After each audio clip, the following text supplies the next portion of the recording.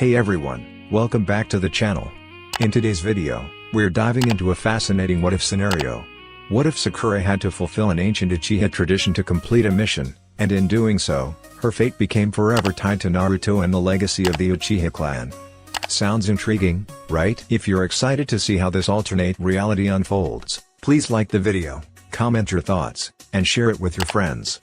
And I have a humble request, please subscribe to the channel to help us reach our goal of 1,000 subscribers as soon as possible. Your support means the world, and it will help me continue bringing you more exciting content. Let's jump into the story. Silence fills the room, thick and almost suffocating, lowering the temperature by several degrees. Konoha's winters vary, but this one isn't as harsh as it could be. While snow might be a possibility, there's no reason for the Hokage's office to feel the biting cold drafts from the outside. Yet, that doesn't stop Sakura from shivering, shifting her weight, rubbing her elbow, and nervously biting her bottom lip. The cold dread that tightens her stomach feels as though it's pulling all of her body heat inward, trying to shrink her. Her sense of cold is undoubtedly a false sensation, as shown by the sweat beads on the back of her neck, trickling down to the collar of her shirt. The true source of this chill is seated across from her, in a large chair, simply staring. The loudest sound in the room is the rapid pulsing of her jugular as she swallows, waiting for some kind of response. It's been a long time since Kakashi made her nervous, but his silence is throwing her off balance. Her exhaustion, with less than 6 hours of sleep over the past 3 days, makes her twitch at the simplest blink. After 5 minutes of silence, Sakura counted, Kakashi's dull gray eyes finally flicker down to the thickly bound book on his desk. Her pulse spikes with hope. Sakura leans forward, eager to see what he'll do next. Her hands are clasped behind her back, and she stands on tiptoes, glancing from the carefully drafted document to her former sensei.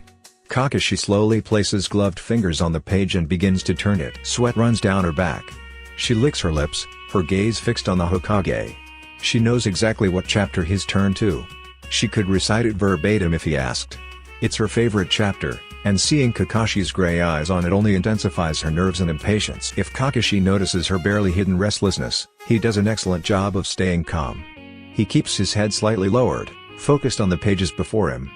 But this isn't a book at all, it's a proposal from Konoha's lead medic. It's as thick as a book, though. Sakura, ever thorough, included clauses, subclauses, and sub-subclauses for every recommendation. This particular section took the longest and the most research.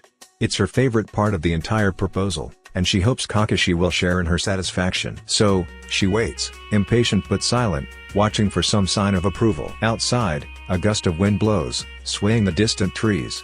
Sakura glances toward the window behind Kakashi and notes the height of the moon. I can't wait to sleep, she thinks. A sigh slips from her, distracting her from both Kakashi and her work, as she anticipates the inevitable crash from too much coffee and soldier pills. At least it's done. She'll need a day off for recovery, but tomorrow shouldn't be too bad. Aside from that one case, all major surgeries are finished, and no one else is due back from missions tomorrow. Her thoughts wander as she wonders about potential accidents that might require her to scrub in. She's unsure how long her thoughts drift, but long enough that the silence finally hits her. Kakashi hasn't said a word. Her gaze flicks from the window to the book. The Hokage hasn't moved. Not even reading. He's still on the same page, his hand in the same spot, his gaze unfocused. Sakura blinks and frowns. Has he even? Groaning inwardly, she lowers herself to her heels. Nerves, the silence, and the cold win out over her patience. Her temper, smothered since she entered the office, forces her to take 2 steps toward the desk.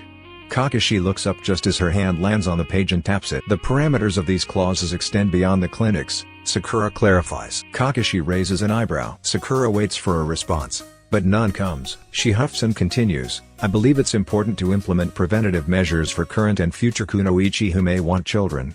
There need to be fail-safes. Kakashi's lips form a frown beneath his mask, and if possible, he seems even more bored than before. Sakura's brow twitches at his lack of response to her efforts to improve an outdated system. The last time Konoha examined its medical and social practices was during the Second and Third Shinobi Wars, decades ago. She's spent months researching updated solutions, yet Kakashi offers only a blank. Don't get upset, she mentally tells herself. He's lazy, everyone knows that. Let's try again.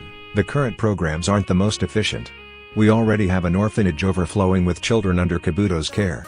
If there were more options for women besides having a baby and leaving the service, we could reduce the number of orphaned children. And, If you turn a few pages, she says, turning the page for him. Kakashi shifts his hand back to his lap to let her turn the pages. I also suggest an adoption service, something Tamari mentioned they have in Suna. I think it's a good. Kakashi's eyes drift away, staring longingly at the large window. Idea. Sakura trails off, standing straighter, glancing out the window at the night skyline of her village. She frowns. I know it's late, but yes, it is. It's the first words Kakashi has spoken since his initial question of why she was banging on his door at midnight. This work is very extensive, he says, his gray eyes returning to hers. And detailed. A part of Sakura swells with pride at what she considers a compliment. She mentally forgives him for not taking her work more seriously. The medical ninja stands straighter, nodding and looking away to avoid a self-satisfied grin. It took some time, she says proudly. Sakura, why are you here? Huh? Kakashi's tone shifts to something more firm, almost accusatory. Why are you here? He repeats. The icy tone cools her pride and replaces it with uncertainty, making her fidget. Because of the proposal. She gestures to the book. I wanted to discuss some of the details with you. Ah! Kakashi's tone is less than satisfied. I figured you'd still be here when I finished, so, Kakashi raises an eyebrow. When you finished? Did you do all of this tonight? No. Sakura quickly defends. I did the final edits tonight. It took me nearly 3 days to type all of this, and months of research. To her surprise, Kakashi whistles, leaning back in his chair. Impressive. Very, Sakura responds sarcastically, folding her arms. So, are you going to read it? Kakashi stares at the ceiling for what seems like too long before answering. No, not yet, he clarifies, his answer cryptic and irritating. Why not? Kakashi reaches to close the proposal and pushes it aside with the other piles of papers on his desk. Before she can react, Sakura's hand slaps down over the proposal, stopping it from being dismissed. Green eyes meet gray, and she raises an eyebrow. Already feeling bold, Sakura presses, what reasons? Kakashi doesn't seem fazed by her action. Inside, Sakura is sure he's just waiting for her to move her hand. Despite his laid-back demeanor, she knows that small acts of defiance tend to go unpunished when dealing with a Hokage. Her curiosity grows, and she dares to push further. Why won't you look at it? She asks again, softer this time. Kakashi's gaze shifts back to her, and she swallows, waiting for the answer that only comes slowly. Well, first, he starts, leaning back in his chair, I want to go have a shower. To do that, I need to go home. Second, he stands up and steps around the desk, heading toward a coat rack. Sakura watches him as he removes his Hokage hat with a sigh, shaking out his hair and placing the hat atop the rack. Sakura frowns, waiting for him to continue. He doesn't. Instead, he takes off his robe, shakes it, and drapes it on a hook. Then, he stretches, cracking his lower back before rocking from side to side to align his spine. If Sakura didn't know he was probably messing with her on purpose, she would have advised him against such stretching without warming up first. She glares at his back and straightens up. Ahem? She asks impatiently. Kakashi turns to look at her and sweetly says, Kakashi. Sakura exclaims. Whatever happened to respecting your elders and village leaders? Sakura grunts and rolls her eyes. The second reason, Lord Hokage? Oh. That. Kakashi faces her again, his gray eyes turning serious as he stands over her. She's reminded of her Jonan days, when this man used to offer strange but true wisdom. No matter how old or smart she gets, Kakashi will always be older. He speaks with deliberation. You need to go home. Sakura opens her mouth to argue but pauses. She looks down at the floor, considering his words. Kakashi is always layered, and she has to think before responding. I have been home, she defends. I finished everything and handed the mission report to Shizune. I'm sure she put it on. I have it, Kakashi interrupts. The pile. You've been up all day too, haven't you?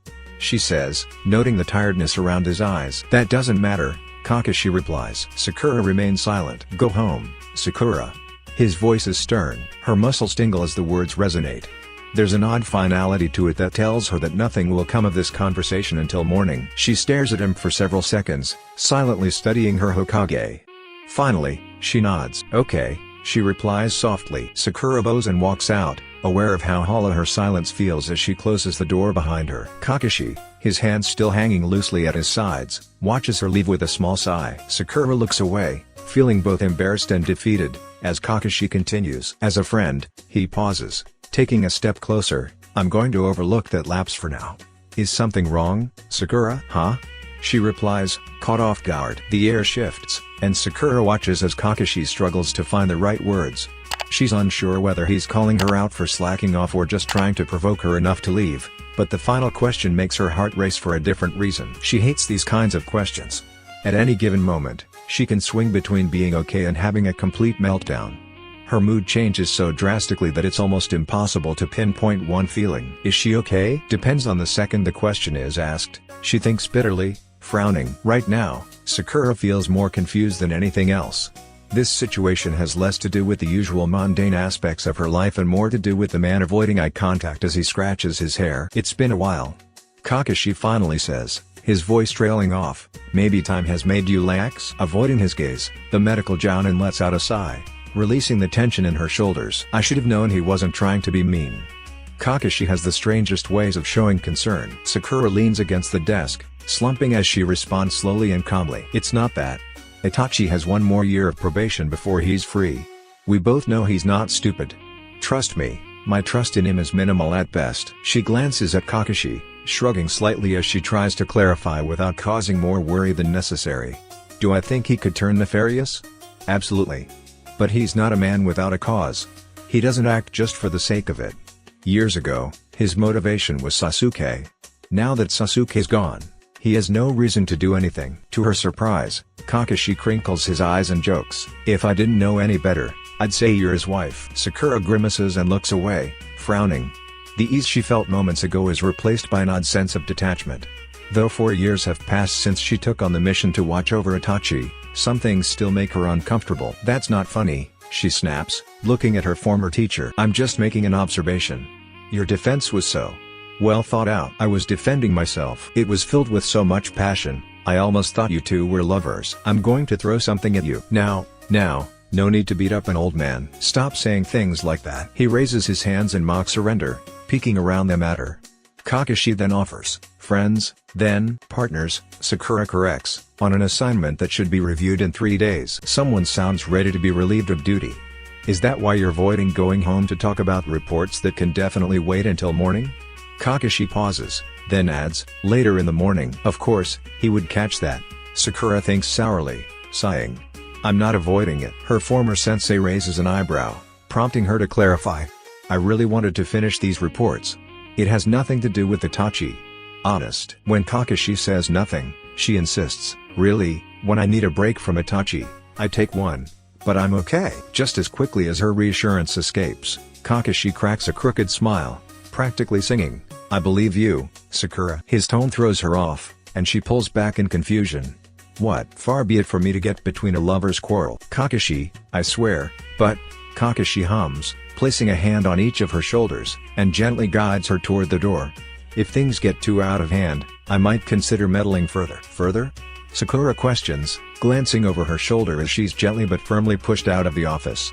Meaning you've already given it some thought? You don't miss a thing, do you, Sakura? Did I tell you you've always been my favorite? Kakashi's eye crinkles, raising alarms similar to the moment he revealed her current mission. Liar, Sakura accuses. What are you up to? Itachi's unique situation hasn't gone unnoticed. But we'll talk more about that another day. Until then, with that, he gives her one final push into the hallway. Sakura stumbles but quickly regains her balance, turning just in time to see Kakashi's half-hearted two-finger salute. Later, he calls out before the familiar pop and puff of smoke reveals it was only a shadow clone she had been talking to for the past half hour. Sakura glares at the closed door, muttering, jerk.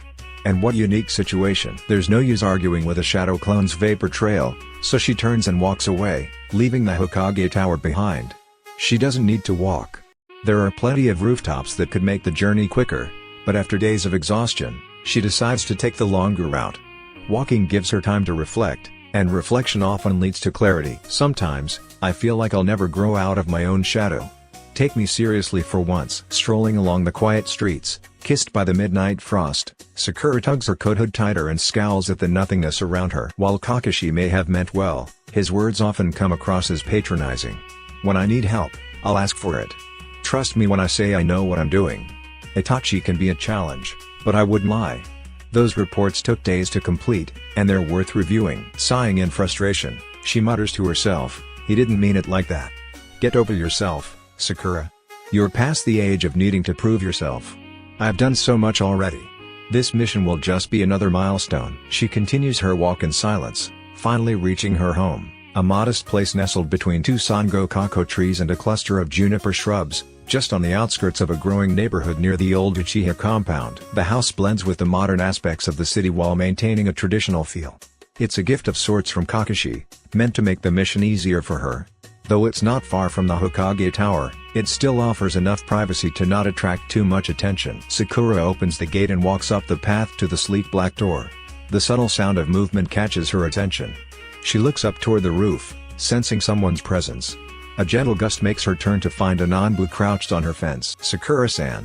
Doug greets with a nod. "Oh, it's you," she says with a soft smile, grateful. "Thanks for staying tonight. Anything to report?" Uchiha's routine rarely diverges, Dog replies, tilting his chin toward the window. "It's quiet. He's probably sleeping." Sakura nods, silently agreeing, and says, "Yeah, sounds about right. The Hokage left the office. You can give him the report in the morning." With that, Dog disappears into the night. Sakura enters her home, the comforting scent of juniper wood greeting her. She removes her shoes in the entryway, noticing the soft glow of light from the kitchen.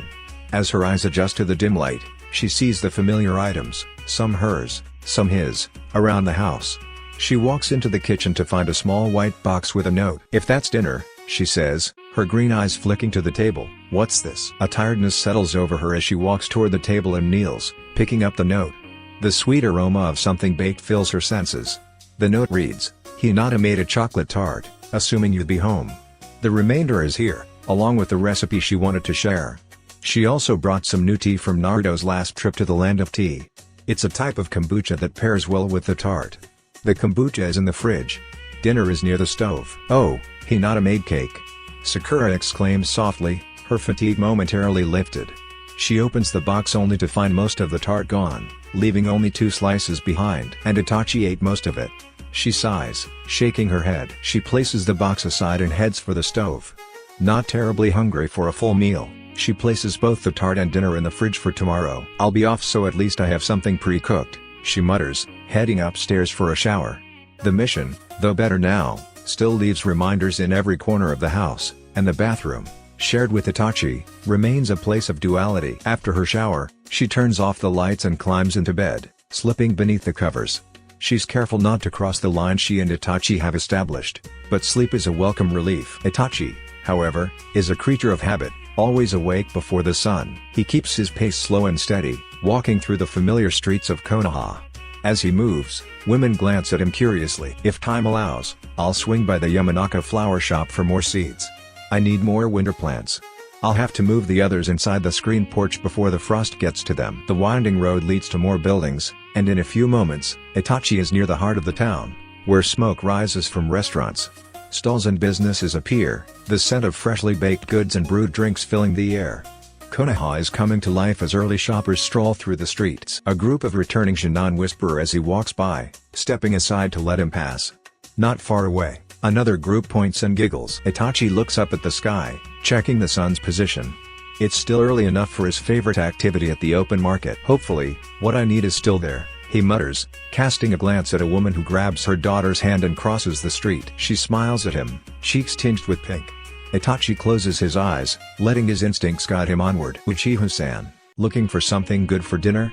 A cheerful voice calls out from the bazaar. Only one person would shout at him from such a distance. The other vendors remain quietly observant, and people glance up as he ducks under the canopy that shields Konoha's morning market. Concealed gasps, murmurs, and sidelong glances follow him. Itachi's eyes settle on a young woman, short and round, waving a freshly sliced burdock root. "You're a little late for the morning rush," she smiles brightly. She offers him the root, ignoring the other vendors who either turn away or watch him with curiosity. "Maybe some Kinpira-gobo? It's fresh, just pulled today." The woman is one of the few who shows no hesitation in addressing him. Normally, her stall is at the back, but Itachi appreciates the greeting.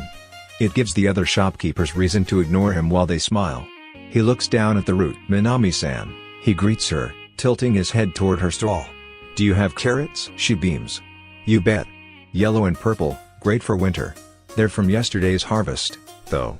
I hope that's all right." "Not at all." "Come on, take a look. I think Kento still has mackerel from the morning's shipment. You can make a nice teishoku." Minami grabs his wrist and pulls him along as she lists recipes. Itachi follows, letting her enthusiasm tug him through the rows of vendors. Her excitement is endearing, but Itachi takes the chance to interrupt when she pauses to take a breath. I was thinking tempura tonight, a deal for lunch. She raises a bushy brow. Prawns and earthy vegetables, if possible. Ah, a gutu for you. I have eggplant and potatoes, both white and sweet. Here we are, shop around while I bag the burdock root for you. Itachi agrees and stops in front of the stall. Minami organizes her goods by fruits and vegetables, sorting them by color. The display creates a vibrant, rainbow-like effect, appealing to Itachi's neat instincts. This is what initially drew him to her in her uncle's store. Although her uncle was wary when Itachi first approached, Minami greeted him with a smile and a thank you for helping protect the village. She quickly followed it with an apology for opposing his brother. Her stuttered embarrassment was refreshing, and he has been a loyal customer ever since. Itachi grabs several small plastic bags and starts picking out a variety of fruits and vegetables.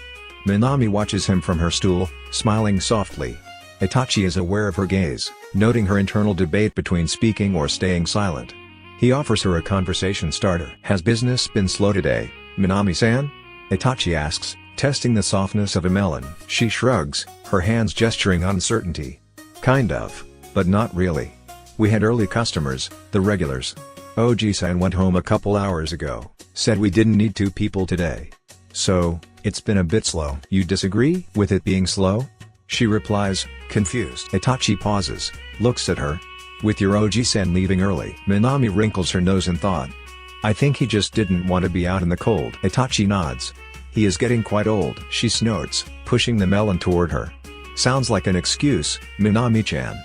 A voice calls from the edge of the stall. Both turn, and Minami offers a polite, albeit tight, smile. She glances at Itachi before hesitating, torn over what to do. I can wait, Itachi offers, and Minami, visibly relieved, nods and heads to the woman. She pauses, as though forgetting something. After grabbing a small purse, Minami chats briefly with the woman, exchanging a bag for cash. When she returns, Itachi is hit by the sweet, sticky smell of dengo, a scent that stirs memories of Izumi. Though there's little resemblance beyond their brown hair, Minami's kindness reminds him of her. If he closes his eyes, he can almost hear the sound of them sharing dengo near the Uchiha training grounds. It's a comforting memory, one he keeps tucked away. Minami weighs his bags, and Itachi pays. She repositions the items for easier carrying, and just as he adjusts his cloak, Minami's voice catches his attention. Here, she says. He looks up to find a small white box, his greatest weakness. He swallows reflexively and raises an eyebrow. Minami's smile is knowing. I have 2 more boxes, she says. Think of it as a pick-me-up. You looked a little down earlier, before I saved you from all those stares. I can't make it go away, but I can at least give you your favorite food. How did you know? Minami gestures to the woman she just spoke to. Her husband owns the dango shop you visit, apparently every other day. Itachi's eyes widen in realization. He hadn't made the connection before, but now it clicks. Grateful, he bows slightly. You are very kind, Minami-san. Thank you for this. She laughs and pushes his shoulder playfully. Oh, come on, Uchiha-san. You're embarrassing me. It's just dengo. I haven't done anything spectacular. Dengo is spectacular, Itachi says, making Minami laugh. As he straightens, he notices the faint blush creeping down her neck. She huffs playfully and bags the dengo along with the fruits for the day. You don't say? Well, I guess I shouldn't expect less from the man who's practically the bread and butter of a dango shop. It reminds me of the rumors about Naruto and his obsession with ramen. Did you know he only eats at one place? There are so many ramen shops, but he always goes to the same one and orders the same thing. I've been there, Itachi admits, gathering his things. The ramen is quite good. Have you tried it? Minami crosses her arms, looking amused. I'm not much of a ramen fan, strange as it sounds. You like what you like, huh? Anyway, don't keep all the dango to yourself. Share with Sakura, okay? Itachi nods. Of course, Minami-san. She grins warmly before reminding him to get to Kento before he closes shop. The fish market is nearby, but the best seafood is always gathered in the morning. Shrimp and eel are Konoha favorites, and Kento always has plenty in stock. Itachi greets the older man with a nod. They talk about the day while he shops. Unlike Minami, Kento's demeanor is less friendly, but Itachi knows him well. He's worked the waters around Konoha for decades and has known Itachi since his childhood. They never talk about the past or his family, just what seafood Itachi needs. Kento occasionally makes a casual comment, but they're usually brief. Today, Kendo bags prawns with his usual dry humor. Making her favorite again? Kendo asks, his tone flat as he double bags the prawns. Itachi replies. Kendo wraps up an eel, then mutters, your mother liked it too, right? Itachi nods, his stomach warming at the memory. Yes, it was. Funny how life works like that, Kendo remarks, handing over the bags. My wife's the same. Tell Sakura never to change her favorite food, or I won't have anyone buying my prawns. Itachi knows Kendo is joking, but the humor falls flat. Your concerns are unnecessary. Sakura's been enjoying tempura her whole life. I'll pass your advice on, Kendo grunts, pulling a stub of tobacco from behind his ear. Just keep it that way, kid. The conversation quickly ends, and Itachi thanks him before heading home. He's not surprised to see the living room lights on. He shifts the bags to remove his shoes and steps into the hall leading to the sliding doors. There, Sakura is hunched over papers scattered across the coffee table. It's a familiar sight. Many times, her research on cures and poisons finds its way home. But that doesn't stop him from speaking. Sakura, Itachi calls, walking into the room. She looks up. It's late, and we have a full evening planned. Sakura nods. Let me just finish this last page. Itachi smiles softly, knowing she's fully immersed in her work. Wrist deep in mineral-rich plant fertilizer, the pungent scent of organic matter temporarily drowns out every other outdoor fragrance. With careful hands, Itachi leans over the large bag of plant food, scooping out 2 generous handfuls. He lets the excess fall from his palms before slowly turning toward the garden. His hands tilt downward, and the dark brown soil cascades across his fingers, settling atop the earth. In the back garden of his and Sakura's home, on a slightly warmer winter's day, Itachi replaces the fall plants with winter succulents. With expert precision, he empties the last clumps of dirt, adding it in measured increments. When it feels sufficient, he stops and dumps the excess back into the burlap sack. He then shapes the dirt as though molding clay, tucking and smoothing it gently around the freshly planted kalanchoe. Its thick red-tipped leaves add a splash of color to his otherwise green landscape, creating a red halo that encircles the garden's edge, where he will later place a rock barrier. Sweat beads on his lip, and Itachi pats down the dirt around the outermost part of the succulent cluster. Satisfied, he switches to a spade, pressing and smoothing the dirt until it lays flat, forming an even surface beneath the greenery. As he works, a misplaced thud catches his attention. Distracted, he scrapes off a bit too much dirt, but he quickly refocuses and restores it. Though he no longer has chakra, his instincts remain sharp. He knows his home and the sounds that fill his backyard, especially at this time of day when gardening is most suitable. The soft thud on the roof, however, does not belong. Sakura would have made more noise and used the door. Naruto wouldn't sneak around. Itachi avoids looking directly for the intruder. Whoever it is, they clearly don't want an immediate confrontation, which narrows down the list of suspects. Rather than making assumptions, he listens for further footsteps. Though it's not uncommon for shinobi to move across rooftops, especially returning shinobi or Nujinin, his home isn't on the typical path for such movements. That said, curious eyes do occasionally drop by to glimpse the last living Uchiha. Leaning back on his heels with a sigh, Itachi tilts his head toward the afternoon sun, rolling his shoulders to ease the tension. He wipes the sweat from his forehead and, with the brief cover of his arm, scans the roof. There, he spots the gleam of sunlight reflecting off Shinguard's Anbu. Itachi thinks, quietly chiding the recruit for their lack of subtlety. If a regular citizen of Konoha heard the sound of sandals on the roof, enemy shinobi would easily find and deal with him. His guard for the day? There were no Anbu this morning. Why so late in the afternoon? Itachi knows that Kakashi is aware of Sakura's movements. Whenever she leaves the house, another presence usually lingers around the perimeter of their home. These figures never introduce themselves, and Itachi doesn't mind. Their job is surveillance, nothing more. But this time feels different. Every Anbu who has visited his home before has been on the force for years. Their skills are evident, and the only reason Itachi is aware of them is his own training. But this person's entry is so noisy that Itachi deduces they must be a new recruit. There's no way Kakashi would send someone so inexperienced to guard a dangerous suspect. Or did you come on your own? Itachi pushes the thought aside, shifting his bangs as he rises to his feet. Choosing to ignore the visitor until they speak, he refocuses on his flower garden. It's a small section of the backyard, quickly overtaking the left corner of the house. Though more work remains, he's content with the kalanchoe for today. Pausing, he takes a final glance at the garden before tucking the spade under his arm. I should leave it for now, Itachi mutters to himself, turning on his heels to gather his tools. As soon as his back is turned, a pricking sensation on the back of his neck tells him he's being watched. He continues walking at a leisurely pace, giving the intruder time to speak up. It takes a few seconds, enough for him to reach the pile of tools strewn across the dirt, before an unnaturally gentle breeze and a flutter of dirt against his calves alert him to the approaching visitor. "So, you've worked up the courage to approach Anbu-san," Itachi murmurs, speaking loud enough to be heard but keeping his back turned. "Uchiha-san," the Anbu replies, walking around to face him. The man is about Itachi's height, burly and tan, clearly built to be intimidating. Ironically, he wears the cat mask, usually associated with leaner fighters or women. Itachi takes him in with a quick, automatic appraisal. The man doesn't seem much of a threat. Nodding in acknowledgement, Itachi offers his full attention, waiting to see if there's any valid reason for this unannounced visit. The Anbu slowly lifts his head in a calculated fashion, then turns his attention to the scattered garden supplies. "New hobby, Uchiha-san?" the Anbu asks, circling the area. "It passes the time," Itachi responds. The shinobi whistles in response. "Not something I could say suits me. But you? A garden boy suits you, I think." Itachi can feel, more than see, the grin forming behind the mask. "You've been keeping yourself busy these days, haven't you?" Itachi chooses to ignore the question and the subtle jab. Instead, he asks his own.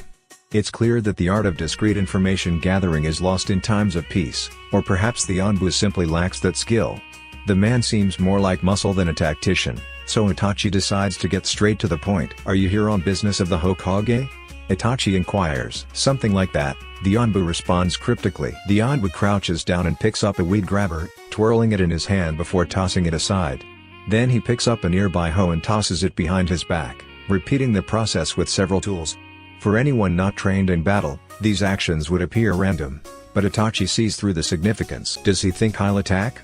Itachi rolls his eyes, unamused. "If you're looking for Sakura-san, she's not here," Itachi offers, turning toward the water pot. "You can leave a message, and I'll pass it along when she returns." "Nope," the Anbu grunts, dusting off his hands. "I've got what I came for.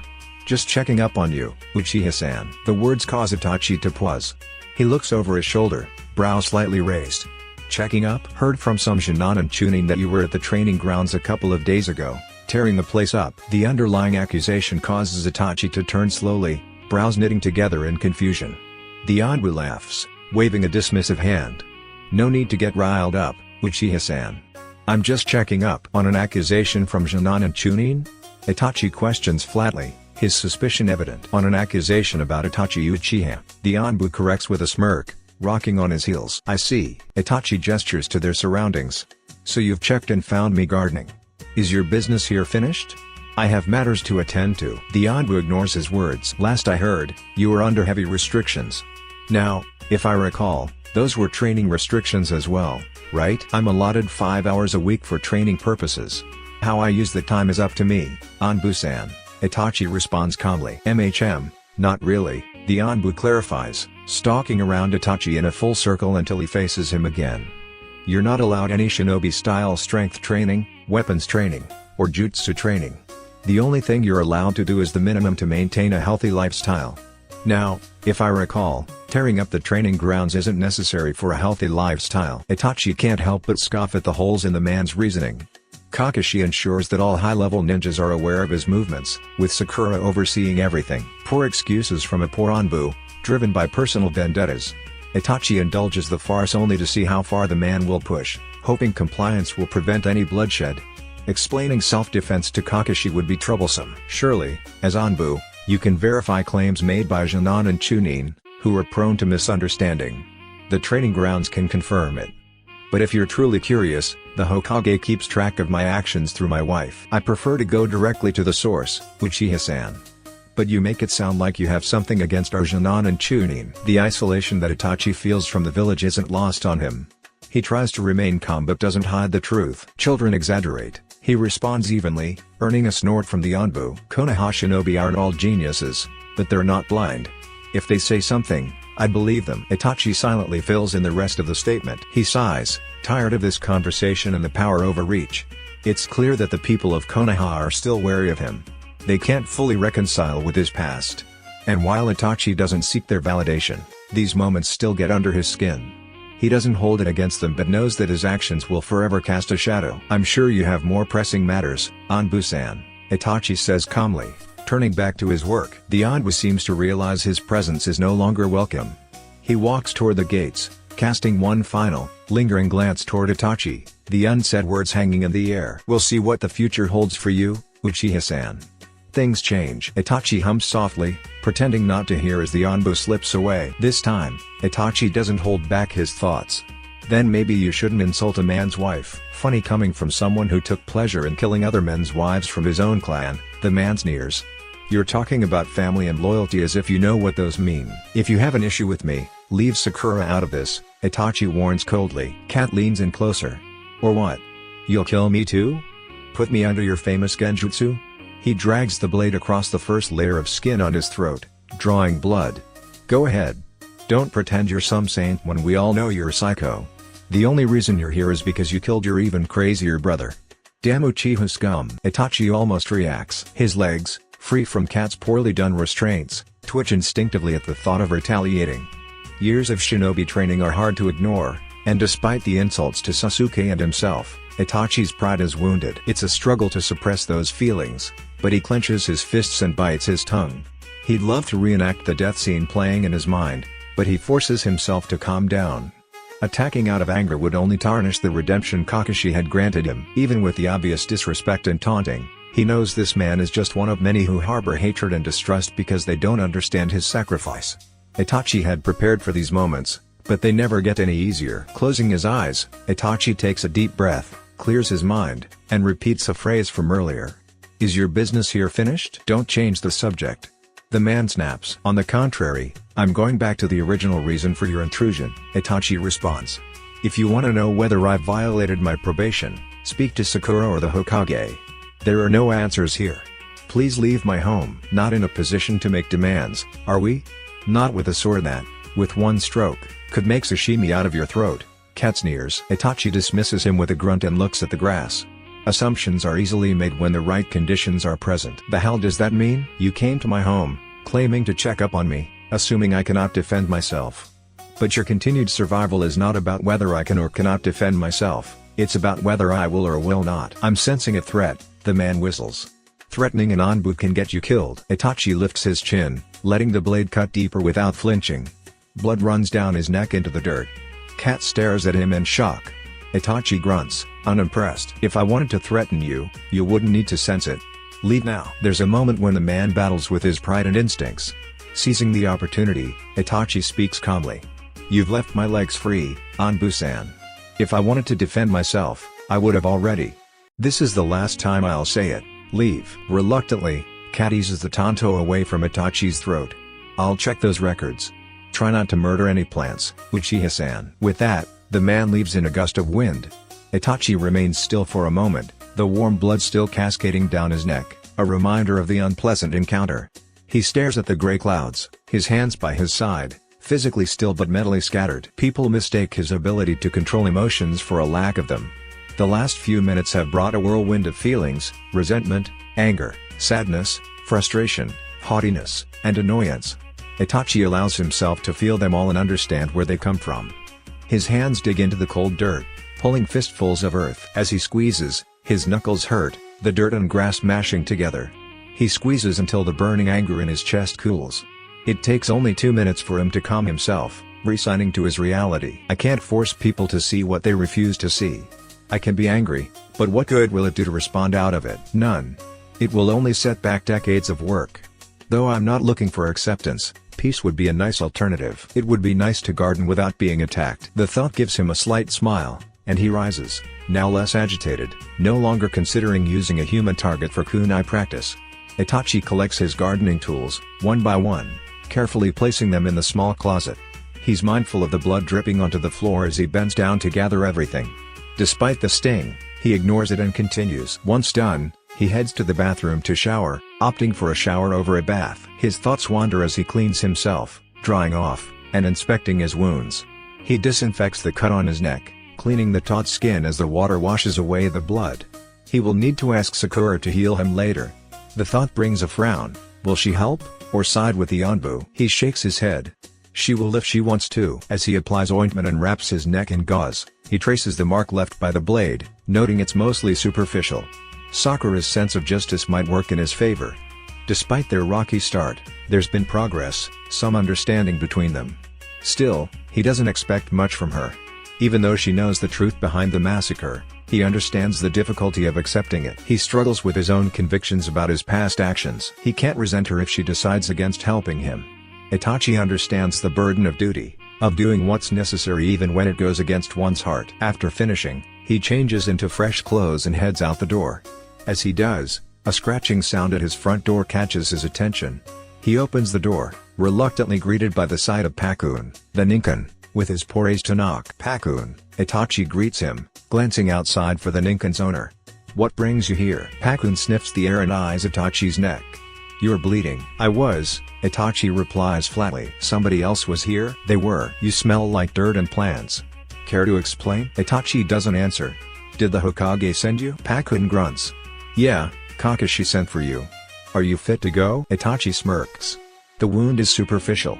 I'll be fine." As they head towards the Hokage tower, Itachi notices people clearing the way, though he pays little attention. Pakun grumbles, "Don't mind us, just a guy and a dog walking down the street." "You don't like the attention, Pakun?" Itachi asks mildly. "Only when pretty girls are involved," and belly rubs, the pug mutters. Itachi chuckles softly, "I'm sure some would oblige if you asked." Pakun snorts, "And they said Uchihas can't be funny." Once they reach the Hokage tower, Itachi lets Pakun lead the way inside. He follows quietly as Kakashi and Shizune sort through paperwork.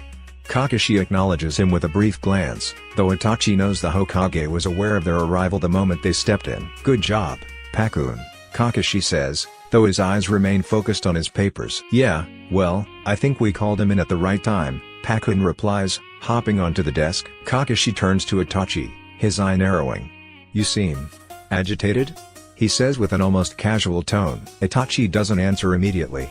He's not sure how much to share with Kakashi, who always seems to read between the lines. "That would be a fair assessment," Itachi replies, keeping his tone neutral.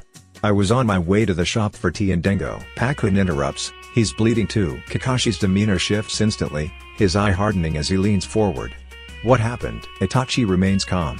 "I was visited by Anbu this morning." Kakashi's gaze sharpens. "There were no Anbu assigned to you today." Did they say why they came?" Kakashi presses. "They claimed my training methods didn't follow the guidelines of my probation," Itachi answers. Kakashi taps his fingers against the desk, his expression calculating. "On what basis?" "The testimony of a Jonin and a Chunin." Pakun snorts. "Doesn't sound like a reason to go after someone's throat." "Throat?" Kakashi repeats, raising an eyebrow. "It's a flesh wound," Itachi clarifies, tilting his head to reveal the bandages. Kakashi sighs, his shoulders sagging. "Pakun," he says. "Already on it, boss." The dog jumps down and heads for the door. "He's not far from here. Should I bring him in, or let him stew for a bit?" "Let him stew," Kakashi replies. "I have other matters to discuss with Itachi." As Pakun leaves, Kakashi activates a privacy seal, signaling that their conversation is for only their ears. Itachi remains standing. "Let's talk," Kakashi murmurs. "About your probation, your conduct, and what's really going on with you." Itachi doesn't respond immediately, keeping his gaze fixed on the Hokage as he prepares to confront the next chapter of his life, his past, and the consequences that will follow. "Good question," Kakashi muses, taking a sip from his drink. "Part of it is necessity. Sakura is the only one with the medical skills to act as your physician. The elders insisted it be her, especially since she's privy to confidential information. And no one else wanted the role, not being trusted with that level of information." Itachi leans back in his chair, arms crossed, one knee resting over the other. "And the other part?" Kakashi glances upward again, his lips barely visible beneath the copy ninja mask. "Probably guilt," he admits. "In what way?" Itachi presses. Kakashi exhales slowly, his shoulders sagging as if weighed down by something deeper than reluctance. "It's easy to slip back into old habits. Sakura doesn't tolerate that, though. She's insistent." Itachi listens carefully, absorbing the words. "So, you believe this is rooted in guilt?" Kakashi shrugs, taking another sip. "Perhaps. But it's more about the pressure of responsibility. She's tough, but the weight is heavy.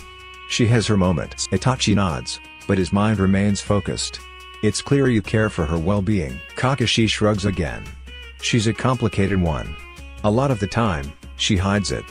But I think the conversation is interrupted by the arrival of Sakura. She rushes in, her face slightly flushed as she hurries to apologize. "Sorry. I'm late," she says, her voice betraying an eagerness to make light of the situation. Her eyes immediately land on Itachi, who watches her with measured attention. "Itachi, you made it before me? Am I really that late?" "No," Kakashi reassures her, a genuine warmth in his voice now. "You're on time." Sakura raises an eyebrow, taking in the sight of the sake bottle on the table. "Since when did drinking become part of these meetings?" Kakashi dismisses her concern with a wave. "Itachi and I were having a man-to-man conversation." Sakura snorts in disbelief. "I highly doubt that. You're terrible at those." Kakashi smirks, retorting with, "How would you know? Certain parts of your anatomy disqualify you from such conversations." The playful banter continues, but Itachi remains inwardly tense. He can tell there's more beneath the surface. Kakashi is usually more calculated in his words, and today his intentions seem more layered than usual. Kakashi finally leans back in his chair and removes his Hokage hat, a slight stretch signaling the shift to the real meeting. "Now, shall we get started?" he asks, his tone shifting from casual to official. Sakura sits up straight, eager for the briefing to begin. Itachi observes her, noting the barely contained excitement in her posture, her leg bouncing with anticipation. His eyes flick to Kakashi, who meets his gaze with a steady look, as if confirming the stakes of this discussion. "Konoha would like to thank you both for your services in this mission," Kakashi begins, giving the formal gratitude before moving on. S-ranked missions are taxing, and maintaining this one for such an extended period is commendable. "You have my thanks." Itachi nods in acknowledgement, but his focus sharpens when Kakashi's next words hit home. "By the end of next year, the restrictions on your chakra will be lifted, Itachi. The seals will be removed, and you'll be free to train as you wish. The goal was never to make you a prisoner, so the restoration of your civil and shinobi liberties is important." Itachi raises an eyebrow. "And will I be able to join the shinobi ranks again?" Kakashi reaches for a folder, flipping it open with practiced ease. "Technically, yes. You could rejoin as a jounin or even take a role in Anbu again, perhaps as a captain. But I was hoping for something simpler. Your talents are vast, but the village would benefit from your expertise on special missions rather than in regular active duty." He slides the folder across to Itachi, who catches it, flipping through the pages. The documents are filled with plans, some unclear at first, but as he reaches the back, a blueprint catches his eye, something familiar. He stops, his fingers tightening on the pages. "Is that?" Sakura begins, her voice unsure. "Yes," Itachi replies curtly, his gaze fixed on the sketch. "The Uchiha compound. A place tied to so much pain and loss." Kakashi watches him closely. "At first, we planned to tear it down. But Shikamaru suggested an alternative, turn it into a museum. Not just a reminder of the Uchiha clan but a part of Konoha's history." Sakura's eyes flicker with uncertainty. "A museum? I don't know if that's a good idea. Some people still see the compound as a place of tragedy. How would they feel about this?" Itachi agrees, his voice quiet. "The Uchiha compound carries too much history. It would be difficult to turn it into something positive for everyone." Kakashi nods. "It's not without its concerns. But think of it this way, Konoha's history is mostly recorded in books, but we have few physical landmarks to commemorate our past. The Uchiha compound is an existing structure that could serve as a central point for historical preservation. It would be more economical than building a new memorial." Sakura still looks unsure, but Itachi considers the idea carefully. "You want me to fund this project?" he asks, his voice flat. Kakashi's smile is tight. "The village is willing to match the costs, but yes, we'd need your approval. You are the rightful owner of the compound, after all." Sakura raises her brows.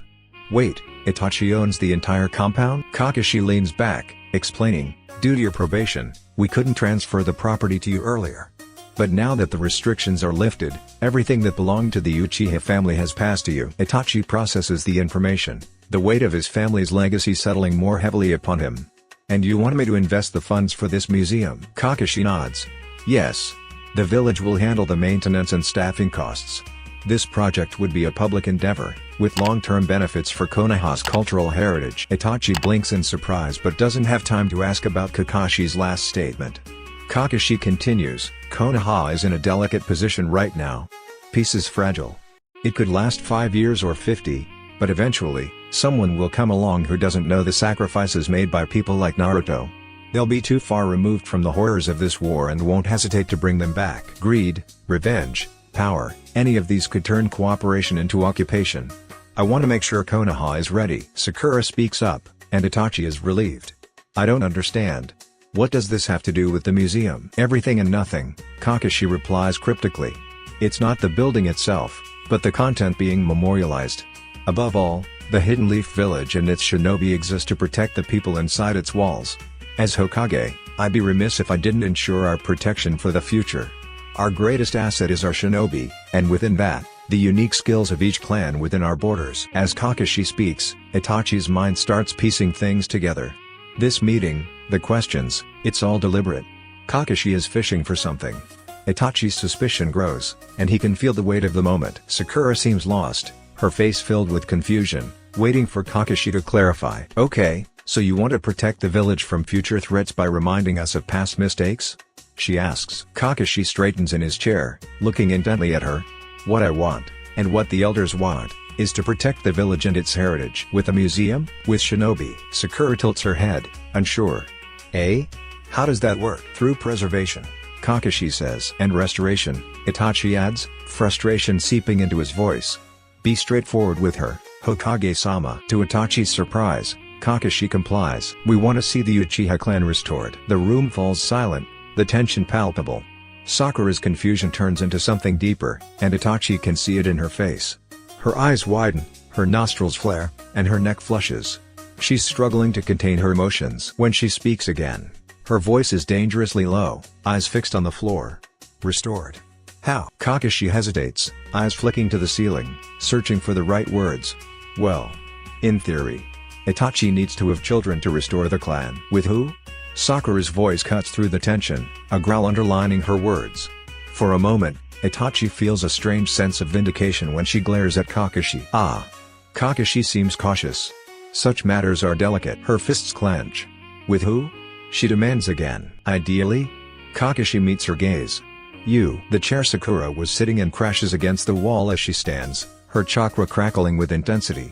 Itachi quickly gets to his feet, stepping aside, his hand going to her throat to restrain her with a pressure point just as she swings toward the wall. In seconds, her body goes limp against his. He scoops her up, cradling her bridal style just as Kakashi slumps into his chair, shoulders heavy with the weight of the situation. Kakashi sighs, his earlier bravado now gone. Itachi watches him carefully. Did it not go as you expected? Kakashi shakes his head. From Sakura? Yes.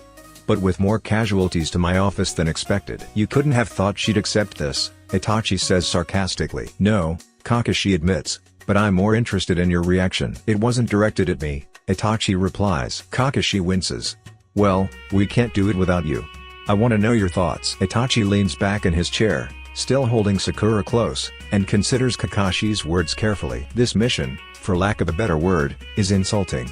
You're assuming I'm incapable of finding someone to bear children, and turning it into a mission is degrading. You presume this is what I want for the future, but perhaps rebuilding the clan wasn't part of my plan. Regardless, this decision wasn't presented to me, it was thrust upon me. Asking Sakura, who has spent years struggling with her own loss, to bear this burden is careless and heartless. I disapprove. Kakashi nods, unfazed. All fair points. But let's be honest. Can you blame me? Trust me, I don't want to consider this part of your life. But 4 years with a woman and nothing? Itachi tenses, his grip tightening on Sakura. I am on duty. Kakashi avoids eye contact. I didn't mean it like that. After a pause, Kakashi's voice softens with concern. None of this is easy, Itachi. But think about it. Danzo wanted to keep the power of the Uchiha for himself, but Lord Third never intended to destroy the Uchiha completely. Sasuke was left alive for a reason. One of your brother's missions was to rebuild the clan. As much as I don't want to focus on this, it's my duty. Konoha can afford to lose the Sharingan, it's forceful. If neither Sakura nor I want children, what will you do then? There are other ways to reach this goal without inflicting trauma on her or the child. I've thought about that, Kakashi says. We considered storing your DNA and using it later. But timing is a problem. Timing for what? Kakashi hesitates. We wouldn't impregnate a woman now. That would be wrong. It would have to be after you die. Can you see the problem with that? Itachi's confusion deepens. What are you trying to say? Kakashi leans forward. The child needs to be trained. Itachi's eyes narrow as the pieces fall into place. So, you're telling me the clan needs to be rebuilt, not just with children, but with the knowledge and training that only I can pass on? Kakashi nods. Exactly. There are only 2 people alive who wield the Sharingan, and one who truly understands it. I'm not an expert. More than that, there are secrets within the Uchiha clan that only you know. Any new Uchiha needs to learn those. They look nice. Naruto mutters. He assumes they are market flowers that Sakura just so happens to have a nice pot for. There's no point in trying to figure out what kind of plant it is. Kunoichi were trained in flower arranging arts since the academy, and Sakura's best friend owns a flower shop. And Naruto only ever cares about plants or flowers when Hinata is mad at him. Other than that, a rose is a fern is a tulip. Despite his lack of knowledge in horticulture, the future Hokage says what he feels. I think they fit, too. Nachiro waits for her to offer a comment to his praise. Whether he wants gratitude for his observance or a selfish display of self-confidence on her part, he isn't sure. Sakura's always been the smart one, and he's kinda always leaned on her for mental approval. When she doesn't so much as look over her shoulder to acknowledge his words, he shifts his weight self-consciously from one hip to another and tugs at the glove protecting his natural hand. The shrill wind of early winter passes between barren gray trees. Naruto reaches for his hair and holds it down against the gust to protect his head from the cold. I should have taken that hat Hinata had. He frowns as he looks down at Sakura once more. She's already dug through the frostbitten dirt on the ground. A sizable hole sits to the left of a large nondescript stone. Sakura cradles the plant in her hands before carefully plopping it inside. It's an evergreen plant, Naruto thinks, something that will last the coming winter and ice that's already started to stick to the ground. The idea to bring some color to this place seemed good when they made the plan, albeit out of nowhere. Winter is coming in slow, with no promise of snow. Temperatures steadily drop and crystal blues of frozen dew reflect off gradually forming icicles. The silvery gray bark of leafless trees stand in the backdrop of the surrounding area, making the world around them feel stagnant and motionless. Even though the beech tree for which they are currently under is technically an evergreen, everything just feels more dull. A gravesite is depressing enough as it is without winter adding her icy touch. This will definitely liven up the place. Blonde brows twitch. Maybe not liven. Brighten? Naruto rubs his hands together and looks out at the sun balancing against the misty horizon amidst rolling clouds. Streams of light peek through and break the cover cast, though Naruto doubts it'll get much brighter or warmer than this. Maybe I should have taken that scarf too, he inwardly laments and turns his gaze back to his friend. Sakura came to their home some 2 days, requesting to stay because of some quarrel she and Itachi got into. Though Naruto still has no clue what could have caused such a reaction, if them doing this helps, he's willing to sacrifice time. He'd never turn down a chance to visit Sasuke. It would be nice if she actually explained what the hell's going on though. Sakura's already filled the hole on the left side of the unmarked grave. She's currently scoping up wet dirt to cover the twin shrubs stuck into the ground on the right. The process is mostly finished, so Naruto turns away to look for the incenses she brought with her. I'll get the rest of the stuff, he tells her, not expecting an answer this time. Chilly winds whistle around them and he's not exactly trying to carry his voice over it. There are reasons, mostly because it's quite early and he is still waking. More importantly, however, there's always some unspoken protocol for silence to show reverence, and Naruto isn't the hyperactive, knucklehead ninja anymore. He's training to be Hokage after all. Diplomacy lectures and politics have taught him the importance of decorum. Somewhere deep in the branches, a morning bird squawks overhead. The blonde looks up as he walks toward the bench near the beech tree, searching for the source of the noise. Above and not too far where he can't see, a lonely raven twitches and ruffles its feathers against the chill. The blackbird calls out again as he shimmies closer down the branch where some sunlight hits. Naruto grins, understanding the bird's quest for a warmth. He's not desperately cold, but every once in a while a shiver gets through the back collar of his coat. The blonde nods in solidarity before continuing his task. He spots Sakura's bag on the bench. Half sticking out of it is a black box that he assumes are the things he's looking for. He pulls it out, making the bag flop open more, revealing something that gives him pause. Blue eyes soften and Naruto purses his lips at the symbol etched into the cup and outline in gold. Moving the incenses box under his arms, he grabs the holder as well. The pad of his thumb brushes over the distinctive red and white Uchiha fan, bold against the blackness of the holder. Memories of childish bravado, challenges and competitions return. There was once a time where his eyes were always on his friend's back, always glaring at the clan symbol sewn into his shirt. Sasuke seemed to be ahead in everything, from training to trekking. There were many missions where Naruto's eyes had no choice but to stare at the Uchiha fan proudly displayed on the back of one who carried so great a burden. Where did she get this? A solemn respect washes over him. It's not that Naruto hasn't seen the clan symbol since his best friend's untimely demise. The eldest Uchiha, who Naruto will even call a friend, still sports the emblem. For some reason, and perhaps because of what he and Sakura are here for, seeing it etched into an incense's holder reminds him of stolen innocence. Naruto's stomach drops and he lowers his eyes to the matted grass beneath his feet. I never felt you were better than me, Sasuke. But there sure were a lot of times I didn't have a choice but to follow your lead. Guess you knew that already, right? The raven caws again, eerily in sync with his question. Naruto finches out of his reverie to look up. Another bird joins the first. The two speak together and shake the beech tree branch. Beady eyes zone in on their human audience. Hey, when did you get Naruto? Ah! The blonde screams, arms flare and he stumbles backwards, clenching the items to his chest. Naruto! Sakura yells. Hands on his back, she shoves him forward to keep him from crashing into her.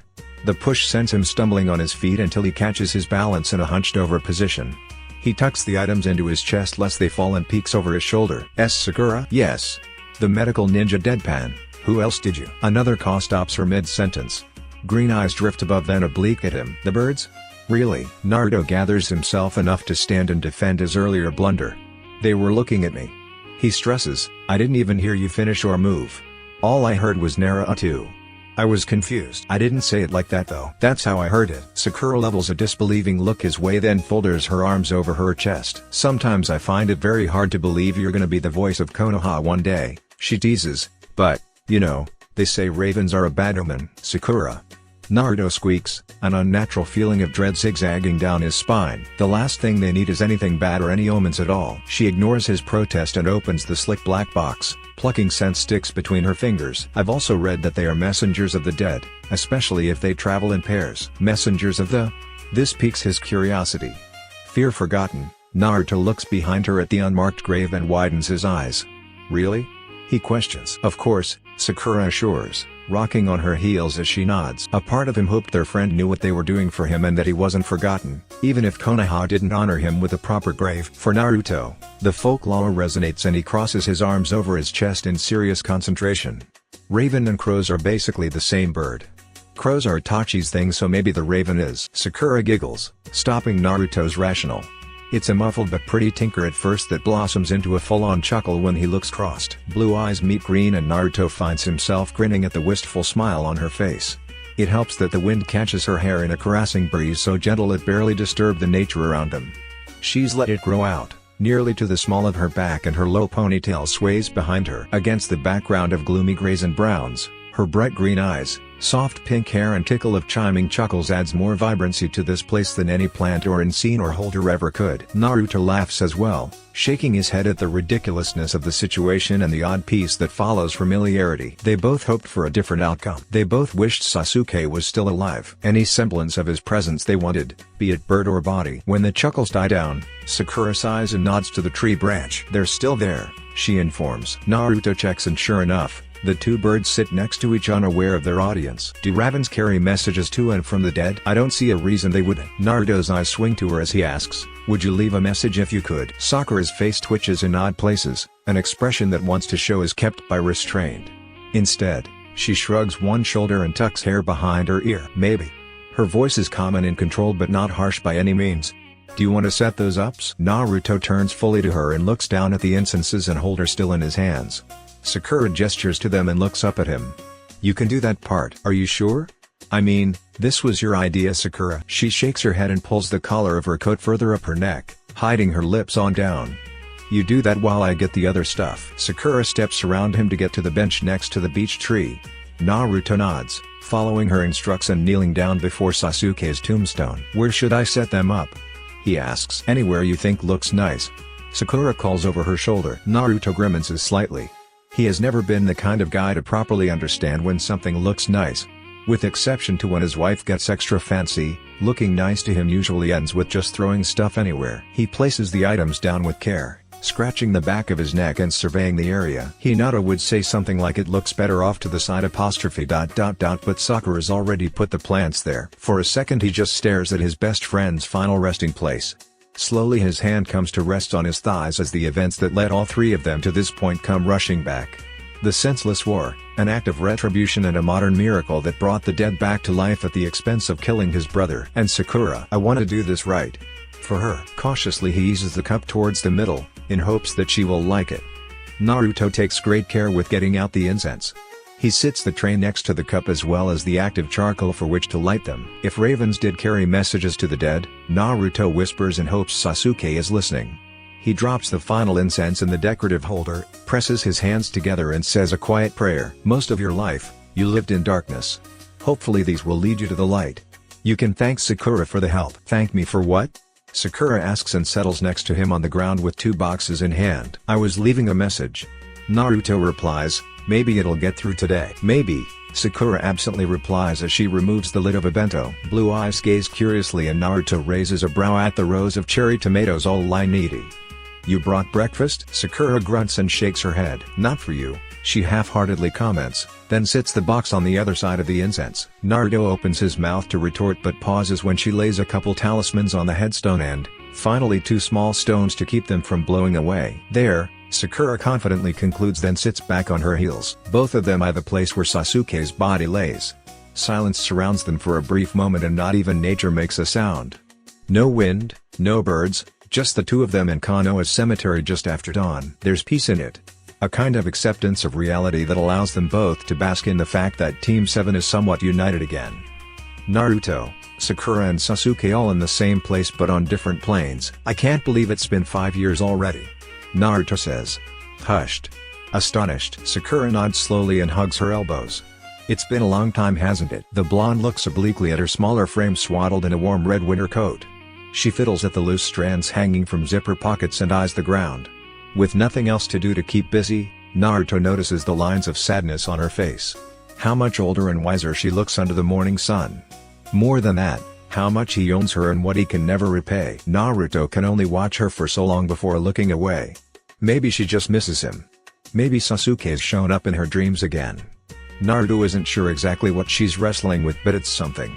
The fact that he can't do anything, because she won't tell him anything, reminds him of things he should have long since been over. Older griefs and broken promises tug at his heartbeat. He squeezes his knees, pressing blue eyes closed. I'm so sorry, Sakura. His voice cracks horribly. I should have. Don't you dare, Sakura sharply cuts in. Sighing, she lightens her tone. Please, Naruto. We've been over this 1,000 times. We did what we had to do.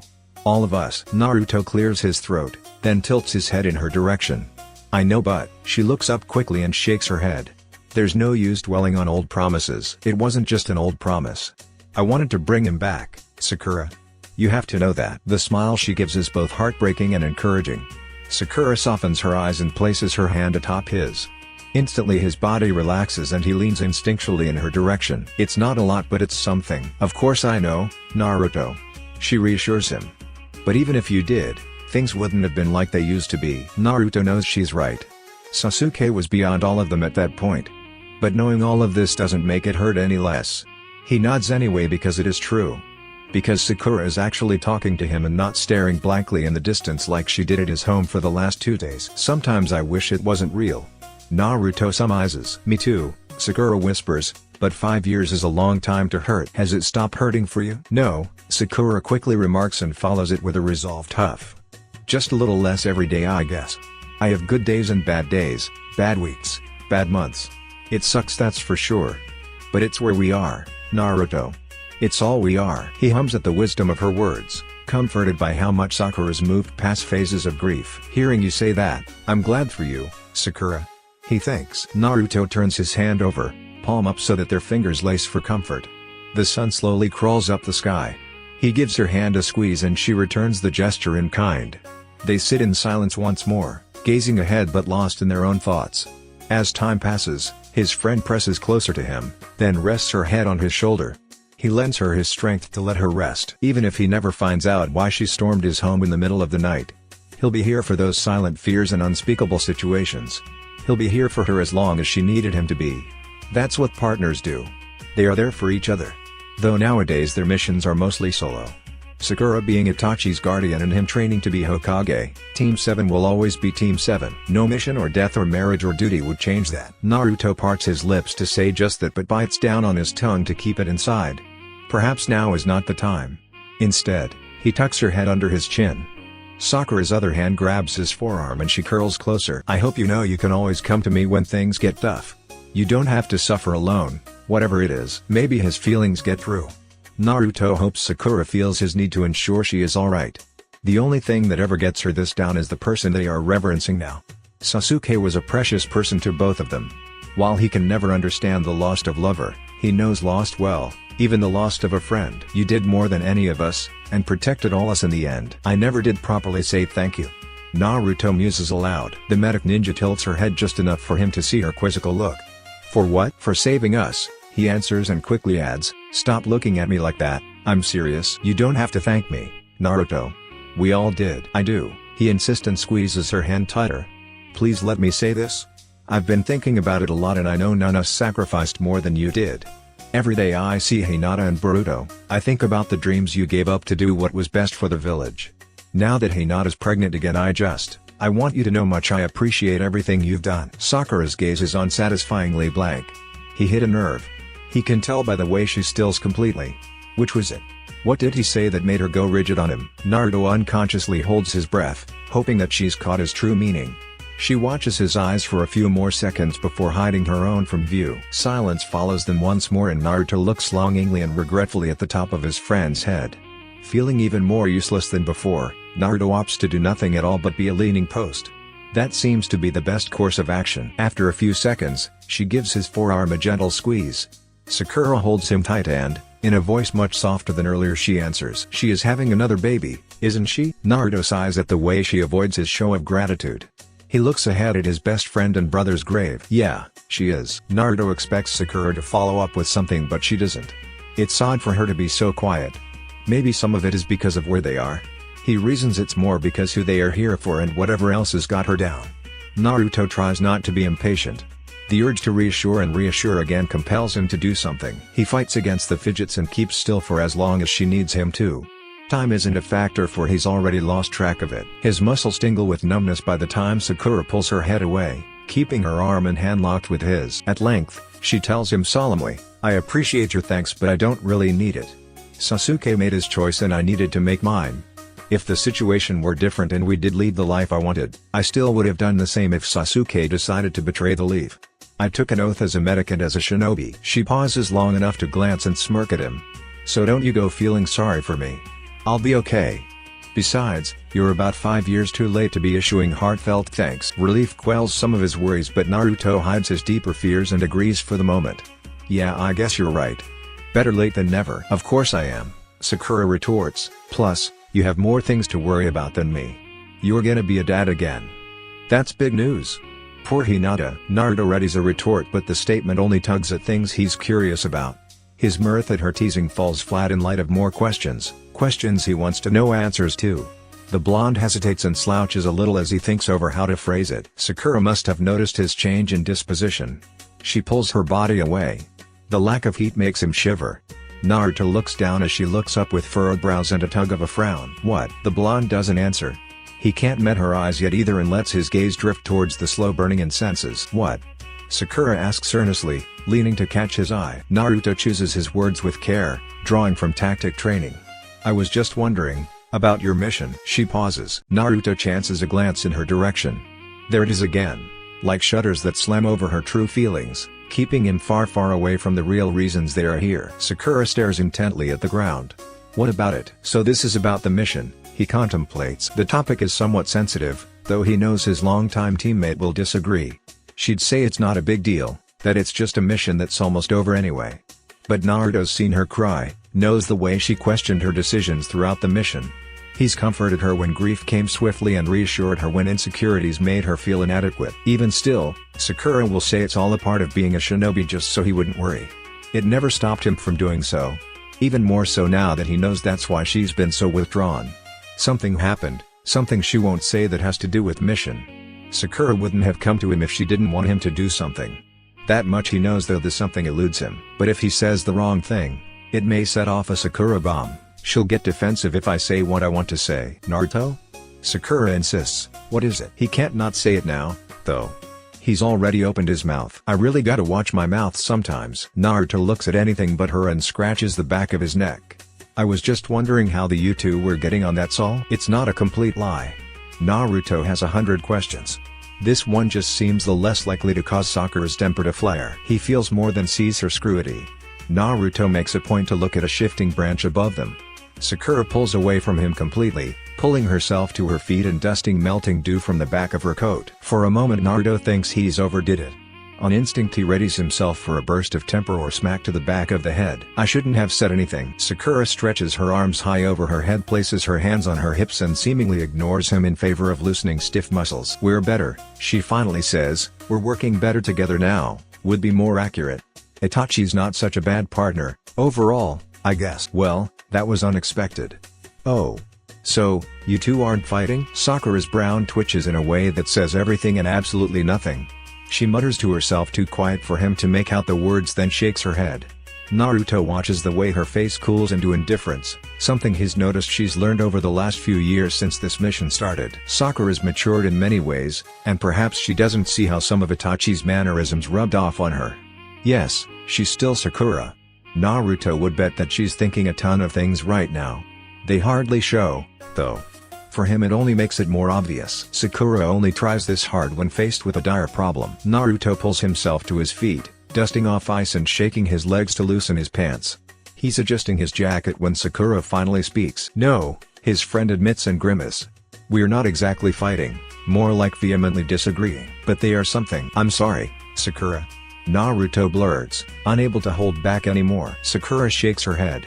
It's not your fault. I can't fix whatever it is. The Jounin medic snorts and sniffles.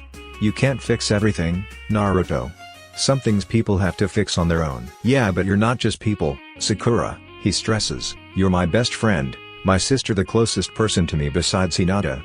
I want to help you. She stays silent for a long while, then finally speaking. You did help. I appreciate everything you've done for me. But this is something I'm going to have to figure out on my own. So this isn't all about Itachi, then? Sakura bites her lip and turns her head completely away from view. Naruto holds back a sigh, feeling suddenly shut out again. All he has is pieces and expressions that his friend has never been that great at hiding.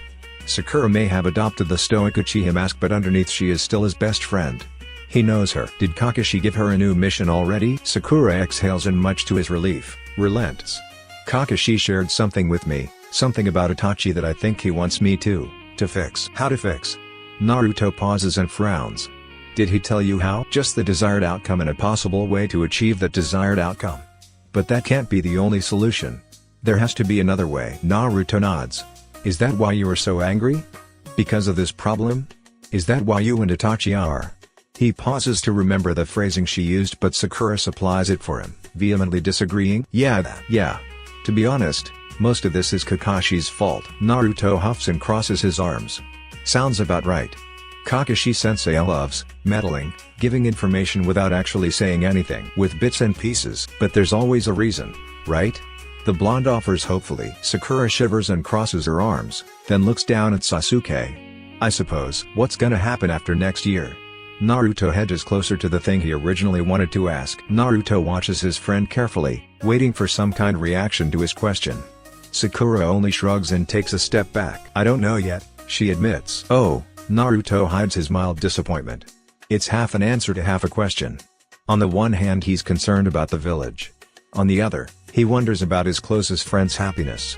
Before he can rephrase, Sakura is already turning away from him and walking towards the bench to get her things. I have to get to the hospital, she announces and shoulders her bag. You can stay here if you'd like. The genjutsu over this place will let Itachi know you're still here and when you leave. Surprised, Naruto raises a blonde brow. He knows we're here? He always knows, Sakura informs with a hint of something. There's monitors all over this section of the cemetery and Itachi's chakra fuels the genjutsu, keeping the Uchiha section of the cemetery hidden. Any unfamiliar chakra signature that manages to registers past the genjutsu automatically alerts Itachi, Kakashi and me. Oh. Sakura gives him a reassuring pat on the shoulder and a light smile. Don't look so worried. Itachi doesn't spy, just senses that you're around. Anyways, I really should go before things get too crazy. Thanks for coming with me this morning, and everything else. It means a lot. Naruto nods in agreement. Yeah, no problem. It really looks nice and I'm sure Sasuke appreciates it. Sakura leans in for a hug. They embrace for a few seconds before she pulls away and shoots her chin to the sky. Maybe he did send the ravens to show approval. Naruto looks up to see if the two birds are still lingering there. The branch is empty, and when he looks away, Sakura already has her back to him. Yeah, Naruto says absently, watching his best friend as she walks away. Maybe he did. Hopefully it's not a bad omen. Sakura arrives at the hospital early enough to avoid questions as to why she set up a futon in her laboratory office downstairs. By the time she makes it back to the main building, Honoka is already lingering in the hall next to the ICU double doors. From the time of Itachi's miraculous resurrection, the young woman went from intern to resident medic, capable of handling her own cases but often refers to her mentor when things were unclear. As of now, Sakura's entrusted her with the overnight care of the young boy exhibiting similar symptoms as Itachi. It's just as well since Honoka was also her right hand with Itachi after the war. Sakura slows strides, watching as Honoka paces in small circles with a clipboard nearly glued to her face. A familiar action, something Sakura does when things are complicated. Honoka's picked up more than just medical jargon and suture dressing from her, which only leaves the older woman wondering, should I be worried? Sakura thinks and closes the distance between them. Honoka doesn't miss a beat, looking up with wide brown eyes and a fixed frown. Sakura-san, thank God, she says and shows the new entries on the boy's chart. Please tell me you have something about what this could be because last night was awful. The pinkette seizes the chart and flips through. What happened? Mild stroke. His blood pressure was through the roof and we couldn't figure out what was causing the reaction. Honoka bites her thumbnail and gestures at the ICU doors. I induced a coma and he's stable, but I'm not sure if that was the best course of action. What meds did you use? Propofol. Sakura tongues her cheek and rereads the EEG report from before and after the seizure. Itachi never had a stroke. Did I miss an aneurysm in his brain? How can he have so many blood vessels so messed up at once? She sighs, flipping through papers, comparing data mentally with the new information presented. No medical history, no serious illness prior, but a stroke in such a short period of time. If we don't figure this out soon, we're gonna lose him before I can even get my hands on a proper cure. Honoka clears her throat and chuckles nervously, and, one more thing. The parents. The way the brunette looks at her makes Sakura want to tuck tail and run. Because Honoka has never been good at hiding her feelings, not that she would.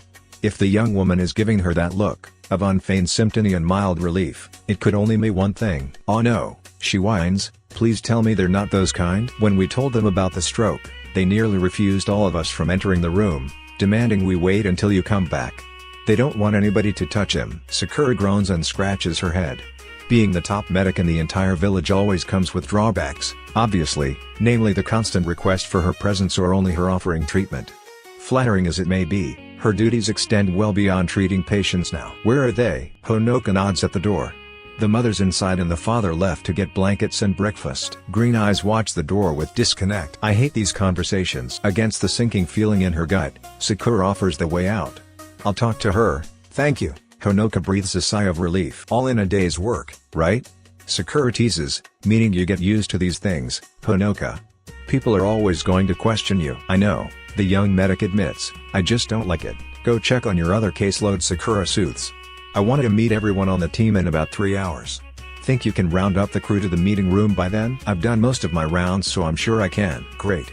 The quicker we can solve this medical mystery, the better for all of us involved. When Honoka leaves, Sakura mentally prepares herself for the awful conversation ahead. The delicate balance of patient needs and doctor competence presents a unique challenge, specifically for her. She understands from years of experience that people are blind when they panic. As she opens the door to ICU, Sakura keeps this truth in mind when she goes to the last room. No sooner she steps a foot in the door, the mother's head jerks up from its nestled position on her son's bed. She freezes. Sakura watches as a plethora of emotions play across her face.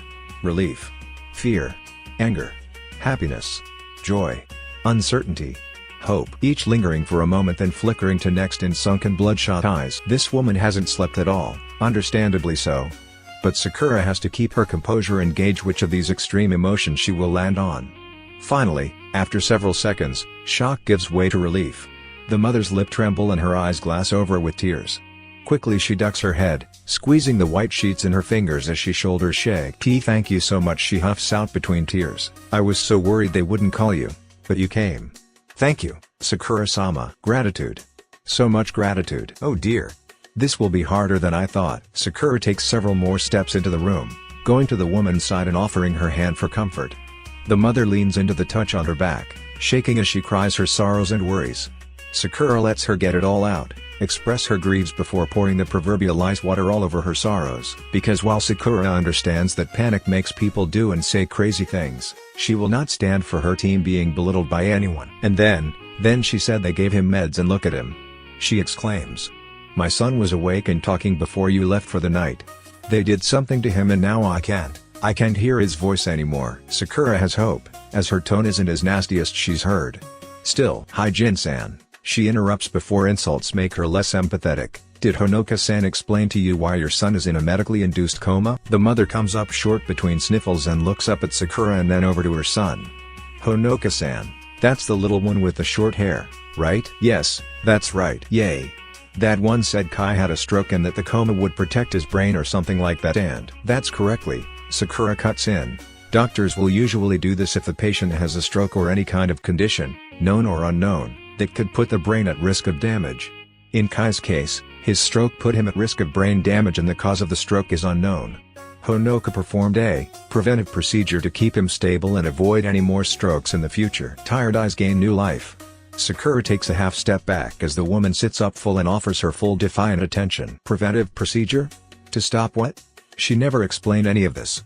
She just said it was necessary and made my baby a vegetable. He's not a vegetable. Sakura stresses then tries to soothe. Kai is safe. Stroke patients are usually at a higher risk of having another if something isn't done. Honoka is a well-trained medic and she knows that. Before Sakura can finish her explanation, the mother vehemently cuts her off. Kai didn't have signs of a stroke until after they came in and checked him. He was fine. I just talked to him. The pinkhead offers a pleasant smile. Strokes can be sudden, Hyjin-san. Your son has a number of enlarged blood vessels. It's possible that there are some in his brain that cause the stroke. Because we don't know what's causing his body to react this way, there's no way of gauging when these vessels will burst, as was the case last night. Okay, yes, but these people are highly trained medical professionals, Hyjin-san. Sakura jumps in. We have an entire team working very hard to heal your son. Trust me, you have one of the best general physicians looking into the well-being of your son. You mean Honoka-san? The woman answers bitterly. Sakura nods sagely, treading carefully put sternly, Honoka is nothing short of the best, my student, and well on her way to being my predecessor if I ever choose to retire. She knows what she's doing. The woman's face scrunches in disbelief and looks away at her son. The best of the best would be the best medic in Konoha. I just want my son back, Sakura-sama. Sakura nods in understanding, sensing the fight leaving before it really starts. Trust me, I understand. But I need you to trust them. These people, every person on Kai's team wants to get him back, including me. The other woman doesn't reply at first. She wipes at her tears with one hand and holds Kai's hand with the other. After a few moments, the woman mumbles at her son, but the words are definitely meant for Sakura. What about chakra? Her plea is desperate and Sakura can understand the presumed misunderstanding. Isn't medical chakra supposed to be superior to traditional medicine? Why hasn't that cured my son? Why haven't you used it? A question that Sakura gets often and an answer that she knows will leave her patient's mother underwhelmed. There are limits, even to chakra, Hyjin-san. We can heal fractures, mend wounds, but I can't magically cure your son from an unknown agent. It simply doesn't work that way. Hyjin-san pulls her hands close to her cheeks, pressing it there most likely for comforter. Maybe, she whispers steelily, side glancing at Sakura and then away. You should find something that does work that way. As silence drags on, Sakura takes the hint of her waiting to be left alone. Of course, Hyjin-san. Sakura doesn't need a louder K to leave the room. She bows gentle and takes a step back. Honoka-san will be back to check in later. The mom purses her lips and squeezes her son's hand but offers no answer. Discreetly Sakura backs out of the room, exhaling as soon as the door is closed. It could have been worse, she mumbles to herself and quickly leaves the ICU for her office, which doubles as her sanctuary. She gathers papers then retreats to the lab that will double as her new residence for the time being. Naruto and Hinata were very sweet, taking her in as she raged that night. The newly pregnant woman made her tea and food, fixed up the guest room and ensured that she is never a burden. Sakura would have stayed there as long as she could if not for the constant reminder of why she left home in the first place. Any other day, Sakura would have loved to see Boruto's chubby and curious face. But not now. She couldn't take that kind of reminder. So her lab suffices as a hiding spot until she figures out what the hell her next move will be. Sakura knows that she can say no in 2 months just like she did yesterday. She can let this ridiculous idea brew over and then kill it when her waiting period is up. That doesn't make her any less angry that a group of people attempted to plan the course of her life. That Kakashi agrees makes it worse. That Itachi did nothing amplifies it. That she can't even lament her frustration at the stupidity of this plan to anyone but those who concocted or condoned the damn thing pushes her over the edge. Because of the mission, always the mission. The mission. The mission. The mission. She doesn't know what Kakashi is planning or thinking. Honestly, she doesn't care about him or her partner. The only thing, at this moment that's sure is the need to find a cure for Kai. So Sakura pushes Itachi, Kakashi and her 2-month deadline out of her mind and focuses her attention on something that makes sense. For the next 2 weeks that's exactly what she does. Most of her time is spent in the lab, hunched over a microscope in her makeshift homes in the basement of the hospital. When she's not in the lab, she monitors Kai. If neither of those things are available, she checks on other patients. Anything to keep busy. Anything to avoid going home. Anbu will be there. She reasons. When Honoka comes, informing her Tachi's looking for her, the head medic tells her to tell him she's busy. They repeat that song and dance, Honoka acting as farrier between them. A small part of Sakura feels for her fellow medic because Honoka is close to both of them. She and Itachi are proper friends. Ever since his time in the hospital they have developed quite a relationship. If there is anyone at the hospital Itachi trusts, it's Honoka. Sakura knows that and uses that to her advantage now. So Honoka, like a good friend, tries to mediate. But Sakura can't deal with him now, choosing to barricade herself in her workspace and keep everyone out. A do not disturb sign goes up, warning Honoka and everyone else to stay away. Instructions were left for Kai's care and the Pinkette sets to work on blood samples. Sakura isn't sure how long she's been locked in her lab with one eye pressed to the eyepiece of her microscope. It's long enough to have accumulated quite the styrofoam collection of takeout and empty chip bags. At the moment she blindly pats at the stainless steel table for the bag of chips not far away. She can't bring herself to look away from the microorganism interacting with Kai's blood. But an aching stomach hell-bent on finding something to fill it, forces her to pull away. Great. She hisses with no real steam behind it and pushes her rolling chair away and to the left of the microscope. The blood sample and bacteria doesn't have much reaction to the chemical she's doused it in anyway. A little break will not hurt, especially not one for snacks. The chips weren't that far away, tucked behind a notepad. It gives her an excuse to stand and move about. Sakura's back cracks horribly at the sudden motion. She groans and stretches out her arms and shakes out tension in her legs, then grabs the chips for a much-needed snack. Sakura eats and paces around the lab, sighs in contentment at the nourishment and gazes at her surroundings for no particular reason other than passing time. Sakura looks at the ceiling, then reaches up to tug at the pair of shorts hanging from her man-made clothesline. She licks her fingers and stuffs the half-finished chip bag under her arms to pull down her dried clothes. It's in that moment someone dares to knock on the metal door. She pauses her motion as she peers over her shoulder to see if it will stop. They don't. The person currently ramping up the knocks clearly wish to test the limits of her patience. Sakura growls and forces her shorts from the clothespins, trying her best to ignore her unwanted visitor. Finally, after almost a minute of pounding, it stops. The Pinkette sighs and goes back to feeling if the rest of her hanging clothes are also dry. Bang! Sakura flinches in fright and drops her chips on the floor. There's a huge ass dent right in the middle of the door. Bang! And another one. Bang! And another. Sakura, open this goddamn door right now or I'm 2 seconds away from breaking it down. Shisho? Clearing her throat, she speaks a little louder lest her lab be open for the public. I'm coming. Just give me a few seconds. Sakura makes quick work of her clothes, yanking them down and tossing them behind the partition onto the cot. She hastily rubs at pink flyaways from her crudely made low bun then kicks the fallen bag of chips and its spilled contents under the table before running to the door. For a moment she frowns at the 3-fist imprints in the door then opens it without another moment's hesitation. Tsunade doesn't wait to be let in. She pushes past Sakura into the lab, hands on her hips looking around. Sakura closes the door after her, then follows the older woman further into the lab. Her former mentor makes a show of snooping around, picking up vials, flipping through notes and wrinkling her nose at old takeout. Shisho, I thought you were on vacation? Sakura asks, while discreetly pushing a styrofoam container behind a stack of books. Tsunade turns slowly to face her, eyes narrowed and critical.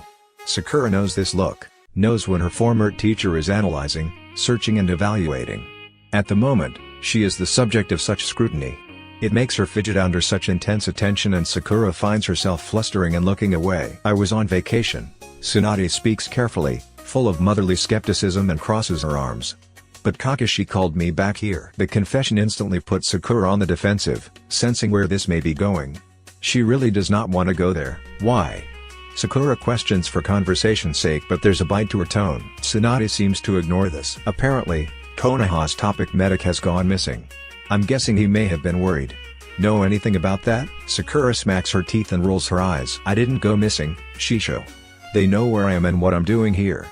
They didn't need to send you to get me. She tucks a strand of hair behind her ear, narrowing her eyes as if looking at her former teacher. Tsunade's brow raises almost mockingly.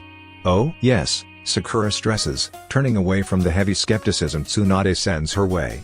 I'm very busy right now and they know that. I told them that. She turns to the table and straightens the same books her takeout hides behind, trying to make her workspace look a little neater and give her hands something to do other than twitch every so often. As soon as she gets a chance, Kakashi is going to know exactly how she feels about this meddling. The goddamn strides closer and pucks at a piece of trash. In a voice far too sweet to be serious, she expands her accusation and leans into Sakura's personal space. Too busy for Naruto? Too? Sakura feels herself tense.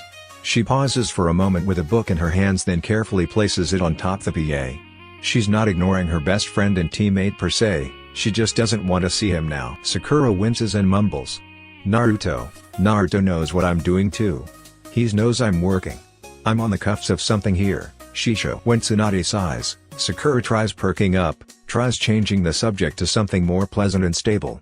Something more within her control and in her current comfort zone. Quickly, she turns away from her books and ushers her former mentor towards her work. Sakura grabs the first vial and hands it to Tsunade. I'm sure Kakashi told you. There's another patient presenting to the hospital with the same symptoms as Itachi but much worse. We've managed to lessen the inflammation of blood vessels with a new medicine I concocted, but I'd hardly call him cured. I've been testing his blood and bodily fluids against every known virus and bacteria we have. I'm moving on to fungi now just in case his illness came from that too. This is all fine and great, Sakura. Tsunade tries to cut in but the young woman keeps up her rambling, louder and more frantic. Sakura scrubs a hand through her hair and directs Tsunade to open medical text. Even though I'm running through all kinds of microorganisms, I'm thinking it could be a genetic thing, since it's still in Itachi's body. If it were a bacteria or a virus, it should have died by now. She flips through pages and keeps her eyes away from Tsunade. There are lots of blood-related diseases that fit the symptoms. I have to test all of them first before I can. Sakura come up with a definite conclusion and cure for his Sakura illness. Or maybe it's not even a blood disease, maybe some other kind of. Tsunade pounds a fist into the table edge, leaving the same fist imprint as she had in her door. Sakura. Stop. She does shut up then, heart racing, eyes wide at the undone state of her former mentor. Just stop it, Sakura, I know what you're doing. Sakura shakes her head childishly and speaks slowly.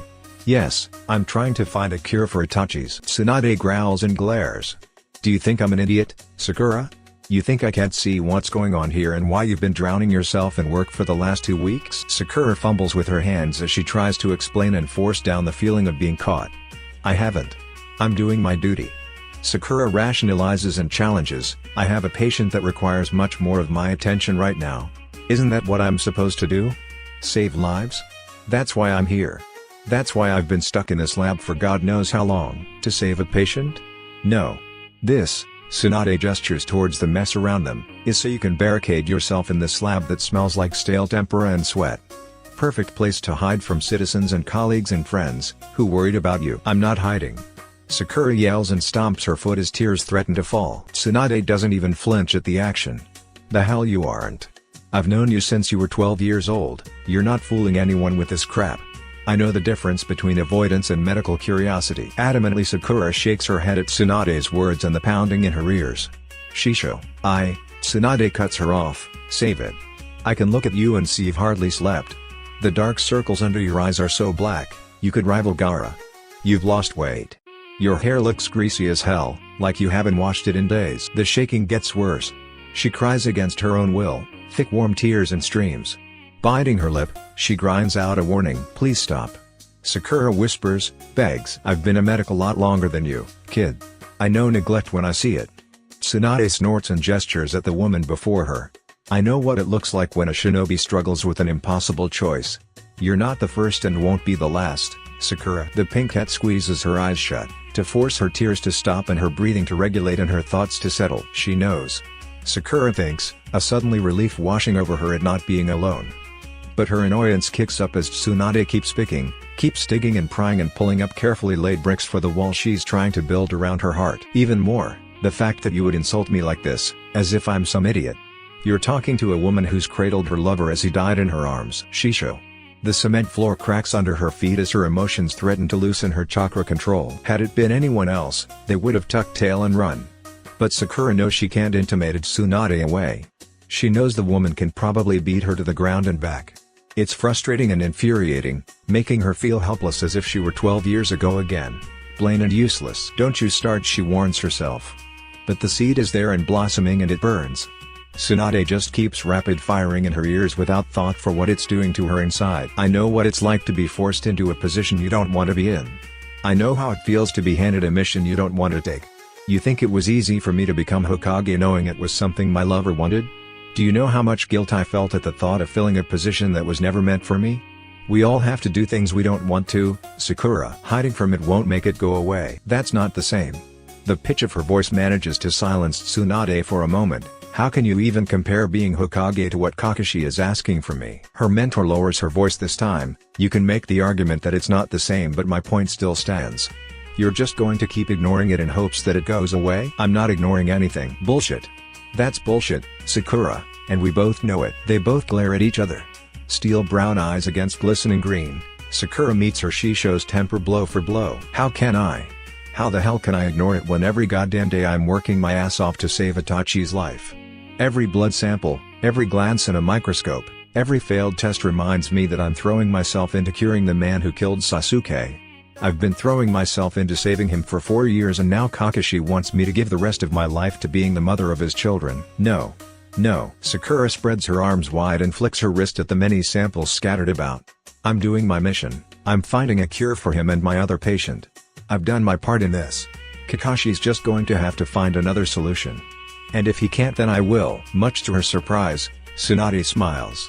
So there is some spirit left in there? Unable to think of anything else, Sakura furrows her brows and utters a confused, "Huh?" The older woman grabs the nearest stool to take a seat. Arms folded, she levels honey-colored eyes her way and smirks. When Kakashi sent for me and told me you'd been locked in your lab, I thought for sure we'd lost you with your new mission. Admittedly, I was concerned this mission was too much for you to handle, but maybe you can prove me wrong with that determination to find a new path. What? Did you think Kakashi came up with this plan on his own? Wait. Sakura holds up her hands to stop the one woman at this newfound revelation. You too? You agreed to this? No. Tsunade says quickly. I've never liked missions like this, but I understand their importance. After all, I was a victim of one. The news floors her and Sakura quite literally goes down, sitting on her butt at the news. Tsunade, a victim of a mission like this? Wait. So you were asked to do something like this too? The blonde huffs, then rests her elbow on her knees. Not me, but Dan. You can understand why. The Senju line started to dwindle, mixing with other clans. The village wanted the chance to have wood release survive, and I was the only direct descendant of the one person in history to use it. Tsunade chuckles, closing her eyes with a smile. So, when they saw that Dan and I shared an interest in medicine, they approached him the mission, which he accepted. But things didn't quite go as planned for several reasons. When Tsunade opens her eyes again, Sakura catches the faraway look.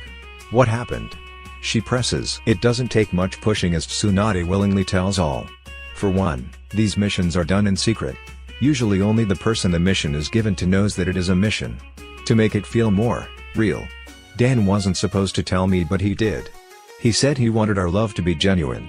I believe it was. Naturally I was angry, but I couldn't say anything. Revealing that I knew Dan's S-ranked mission could put him in a bad position. The third Hokage suspected that I knew something, but before anything that could be done about it, there was war. Then Dan died, and I left. I never gave them the opportunity to that to me again. Silence follows her words. Sakura pulls her knees in and stares ahead, absorbing the information. Of course she never knew, but hearing it gives an entirely new layer to everything. Kakashi told her that she wasn't the first to be presented with this mission, but Tsunade and Dan never came to mind. Actually, she could not think of anyone that fit the description of a mission like this. Now, it makes sense, but it's so wrong. Love shouldn't be forced. It should be natural. She frowns at her thoughts, replaying Tsunade's story in her mind, noting some similarity. Dan was convenient. He and Tsunade already had a history. They worked together to achieve a goal, and that shared experience was enough for Lord Third. Just like me. But not at all. Tsunade loved Dan. Itachi and I. Her shoulders slouch. Sakura glances up to see Tsunade watching her intently. So? She prompts, "What's it going to be?" Sakura shrugs, "I don't know what to do. I don't even know what this is." Tsunade nods sagely. "I figured. That's why I told Kakashi if he decides to go through with it, make the both of you aware. The Sharingan is important, but you are just as important as any dojutsu, Sakura. And Itachi is smart. I know the both of you can figure this out if you tried. Hiding from it like this isn't the way." "I was hiding, AHN. Doing research, right? I know about your patient. I know you have a lot on your plate. That's why Kakashi sent for me, to give you a little encouragement in your new mission, or lack thereof." "What? You've been ordered to take a mandatory furlough?"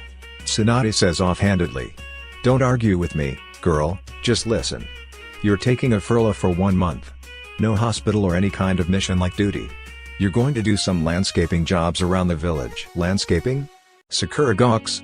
"I can't landscape." "No, but you can break stuff and landscapers need that." Tsunade smiles and pats her on the shoulder. "Yamanaka has already been informed and, as part of your furlough, you're going to help at the flower shop in the mornings. There are plenty orders for the new gardens being planted and they need someone strong to ferry around arrangements." "Who's going to run the hospital?" "What about Itachi?" "What about everything?" "I'm filling your spot at the hospital. You better be damn grateful because you're the only person in the world I would do this for. As for Uchiha, Kakashi's informed me he's accepted his other mission of working on the compound. He has a strict schedule, which means he will be under constant surveillance except at night. As for his medical condition, you can thank one Honoka Konoha for agreeing to be his PCP." "Honoka?" Sakura questions. Tsunade grins. "Apparently she comes highly recommended by you. Since she has cared for him before, it's only natural. So your only active duties will be when the both of you return home." Kakashi waived the need for a mission report and only wants a health report, which will in turn help me with your new patient. "Got it?" Sakura sits stunned, unsure of how to respond. A furlough? Of all the orders, she's never once been mandated to take a break. The timing is too convenient, effectively forcing to do what she's been doing for the last 2 or more weeks but made more official. It's just one thing after another. Sakura isn't quite sure where to plant her feet with this. "What are you doing, Kakashi?" "Sakura?" Tsunade calls, stepping closer and kneeling down to her height. "Yes?" Golden eyes lend wisdom. Tsunade offers her hands as stability, holding her shoulders as if to ground her in reality. "Take the furlough," she instructions. Sakura doesn't have it in her to argue. It's too cold for anyone to enjoy the waterfalls on the peripherals of Konoha's forest even if the cold has yet to freeze the natural phenomenon. Situated against mossy cliffs between an impasse, this particular formation of nature is thunderous and imposing, taking over the stretch of hillside.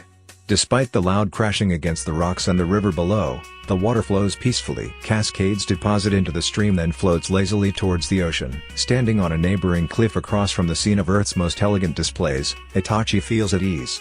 Able to behold it but far enough away that it only reaches him in mist. The juxtaposition of calm and wild, still and rushing waters dance together, gracious enough and loud enough to drown his own thoughts. It smells heavily of minerals and earth, of life and energy. Energy that he wishes to harness. He takes a breath, filling his lungs with the fresh revitalizing breeze of nature. He takes measured steps over the frozen grass. Even with his heavy cloak, a chill breezes against his neck. He tucks his chin deeper inside the high collar, gaze fixed at nothing. The area is notably barren of human life, save the lone former shinobi tethering near the cliff's edge. Perhaps fate is willing to show him kindness today. The Anbu tasked as his watchman has accompanied him on this journey before. After the last fiasco at his home, Kakashi seems to be more cautious with who is allowed to stand guard in Sakura's stead. Weasel is a calm man, tall and lean in stature but no less formidable. The Anbu had walked a respectable distance behind Itachi their entire journey. When he veered towards the forest, the man slowed even more. Not that Itachi needs permission to be himself, but some intimacies call for greater levels of privacy. On the first of many trips, Weasel had not known the significance of this place. When they approached the base of the forest, Itachi simply stated his terms. "I require privacy," he'd said. Weasel regarded him stoically. Seconds later, he'd taken to the trees, perched on a branch and seemingly ignoring him. Itachi nodded to the gesture and ventured further towards the falls. As is their tradition, Weasel is the only human within miles of him. Waiting patiently in that same trees. The man is close enough to stop any maleficent behavior but far enough that every action can't be heard or seen. The Uchiha watches the water flow into the stream below between the mountain pass. The drop is steep and unforgiving, though the stream moves leisurely the further away it is from the rapids. Years ago, he stood in this very spot, next to his closest ally. A promise was made. A vow was given. Shisui jumped. Itachi closed his eyes and listened for the sound of the body making impact. Helpless but understanding. Grieved but determined. Itachi had every intention of keeping his promise to Shisui. I have done that and more. He stares impassively below, waiting and wondering at which point he will no longer be standing alone. The more rational part of him rages against the insanity of his actions. It doesn't make sense, but Itachi simply cannot shake his bond to the dead. After all, he was once in such a state. Kakashi may have pondered the days and months and years left to him, but the Uchiha wrestles with a more supernatural dilemma. His connection to the netherworld hasn't been quite severed, and every once in a while he finds himself drawn to this place. Some will say his actions are positively asinine. Itachi would agree with them to a point. Even now he attempts to placate his reason and ease the unsettled nature of his emotion. But there are very few who understand the restlessness of a revived resolved soul. Itachi blinks at the shift in the wind. A picture of calm. He holds his uncertainty close to his chest. Nearing the end of a 5-year-long probationary period, for the second time he's been presented with a new life. For the second time he is unsure how to proceed. What is life to one who has lived and received judgment? My life left my hands with Sasuke. What I have now is the aftermath of village desperate for a solution. Itachi frowns at the glaring juxtaposition of his life and moral consequences. I ended my life on my terms, can I now live it the same? Morally I cannot. This life is not mine to live. I received the judgment for the actions I choose. Everything after that is not for me to decide. No. The ending and the beginning both require the same response. I am indebted to Sakura and Konoha. My duty of gratitude to one will disregard my duty to the other. Do I deny the village what it has resurrected me for? Or do I refuse for Sakura's sake? Frustration narrows his eyes. Itachi clenches his jaws against swirling emotions. Who takes precedent? Himself? The village? Sakura? How is he supposed to choose? Does he have the right to choose? Shisui. Itachi mentally calls. I am lost, Shisui. He is in need of reason regardless of if his method has any basis in reality. Escaping reality will aid his current pursuits, as reality has no bearing on what he is trying to do. In fact, it is a hindrance. So he waits in silence, knowing full well what will happen if he is patient. Time is lost to him. Itachi stares into the expanse until his fingers go numb. His cloak is damp from the mist, seeping through to his layer of clothes underneath. Yet, in that time, nothing happened. The faintest hint of annoyance creases his brows. Itachi blinks away droplets on his eyelid. Will you refuse me? He mentally questions. When he gets no response, his fingers flex, tight and stiff as they weather the cold. He gives himself more time and traces the sunrise. As the sky turns from dark blue to light gray, he gives. There is no point, Itachi mutters, closing his eyes in acceptance and bowing his head slightly. He turns on his heels, back to the falls, walking away. It's not the first time he's been rebuffed.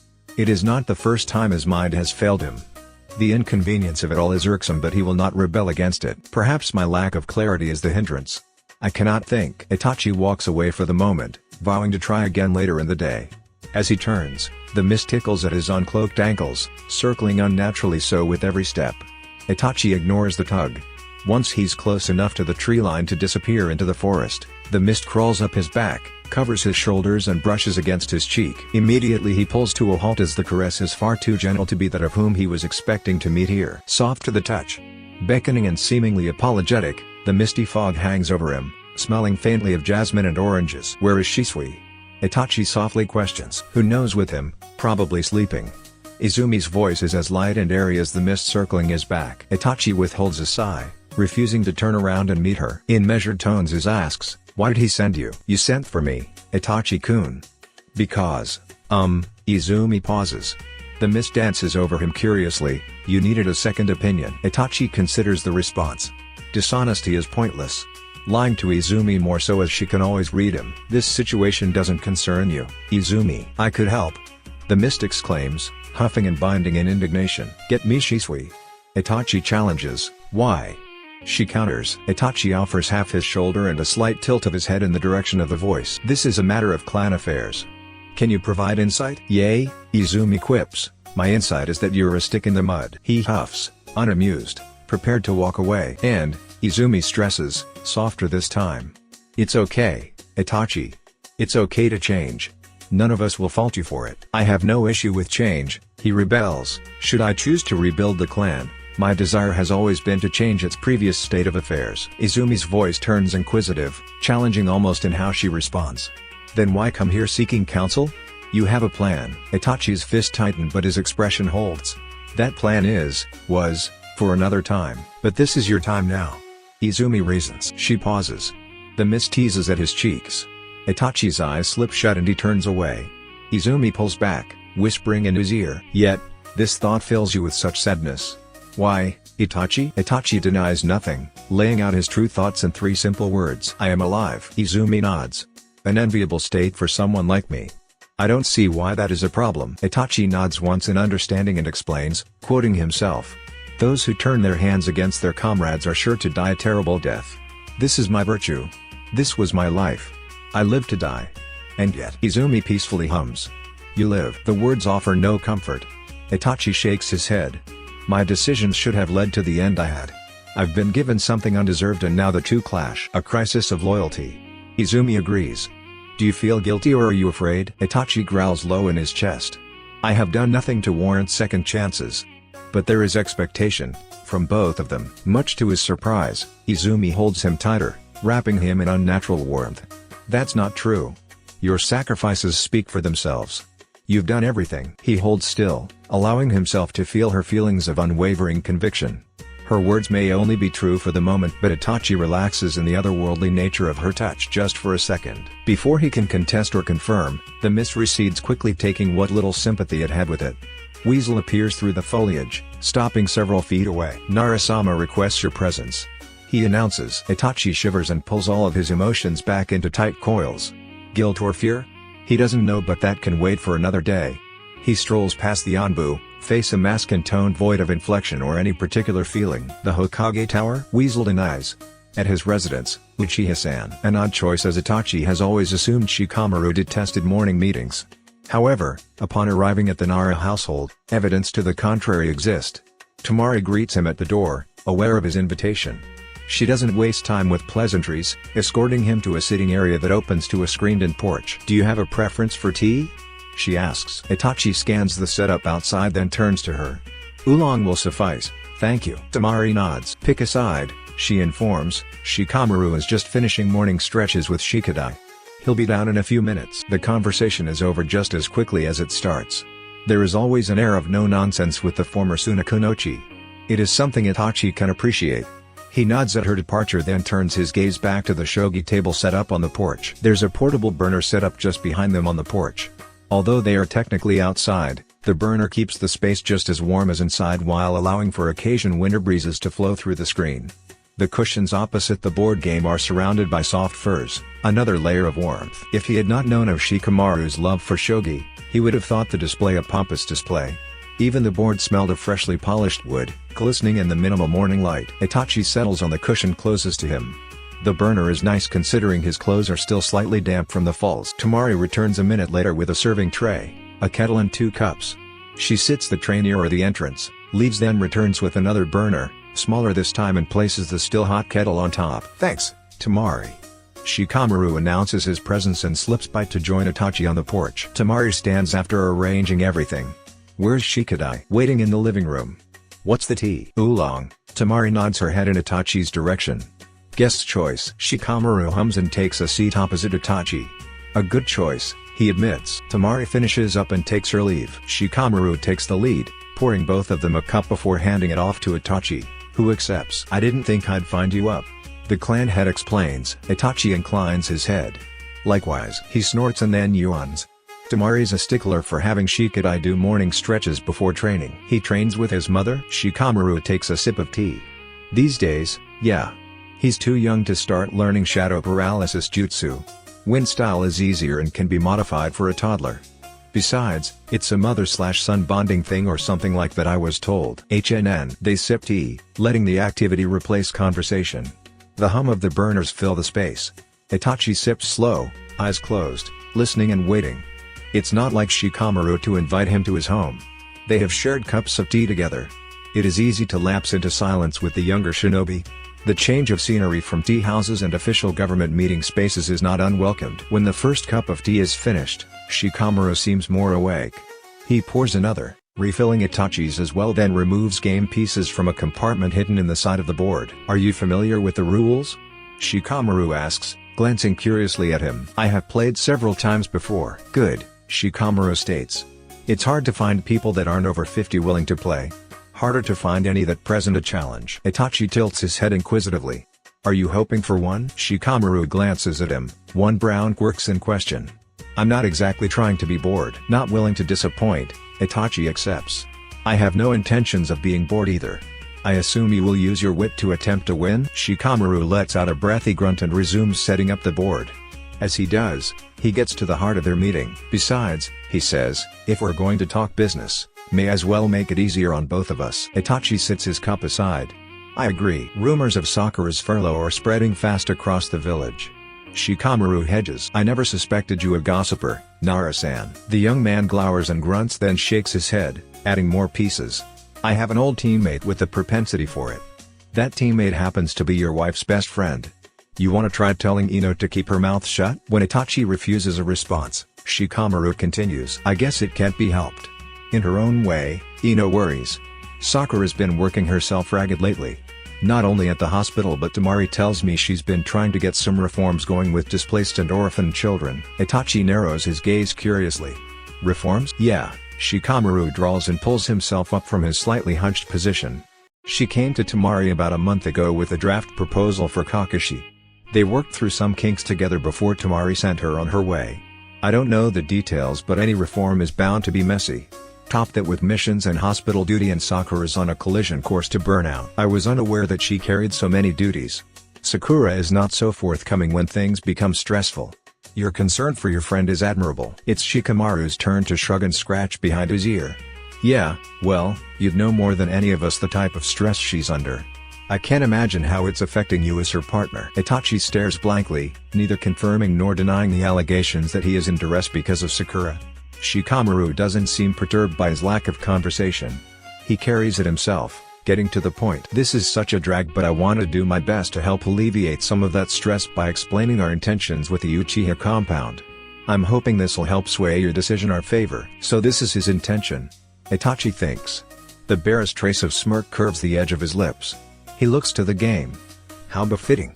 A wise choice, Shikamaru." The other man makes the first move of the game.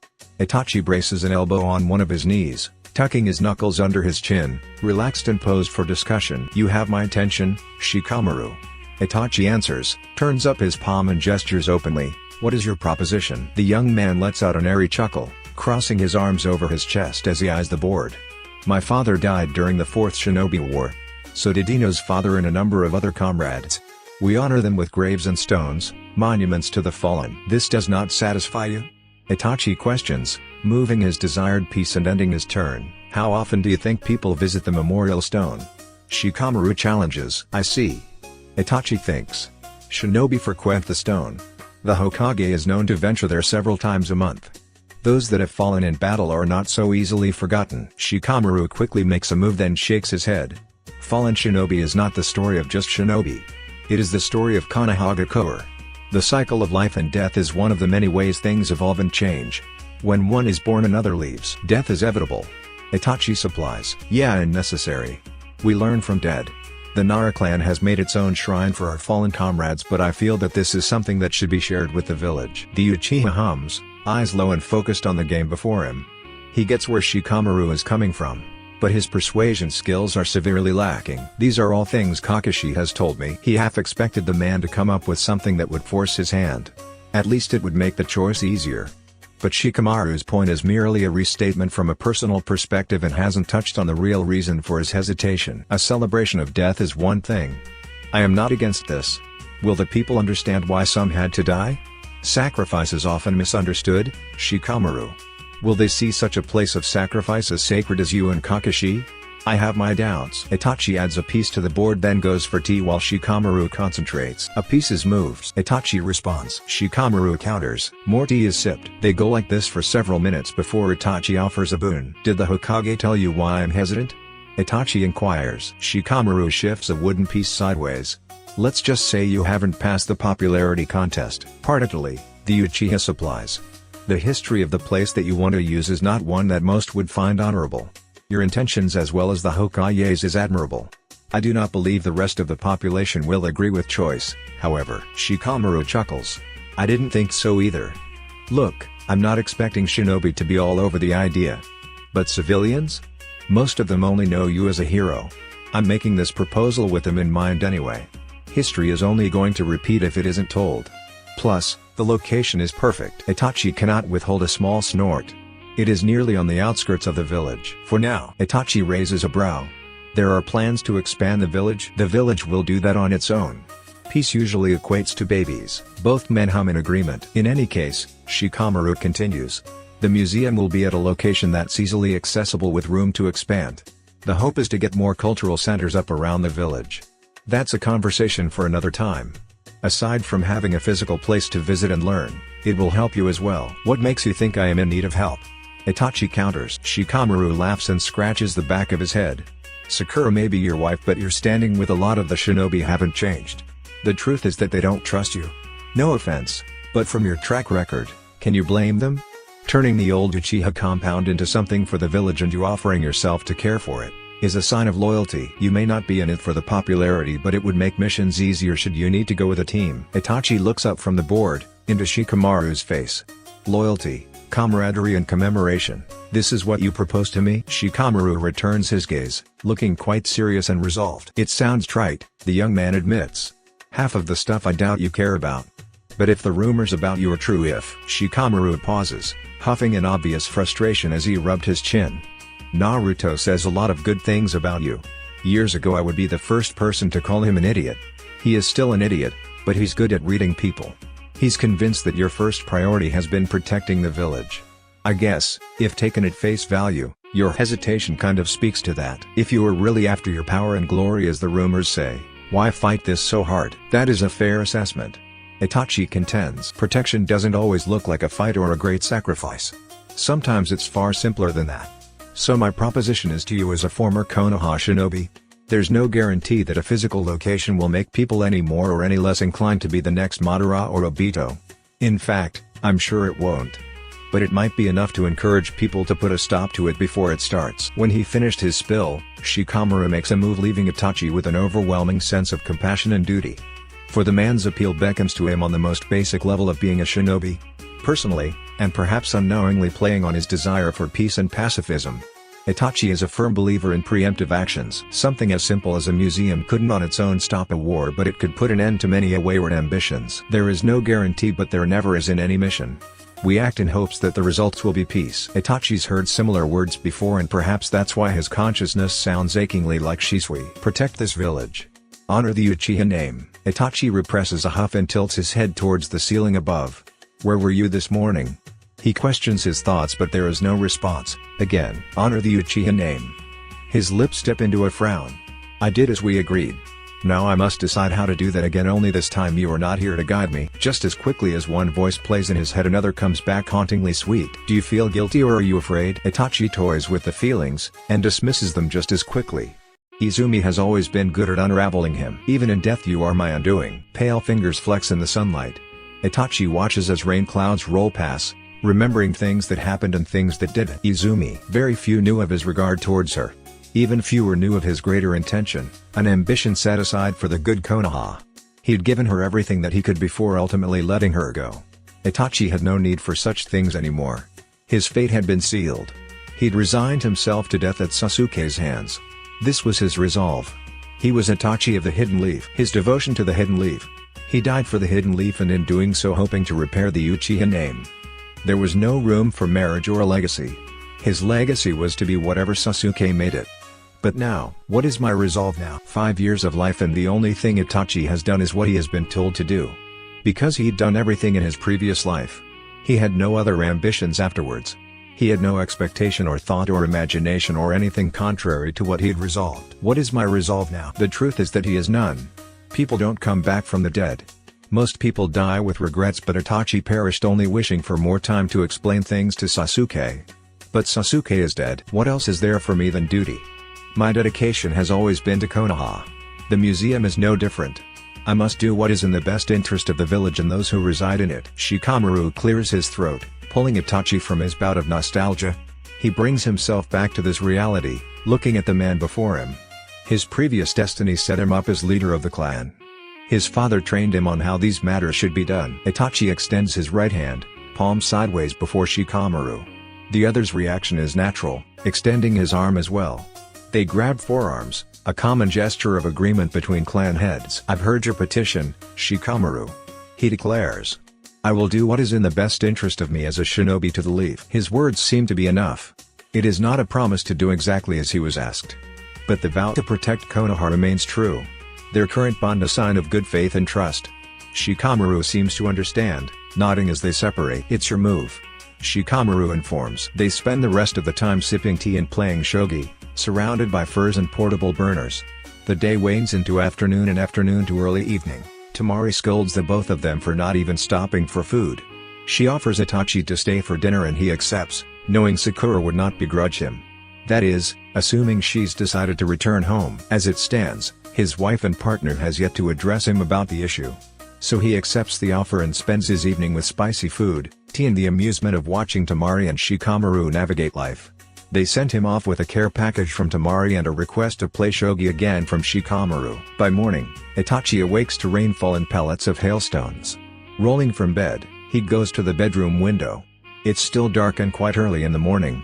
About this time he would get ready for training, but training in a hailstorm would be foolish. Venturing outside in general would be bothersome, but the glaring realization that he is lacking food manifests in the distinct rumble in his stomach. "I didn't go to the market," Itachi mutters to himself, pulling away from the window pane. Having spent almost all day with Shikamaru and Tamari, the only thing to eat is the dinner from last night. He snorts on this way to the bathroom. Hardly suitable for breakfast. Itachi contemplates egg drop soup while going about his morning routine. The rain lets up a little, but the whistle of wind promises more severe weather.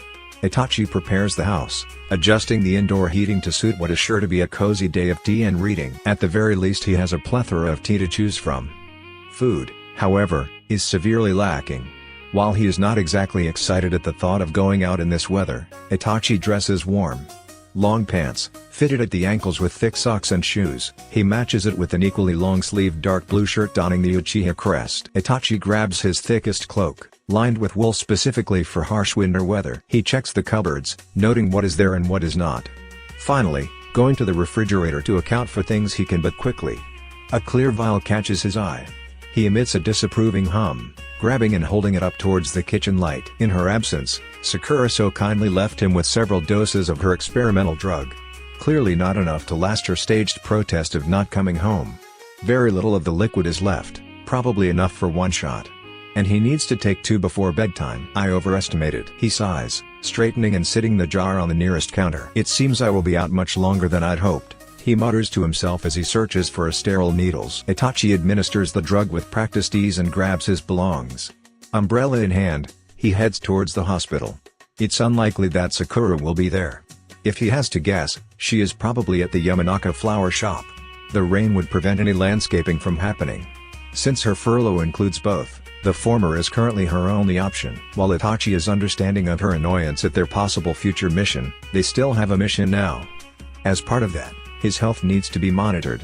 She may not be around to do it, but she is not the only medical profession familiar with his condition. So he saves a confrontation with his wife for another time and crosses the hospital threshold in search of Honoka. "Honoka-san?"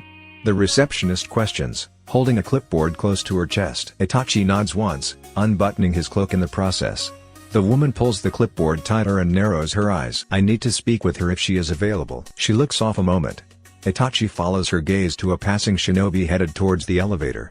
"Do you have an appointment?" she demands. "No," he answers.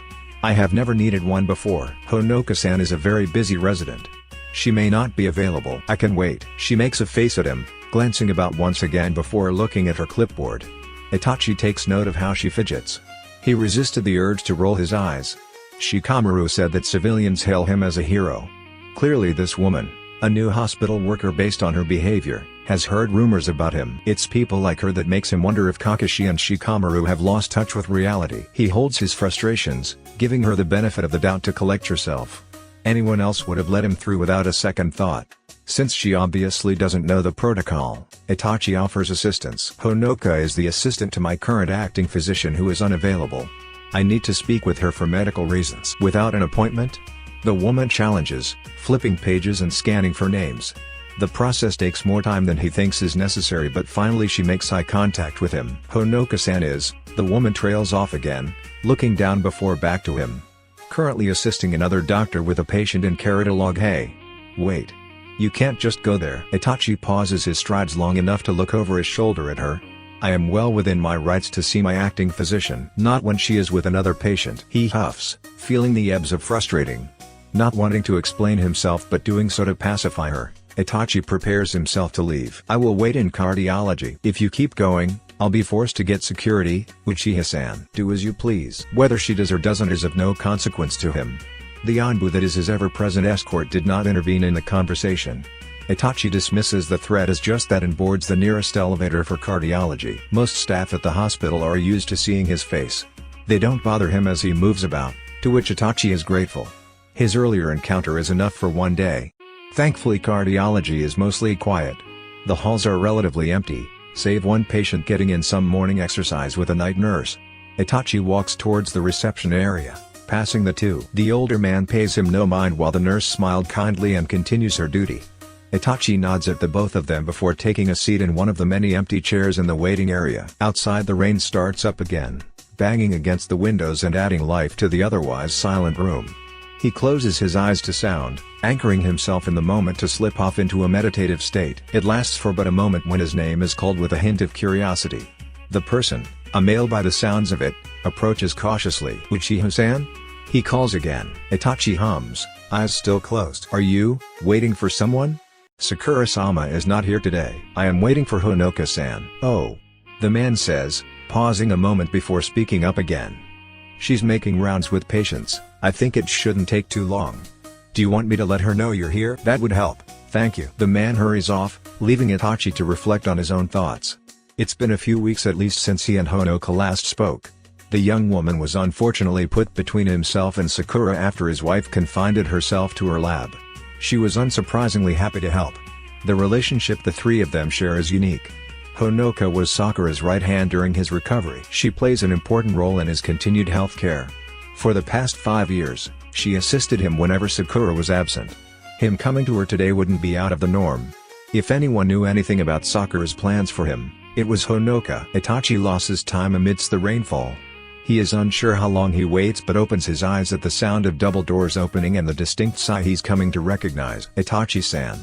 Honoka calls, smiling and beckoning him towards her. Sorry to keep you waiting. Come on back. He pulls himself to a stand, closing the distance easily, pausing to let her through the doors before him. Are you well, Honoka-san? He asks as they walk. She chuckles and stretches arms high overhead. As well as I can ever be. Things are busy around here but I'm doing okay. How are you? Dark eyes slid her way. Itachi meets her upturned gaze with a nod. I am well, Honoka-san. She smiles knowingly. A hint of childish mischief dances in pale blue eyes. Sakura-san still not speak to you? No, he answers, resigned. Honoka shakes her head and crosses her arms. Ah, that's no good. You two need to get it together. She declares with conviction. I'm serious, Honoka states. Here, Honoka stops before a door and opens it for him. The conversation pauses as they go inside. Itachi removes his cloak, draping it over a nearby chair, while Honoka sits in the bigger chair reserved for doctors. Preferring to stand, he leans against the door, arms folded knowing that the young woman was not finished her ranting. It only takes a second for her to start up her convictions once more. Itachi can't help his amusement, letting her go on chastising him. I know you said it was nothing but it's obviously something. Honoka muses, rubbing her chin and wrinkled her lightly freckled nose. Itachi shrugs one shoulder and admits. I don't pretend to know everything about Sakura. I can't say what I did or did not do. Did you ask? I was not given a chance, Itachi admits. She left and refused conversation. Do you have advice, Honoka-san? Me? Honoka questions, blinking then blushing. I'm probably not the best person to ask about relationships.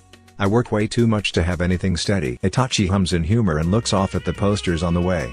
You take after your mentor in many ways. Itachi-san, are you teasing me? He contemplates the question a moment before muttering his answer. Perhaps. Ugh. Jerk. Honoka declares, but the grin on her face shows the lightheartedness of the insult. Well, if you really want to make up with Sakura-san, just apologize and mean it. Be sincere and honest. Women like that. He offers her a nod and pushes off the wall. I will keep that in mind. Perhaps you can assist me in one more thing? Blue eyes alight with curiosity. Yay? Itachi reaches inside his cloak and pulls out the empty vial, passing it along to her for inspection. Sakura has been working on a drug to help cure my illness. I am currently out and came in the hope of acquiring more. The brunette hums, turning the bottle as she reads the label. If this is something Sakura-san made, I wouldn't have direct access to it. It would be her lab, but Lady Tsunade has the key to it. Why didn't you just ask Sakura-san to give you more? Itachi offers her a flat look, hoping she will catch on. Not surprisingly, she is quick on the uptaking, rolling her eyes at herself. Right. Furlough. She doesn't have more at home? That is the last. Honoka nods. I'm not sure what's in this, so I can't make it myself. I would offer to get Lady Tsunade, but she is in a surgery that's going to take at least another 5 hours. Can it wait until tomorrow? Itachi shakes his head. I need to take another dose tonight. Okay. The young medic trails off, tilting the bottle in several directions, watching the liquid. Itachi watches her, unsure of what it is that Honoka sees or is looking for. Her method of examining is very similar to Sakura, not surprising considering how long she's been an understudy. Honoka uncaps it, taking a whiff, then narrowing her eyes in concentration. It's plant-based, I think, and viscous. I can't get anything else out of it than that. She groans, and holds the vial close to her eyes. I didn't even know Sakura-san was working on a cure. Did she tell you about the patient we have or had? The young boy? Has his condition worsened? No. Honoka shakes her head. Lady Tsunade says he is stable enough to go home but needs to be monitored constantly. If this cure works, it could potentially save his life and yours. She pauses. Itachi watches the slow spread of admiration and awe, the kind of look one gives their teacher or mentor. Sakura-san is really amazing, huh? Honoka whispers, sometimes I wish I could use chakra like her to do cool things like this. Itachi blinks at her words, unsure of where this line of thinking came from. You are an adequate medic in your own right, Honoka-san. Sakura chose you to assist her in my recovery. You have cared for many patients since then. She smiles shyly at him, glancing in his direction then looking away. I know. I mean, just imagine all of the things I could do if I was a shinobi too. If I had chakra too. It sounds silly maybe, but, well, maybe it is silly. She trails off in thought, leaving Itachi to reason. His gaze slides across her face and over her seated position. Upon first impression, Honoka could be called plain. She doesn't have the slenderly muscular frame of most kunoichi he knows. She didn't fall into the category that Genma so readily called curvaceous. In fact, by comparison, she is only slightly less round and plump than Minami. Itachi wonders if this attitude surrounding her physical appearance may have seeped into other areas. An unfortunate conclusion, but not impossible. It is the only explanation that comes to mind, as he is sure her medical skills speak for itself. It is unfortunate that you cannot see as much. As Honoka's face loses its admiration, telling of unpleasant thoughts, Itachi reaches over and places a hand on her shoulder, hoping to still them. Honoka blinks upward, looking at him curiously. The glory of a matter is often concealed, reserved for only those willing to seek it. Honoka purses her lips. The glory? He nods.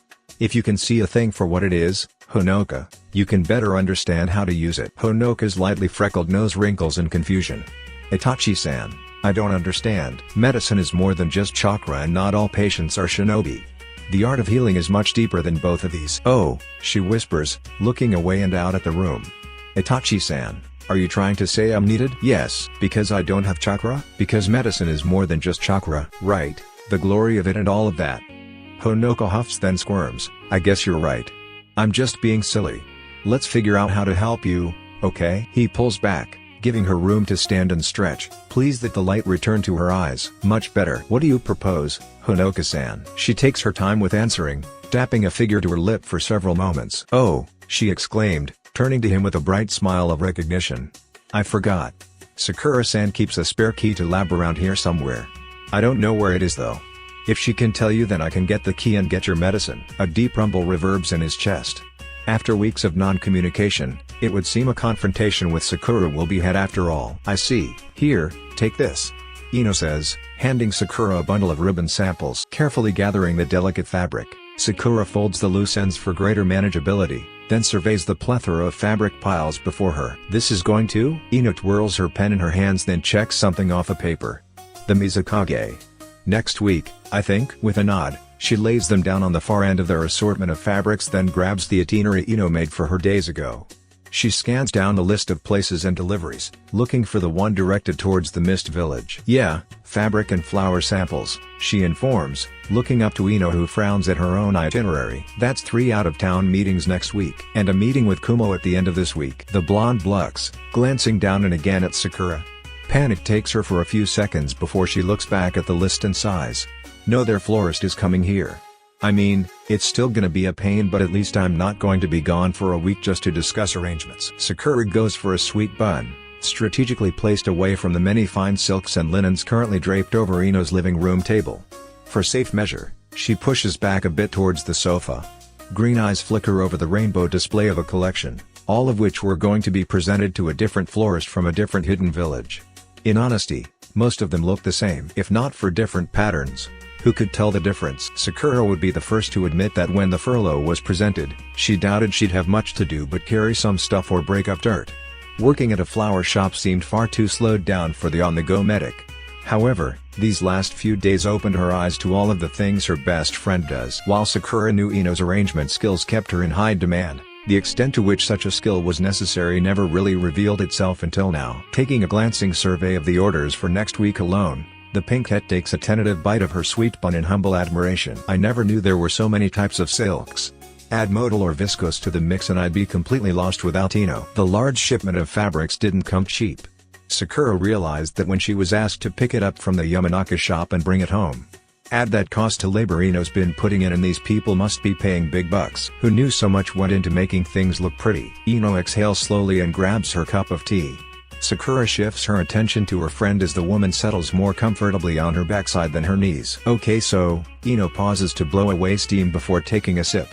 This is how the rest of this week and next week will go since I won't be here. I'll work on the Kojima order. Tomorrow?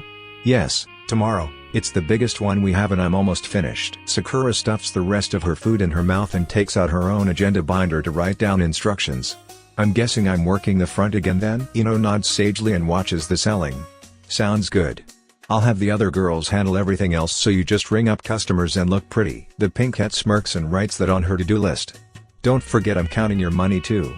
I'm not just a cute ornament in your shop. You say it like that wasn't a compliment.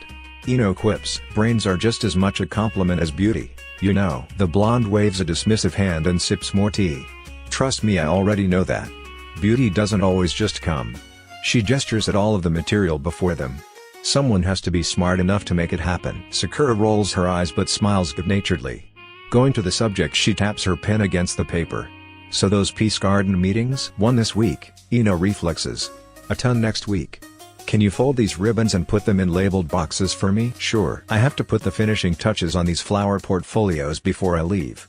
Combine that with the Kojima order and I won't see the sun for days. Barely see the sun anyway. Ino sighs wistfully and slouches a bit. Very true. Sakura ignores her friend a moment to regard her schedule. Between manning the flower shop and assisting Ino with getting things ready, she can hardly say she is bored. Busy, but not the same kind of busy. There is still plenty of free time for her to do other duties. The thought almost made her frown. Weeks of avoiding and now a mandatory slowdown means hiding is harder. I'll have to see him eventually. The medic shakes her head, removing thoughts and subsequent knots in her stomach. I need to focus on now.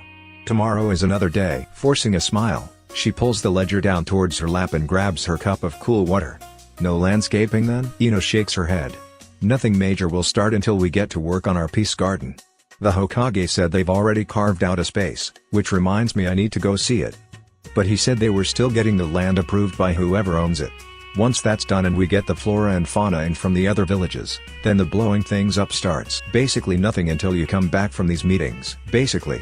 Save all that explosive chakra control for when we. At rustling sound near door pulls Ino's sentence to halt. Both ladies turn their attention in that direction, silence stretching before Ino starts speaking and moving. That was fast. Sakura blinked, turning her attention back across the large table. I thought Sai's mission was for 2 weeks? Ino takes her hair from its spun and brushes at flyaways.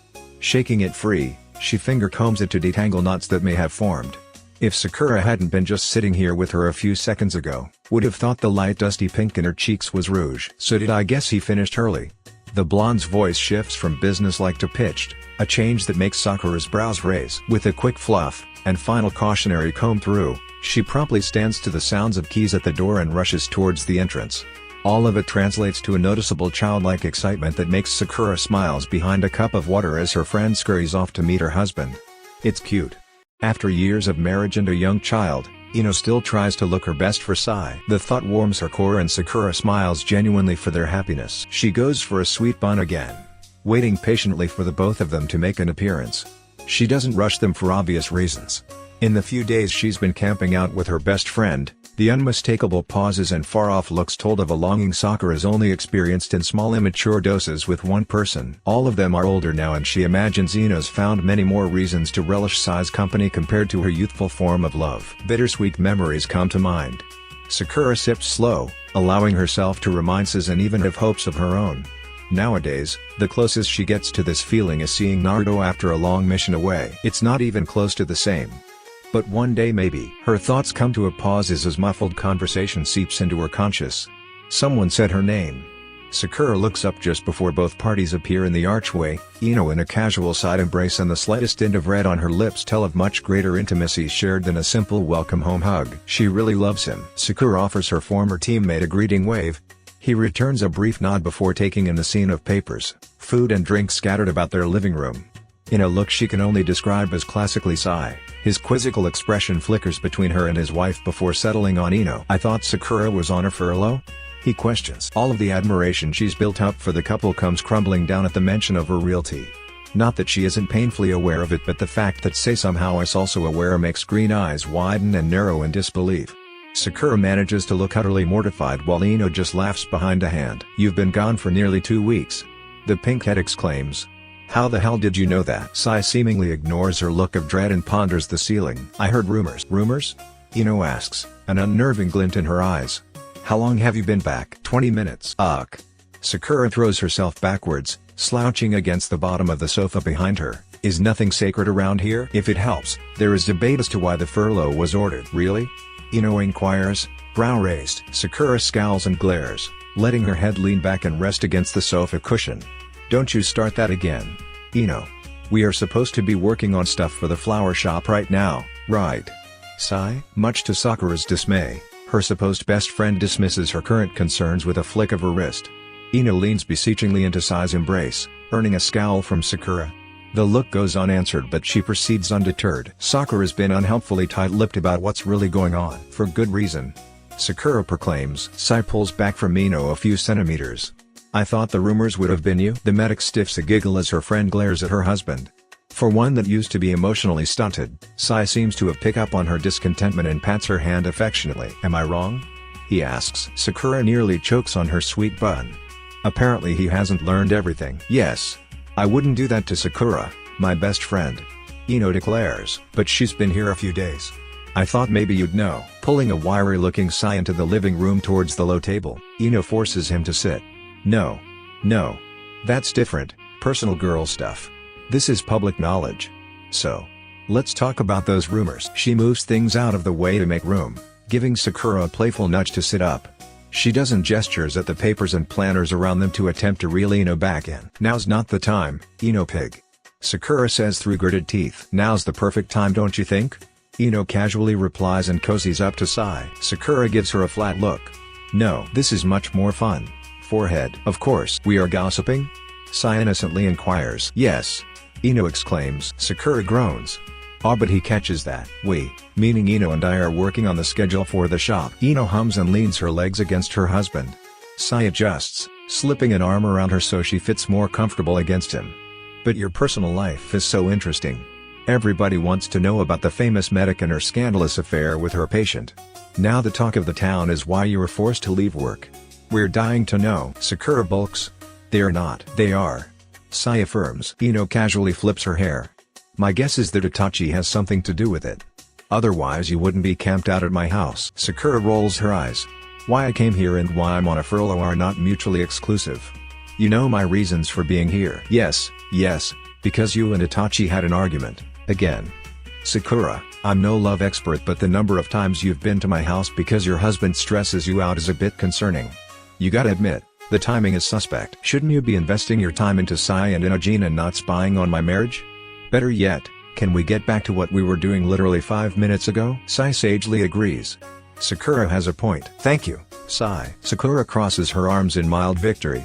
A short-lived one as the blonde grins and flicks her hair, giving her a look that promises something juicy will follow. I should have known. The pinkhead inwardly laments and braces herself for whatever curve Ino is about to throw. I'm not spying on your relationship, just your lover. Ino insists. He's an avid grocery shopper. That's part of one of the rumors. Sai informs, affirming both women and taking no sides. Sakura offers both of them a dry looking. She knows her question will feed the Ino flame but couldn't help it from stumbling out of her mouth. How and why is this relevant? Ino perks up, squeezing Sai's arm. Could it be that things have escalated?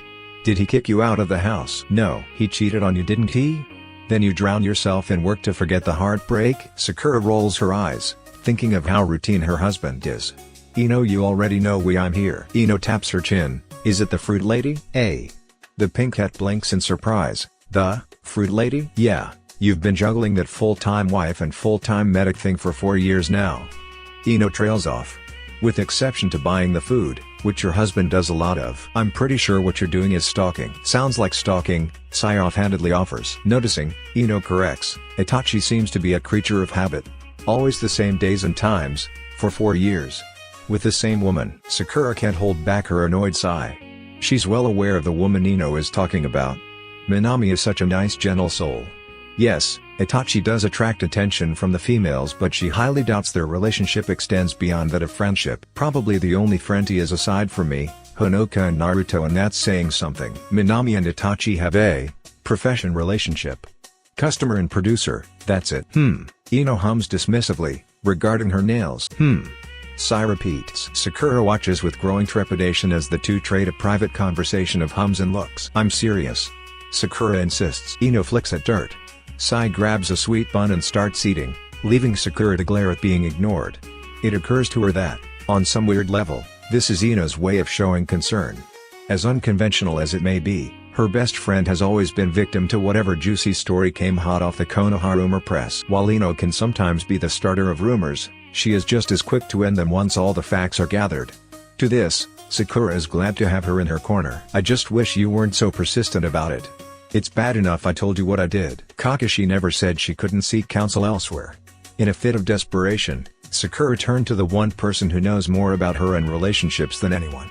Ino gladly welcomed her into her home, tears and all. While her friend didn't pry then, Sakura couldn't exactly keep her distress to herself. What Ino knows is only half the truth, something that still leaves a sour taste in her mouth. But Ino had been more of a help than she'd originally hoped. Apparently her friend debated the idea of kids with Sai as well. Though their situation was reversed. It was Sai who was unsure why Ino wanted as many as possible. I never knew she wanted to be a mother so badly. Looking at them, how she loves him, I can see it. But Itachi and I, this is different on so many levels. We're not even married for real. It's more of a duty to the state than an act of love between man and wife. But I can hardly say that. Oh yeah, by the way Ino, remember that conversation we had about kids? Yeah, Kakashi-sensei was the one who ordered us to reproduce. Sakura's brows furrow as she regards the table. She fiddles with her cup, dithering between giving them just a little bit more. After their conversation, she'd come to something. Hardly a plan, but it's worth a try. Having Sai here, giving a man's perspective may offer just a bit more. I can use all of the help I can get. Maybe I can tell her everything. Just enough to get them off of my back and me some peace of mind with my resolve. Sakura shivers at the thought, the mission still leaving a haughty dose of anger in the recesses of her mind. Maybe we should. Sai ventures and is quickly quelled by Ino. She's on the verge of a scandalous admission. Look at the lines in her forehead. That only happens when she's thinking. I can hear you, you know, Sakura says through gritted teeth. So tell us. What's happening? Ino encourages. In all seriousness, Sakura, we worry. Yeah, I'm worried too. The words hit her in the heart. Sakura squeezes her cup and sighs. Fine, Sakura relents then glares seriously, but what's said here doesn't leave this house, got it? Yes. The married couple say in unison. I better not hear a rumor. Not a word, we swear. Ino presses. Alright, Sakura, now to say it without saying it. Suppressing the drumming of her heart, Sakura sighs and rubs her forehead to get rid of the wrinkles that most definitely do not exist. You were almost right. I did start working a lot more because of a situation, more a conversation, that I didn't like. Itachi and I have been discussing kids. She pauses, gauging their reaction. But the two hang on her every word, even if it was only a few. That thought makes her fidget. A ball of tightly coiled nerves. Maybe I shouldn't go on. She looks away, biting her lip and regarding the table. I know I can seek counsel, but why does this feel like an act of betrayal to the leaf? If this ever got out. A hand touches hers.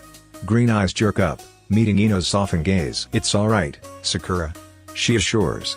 We're here for you.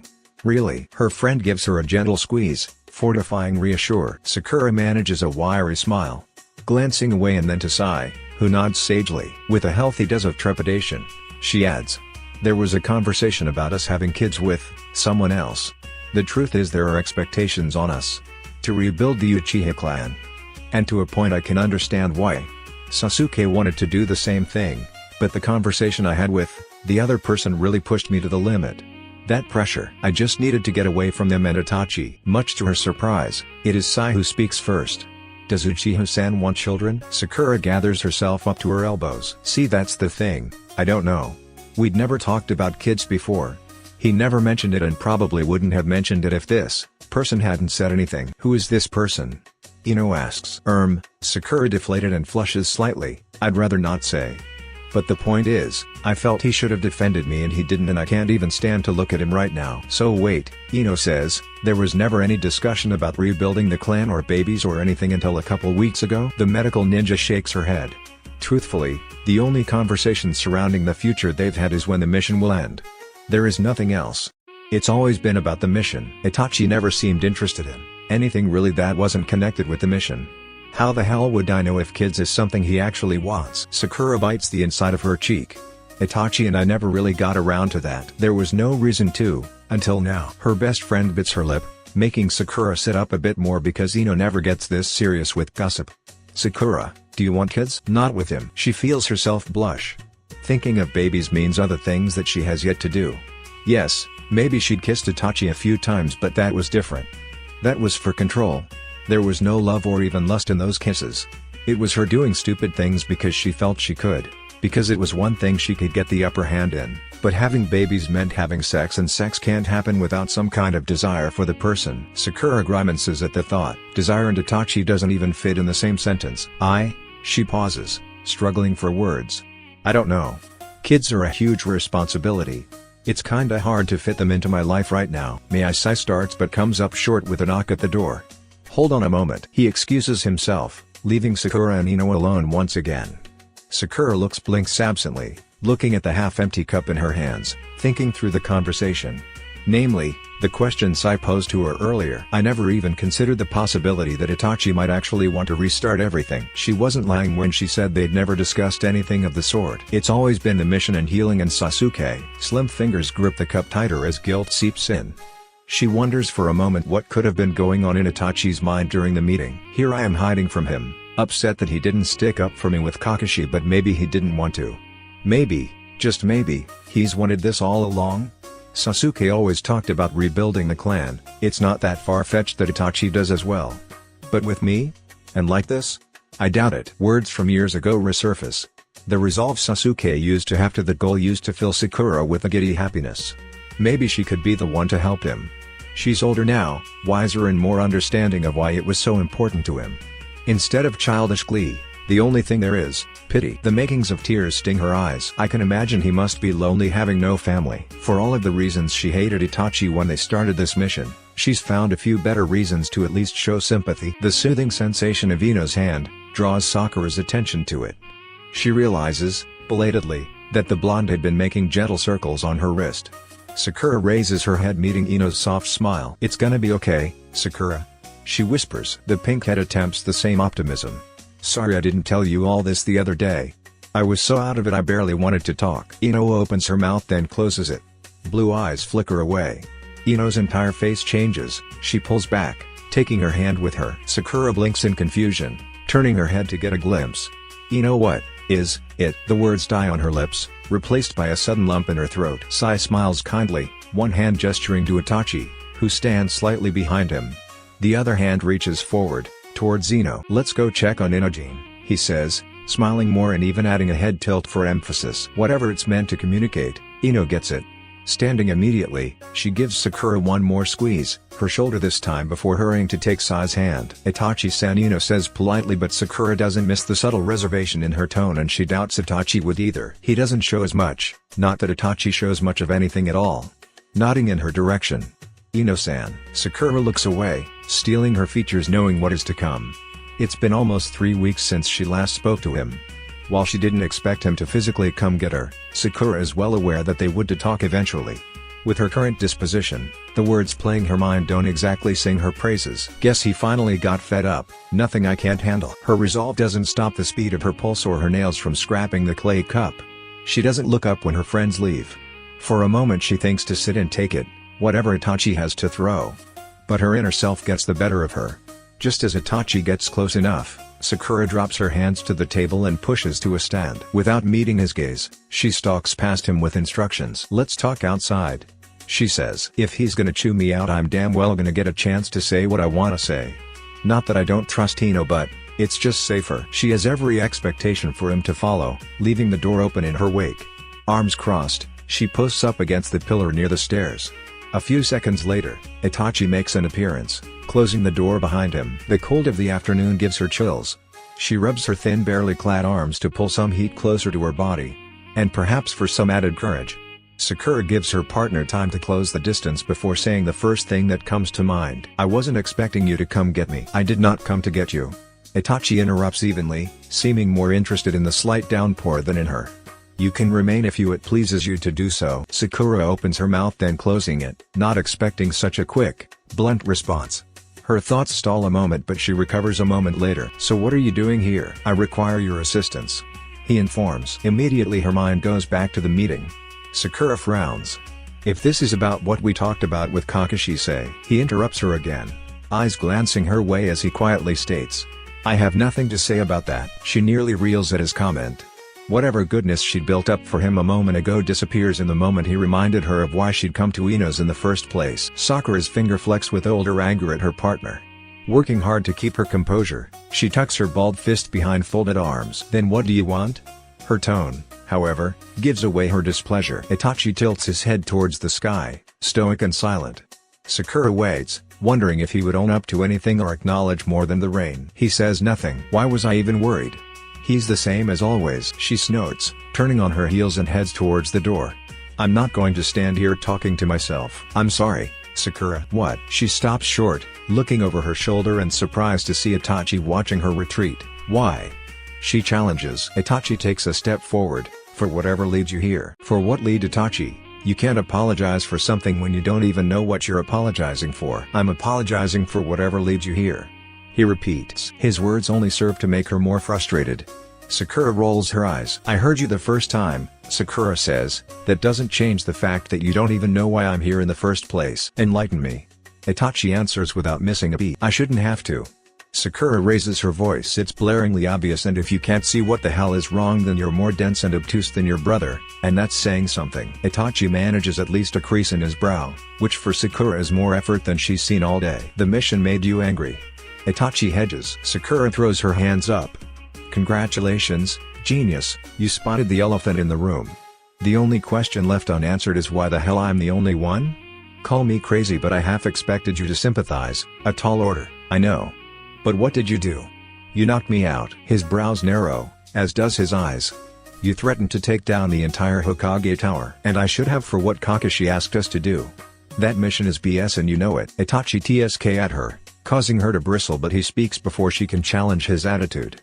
"You are angry that did not wish to see others harmed over a mission that had nothing to do with them?" "No," Sakura retorts. "I was upset then, just like I'm upset now because you never have anything to say. The world could be coming to an end and you'd still be a silent, impenetrable mask. Has it somehow escaped your awareness that Kakashi wants us to make babies? That the Consul is effectively manipulating our lives? And you have absolutely nothing to say about that? Have you gone mad?" "I am well aware of my situation," Itachi admits, owing up to something but showing nothing at all. "Then act like it," Sakura pleads. Itachi raises a challenging brow at her. The look in his eyes suddenly put her more on edge and she instinctively takes a half step backwards. "What do you want, Sakura?" Itachi challenges. "That I respond as volatile as you?" "Volatile?" she nearly screeches. Against herself, Sakura turns and marches up to him, chin up and defiant. Is that what we're calling expressing appropriate human emotions now? He blinks once and Sakura could have sworn he frowned, looking down his nose at her. The Hokage is well aware of my displeasure. I made my discontent known without blowing a hole in the Hokage's office while you were indisposed. It takes the force of 1,000 suns to still the sudden reflex itching to hit him right in his smug face. Instead, Sakura glares, letting him see the full brunt of her indignation and aggravation at him. Their reunion is a far cry from the loving scene witnessed between Ino and Sai. All of this just reminds her of what village wants her to give for its sake. Or give up for that matter. Sakura grabs her hips, and meets his dark eyes with glowering green ones. Fine, tell me about this displeasure that I obviously missed, no thanks to you. The Uchiha holds her gaze for only a second before looking behind her at the door. Instinctively Sakura turns, remembering where they are and whose house they are currently arguing in front of. Perhaps now is not the time for conversation. His words come soft, almost inaudible. A deflection? Sakura wonders and swings her gaze back to him. Itachi never deflections. He is more inclined to refuse an answer than verbally distract her. And physically. Oh? An outstretched hand creates much needed distance between them. Itachi stands, fist closed and waiting. Unsure of what else to do, she holds out her hand to receive whatever he is trying to give. The small vial serves as a proper distract from seconds ago. Her indignation cools enough to process just what this is. Sakura pulls her hand close. Seconds later, she glances at Itachi, who looks off towards the road. If she thought him capable of ranges of emotion, she would have said he was looking longingly at it. Suddenly his earlier response makes more sense. Feeling both foolish and relief, Sakura holds up the empty container and watches him between its clear walls. You finished it? Sakura questions. He nods. I ran out last night. Honoka was unable to find the spare key to get more. The shift in conversation from mission to medicine is enough to make her feel less awkward. Honoka? You've talked to Honoka?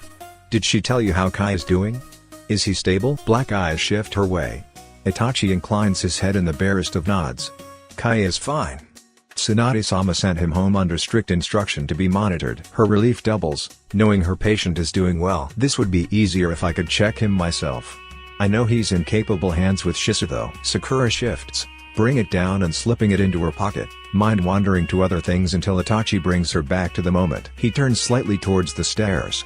Honoka says you have a spare key to the lab. Is that why he came? The queasy feeling starts anew, this time as her medical O3 plays in her mind. She may not be able to stand him at the moment, but he is still very much her patient. I should have known he was out of medicine even before he did. I dropped the ball. Again. Sighing, she folds in on herself, crossing her arms for comfort. Yeah, I do. It's in the top left drawer of my office desk. Wait. Itachi halts his descent down the stairs, back out into the rain. Sakura feels herself frowning, not sure why she even stopped him. Green eyes regard the floor, uncertain. Her jaw clenches at the way her mind fills in the blanks with information that isn't even there. Apparently embarrassed but more confused, she teeters between apologizing for not getting him medicine sooner and demanding a straighter answer to her earlier question. Even if I was upset, this is no way to treat a comrade. Sakura, let me check you at least, she nearly whispers. Itachi offers her his shoulder in a half-hearted turn. The outline of your furlough states. I know what it says. She cuts in, frustration at herself more than him. Just shut up and let me check you. Sakura crosses the small expanse between them and stands half on the stairs as he is. Her hands glow green and she starts her inspection with or without his consent. Itachi simply stands. Sakura doesn't know where he's looking at as her eyes stay glued to her hands, mouth firm and focused. This is easier than conversation. Medicine she knows. His body she knows. His sickness she, kinda knows, but this mystery is much easier to deal with than the mind of the person it belongs to. She stops fingers from trembling and steels her nerves and doubts. Medic first. No. I shouldn't feel bad. This mission is ridiculous and I stand by refusing it. Itachi and Kakashi can figure out the future of the Uchiha clan themselves and leave me out of it. I'm not going to be a baby factory, so there's nothing I can do for them. Fingers catch against his damp cloak. Sakura's eyes widen slightly as it occurs to her the similarities between a future mission and her current one. Maybe that's it. I can't and won't make babies, but that doesn't mean I have to sit back and let some other poor girl be the victim. Who's to say I can't help Konoha and save myself and someone else too? If I can show Itachi that sacrifice doesn't mean killing those you love, then I damn sure can show Kakashi that preservation doesn't have to come like this. There has to be a better way to help protect the village. Are you finished, Sakura? Itachi's voice cuts through her thoughts. She looks up at him, confused for a moment, then down at her hands that she belatedly realized clenched the fabric of his garment just as she made up her mind. Sakura pulls back, done with her inspection and unsurprised that nothing was wrong. She takes a step back, fixing her eyes and lifting her chin as if to defy her own conscience. Tell Honoka that the medicine is under the desk in the mini fridge. Sakura instructions. Itachi nods once. He lingers a few seconds before turning to take his leave. Belatedly and more for herself she supposes, Sakura shouts over the rain. And I'll be home tonight. Itachi only pauses his steps. Sakura holds her resolve as she watches him go. Seconds later, she clenches her fist. This time I'm proving it to myself. I can do this. When she goes back inside, Ino stands patiently on the last step. How'd it go? She asked. Sakura stalks determined towards the table. Let's get back to the schedule for the week. Because saying you feel outwitted would have made it true. I will find a way. Determination spurs her forward. If Ino has questions, she keeps them to herself. Which is just the same for Sakura, who throws her all into organizing the schedule while planning things in her mind around it. If I time everything just right, I can make this work. I just need time, and thankfully or stupidly, Kakashi gave me just enough to pull something together.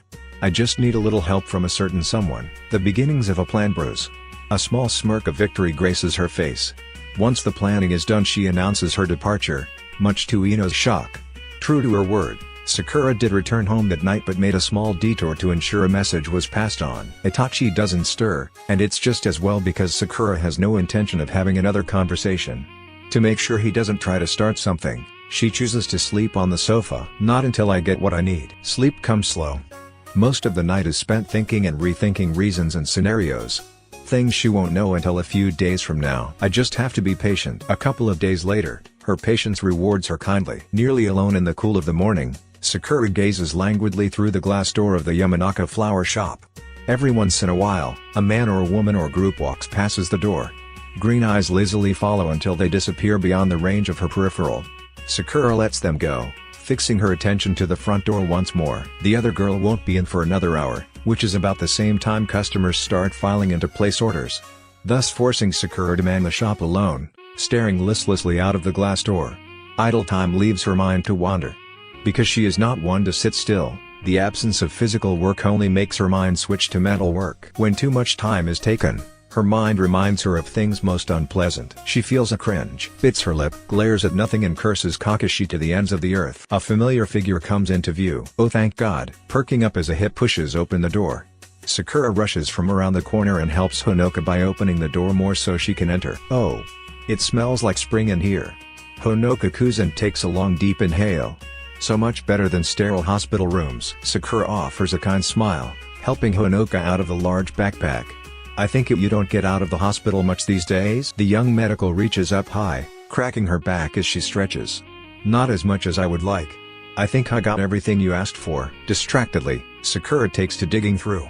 Removing some of the tomes from the top, she scans titles quickly before moving on to the books layered at the bottom. This looks like everything. Yes. Satisfied, she looks up, watching as Honoka meanders the rows of vases near the walls and scans the displays closer to the ceilings. She lets her get her fill, choosing to repack the bag in that time. Her fingers smooths over books and tomes that she hasn't touched in days. Kakashi said that she was barred from her lab but never said anything about bringing the lab to her. There's something almost comforting in the weight of medical text that sets the Kunyochi's heart aflutter with possibilities. Something is bound to be in here that can help. 6 months to decide on this mission means 6 months to come up with a solution. The challenge makes her grin. You can bet your ass I'm going to find a way, Kakashi-sensei. Did I miss anything? The young woman asks. The pinkhead offers a genuine smile. Nope, this is everything. Thank you, Honoka. Did you manage to get in and out without any hassle? For the most part, yeah. Honoka assures. An onbu was posted at the door but I just told him I was getting some medical books to review. Are you sure you weren't followed? Sakura looks at the door, checking from stragglers. Positive. Honoka reassures. Once I explained what I needed, he was glad to let me in and even helped me pack the stuff. I don't think anyone was suspicious. That's good. Did you tell Lady Tsunade what I said? The young woman nods sagely. I left a couple of the medicine in the fridge for her to get and gave her your update on Itachi's progress. She said she'll try it and see what happens. And she hinted at tweaking your dosage if necessary. Green eyes roll playfully. Of course, Sakura deadpans. Thanks again for this, Honoka. I don't think you know how much you saved me. That's all in a medic's work, right? Medicine is more than just chakra, and not all patients are shinobi. The art of healing is much deeper than both of these. The pinkette opens her mouth then closes. The air of the words sounding achingly familiar, but not something the carefree young medic would spit out on her own. Right. She hedges, trying to place the phrasing. I should probably get going, Honoka states, looking around herself. Can't have them getting too suspicious. But can I maybe buy one of these pre-made arrangements for my tiny little office? Sakura laughs and nods. Take your pick while I brings these to the back. Honoka goes off again to the storage fridge of pre-made arrangements. Sakura carries the bag to the back room where Ino does the final touches of the flowers. Seconds later, she emerges with one of the books stored under her arm for casual reading. Ready? Sakura asks. Honoka waits through arrangements before settling on one filled with the Mayflowers from the furthest end of Fire Country. I like the smell of these, she declares. A good choice, Sakura agrees, ringing it up and exchanging currency with her medical assistant and friend. It's much warmer the closer you get to Suna. These flowers are sprouting up a lot there. The fields smell amazing. Yeah, they remind me of spring. Oh. That reminds me. Honoka exclaims and reaches inside of her coat pocket. I got a little extra gift for you. Don't open it until leave. The brunette slides it across the table with a cheeky wink, then snags her vase and waves goodbye. Take care, Sakura-san. Waving back, she stiffs a chuckle and grabs the folded piece of paper. At first the numbers written on it confuses her. She reads and rereads before the meaning becomes clear. It's a schedule. Green eyes flicker to the clock, which matches the time Honoka came here. This is her schedule. She's telling me the times she's free, and I can get stuff. The news makes her grin. Sakura stuffs the itinerary into the first few pages of the book she's brought with her and takes to reading it. Leave it, Honoka, to be so considerate. Idly Sakura flips through the pages, waiting for the next customer to show up. A few minutes later, the chimes jingle once again. She looks up to see Ino drags herself inside with a sigh, brushing the hair from her face. How'd the meeting go? Sakura asks. I swear these peace gardens are going to keep me busy for the next couple months. Ino laments. 2 meetings down and several more to go. Plus the help I'm offering interrogation with setting up some of my dad's old methods. I swear, forehead, your help couldn't have come at a better time. Sakura pulls her eyes away to watch her friend. I'll take that as in it went well. Ino leans against the opposite side of the counter and lays her head down. Yeah. Kumagakura is totally on board with the idea.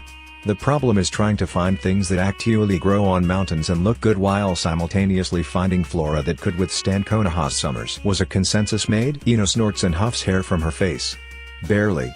But we're going to have to meet again, me and Kuma this time. Sounds exciting, Sakura distractedly adds while combing through pages. Ino flats her hand on the book and pulls herself up to get right in her face. What's this? Sakura pulls back and grunts. It's a book. Looks like work to me. Ino practically sings. It's a flower book. Sakura stresses. Ino takes a moment to glance down. The pinkette turns it for her to get a better view. Herbs for medicinal uses are not flowers. The medic waves a dismissive hand. Semantics. You just couldn't stay away. Ino slides the book back across the counter. Guess I should put you to work if you're bored enough to read. Sakura calmly closes her book, buying time for when she can start her investigation fully. What's on the agenda today, boss? Just then chime of the front door rings again. Ino grins and juts her chin in that direction. You are ringing up customers and taking orders. I'm going to finish the final touches on this peace garden samples. The pinkette playfully rolls her eyes, and slides the book under the counter and out of sight. And the girls? Ino reaches for an apron, tying it around her waist before heading towards the stairs that lead to the basement. Out on deliveries. They should be back in time to arrange any orders requested today. Hello? The customer calls. Sakura nods to Ino and turns a bright smile to her customers. Investigation can wait for another time. Across town, under the afternoon sun, Itachi stares placidly at the decaying ruins of what was his former home. The large, imposing entrance remains structurally intact with a huge fading Uchiha fence blade right above the large mahogany gate. Nature's reclaimed a lot of the land around it, with tall wild grass inching up the wall. Tree branches lean into and even over the stone entrance. There's some scattered graffiti here and there, but overall, it looks exactly how he left it. It's been more than a decade since he's even come close to the grounds, let alone ventured inside. Though he will not admit it outwardly, Itachi is quite glad to not be doing so alone. Shikamaru rests his back and right foot casually against the wall near the gate. Arms folded, head down, he looks just as at ease as Itachi should be in this place. Judging by hair alone, the Nara looks almost natural in the environment. Itachi takes some comfort in this fact, though there is very little to be had. Don't be so nervous. His conscience sounds very much like Izumi. Itachi hums to himself and watches a hawk's trajectory across the sky. He is not nervous. But there are memories here for him that are both good and bad. He spared Konoha from being torn apart from the inside and lost his family by his own hands in the process. The place is more bittersweet than tragic, through tragedy is very much there. The hawk disappears against the horizon, so the Uchiha scans the skies. Seconds later he finds the pole that was his perch before it all ended. He'd watched as those he loved go throughout their day. He contemplated the best moment to strike. And when he did attack, he jumped from that post, onto the very wall that stands before him. His heart skips a beat. Itachi closes his eyes against a breeze. I cannot go back. Only forward. Over the course of the next few months, this compound will no longer be shrouded in sadness and mystery. It will be what it really was. A place of new beginnings, of new life, of a greater and better start for the village it stands in. I will make this place a symbol of hope. It's been nearly an hour. Or, this place will be all those things, as soon as Kakashi gets there. Shikamaru gripes with a lazy groan. You'd think he'd at least have sent a clone by now. Itachi lets his gaze settle on the young man standing across from him. You have been apprenticing under him for months. Is his lateness a new revelation to you? The Nara scratches at his chin and offers a weary sigh. That's not an excuse. He's the Hokage. A long yawn follows. If I can get up and make it on time, so can he. Once Naruto becomes Hokage, I'm going to make sure he does one or the other. The older man withholds his chuckle. There have been plenty of times that Itachi wondered why Shikamaru chose to remain in an assistant role instead of aspiring to be Hokage for himself. Itachi turns his head towards the road. Are you attempting to rectify a current or future issue before Naruto has? Both, Shikamaru offers. Itachi nods. I believe you might be surprised to know that Lord Kakashi has improved a lot from when he was my Taiku. The barely audible gasp nearly makes the Uchiha preen. The Hokage was your captain in Anbu, and this is an improvement? He nods once. Not only was he late but also single-minded. Single-minded how? Itachi recalls the time he and Kakashi shared a tree. Without disclosing much at all, Itachi sought advice and Kakashi reminded him of what he fought for. Turning his eyes towards the shifting wind in the trees, Itachi summarizes the event in the best way possible. He taught me what it meant to keep a promise to a friend. A sneeze breaks through their conversation. In a glorious rush of kicked-up dust and smoke, Kakashi appears before them dressed down in traditional Juin garb. I thought I heard my name there for a moment. The Hokage jokes. Of course. A grin plays on Itachi's lips. He turns his back to the man and stalks towards the entrance. You're late, Hokage-sama. Kakashi waves a dismissive hand. Official Hokage business. You know how these things go, right Shikamaru? The Nara rolls his eyes, pushing off the wall to meet Itachi at the door. A little scheduling and backward planning might alleviate some that problem. At least we're all here. Now we can get down to business. Do you have the plans? Kakashi asks. Shikamaru reaches into a satchel and unfolds several pieces of paper. Good. Kakashi's eye crinkles in a smile. Shall we begin the tour, Itachi? The first step through the gate is like stepping back into time. Chipping paint, decrepit buildings, overgrown grass and a distinct sense of desertion hangs over the place like a cloud. The entire compound exudes fantastical imagery conjured by the intertwining of man-made things and nature's own handiwork. Itachi takes the lead in navigating the abandoned as he familiarizes himself with the cracked and worn dirty path. They only get several feet inside before his mind fills in blanks, replacing what he sees with what he knows. Images of childhood and happiness and heartbreak and grief flash together in quick succession. The row of abandoned shops, covered in dust and falling apart, were once a vibrant part of his childhood, brightly colored and brimming with life. I remember this. His feet wander as does his thoughts, traveling innately towards a building that used to be sweet shop. He can almost taste the creamy bean paste stuffed bread he'd buy on the way home. The phantom smell of yeast and cinnamon cloud his mind. Fingers brush the glass, removing only a thin layer of dust and grime. Kaname Oji-san. Damoyo Obasan. The old man was boxing up the last of unsold goods when Itachi struck.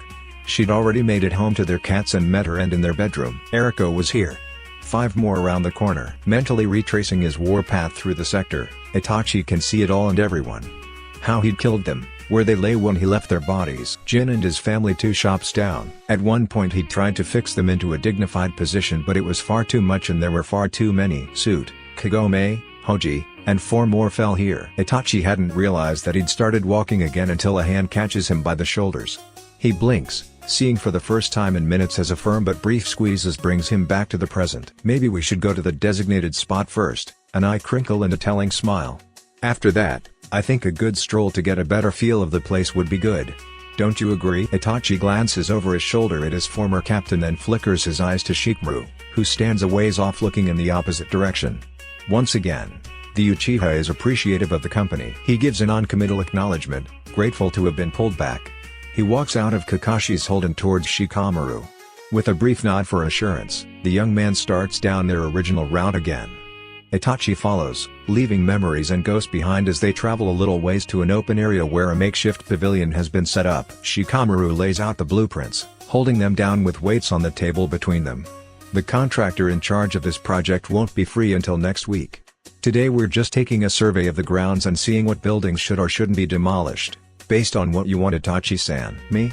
Itachi raises a curious brow at the revelation. This was your home, Kakashi supplies. There may be somewhere you deem off limits or you want to preserve as is for sentimental reasons. I appreciate the consideration, Hokage-sama, Nara-san. But my home is wherever my wife is now. This place has not been my home for a while. You don't say? Kakashi muses, then smiles behind his mask. Then I guess you two wouldn't mind staying close. I will consider it, Itachi responds. Well now, since Itachi's made us all look like fools with that sudden show or romanticism, shall we get down to business? Shikamaru rubs his neck at the base and points in the direction or where they just come. The wall is going to be the most costly part of this whole thing. We don't want people to feel trapped inside, so the plan is to open up most of it with arches.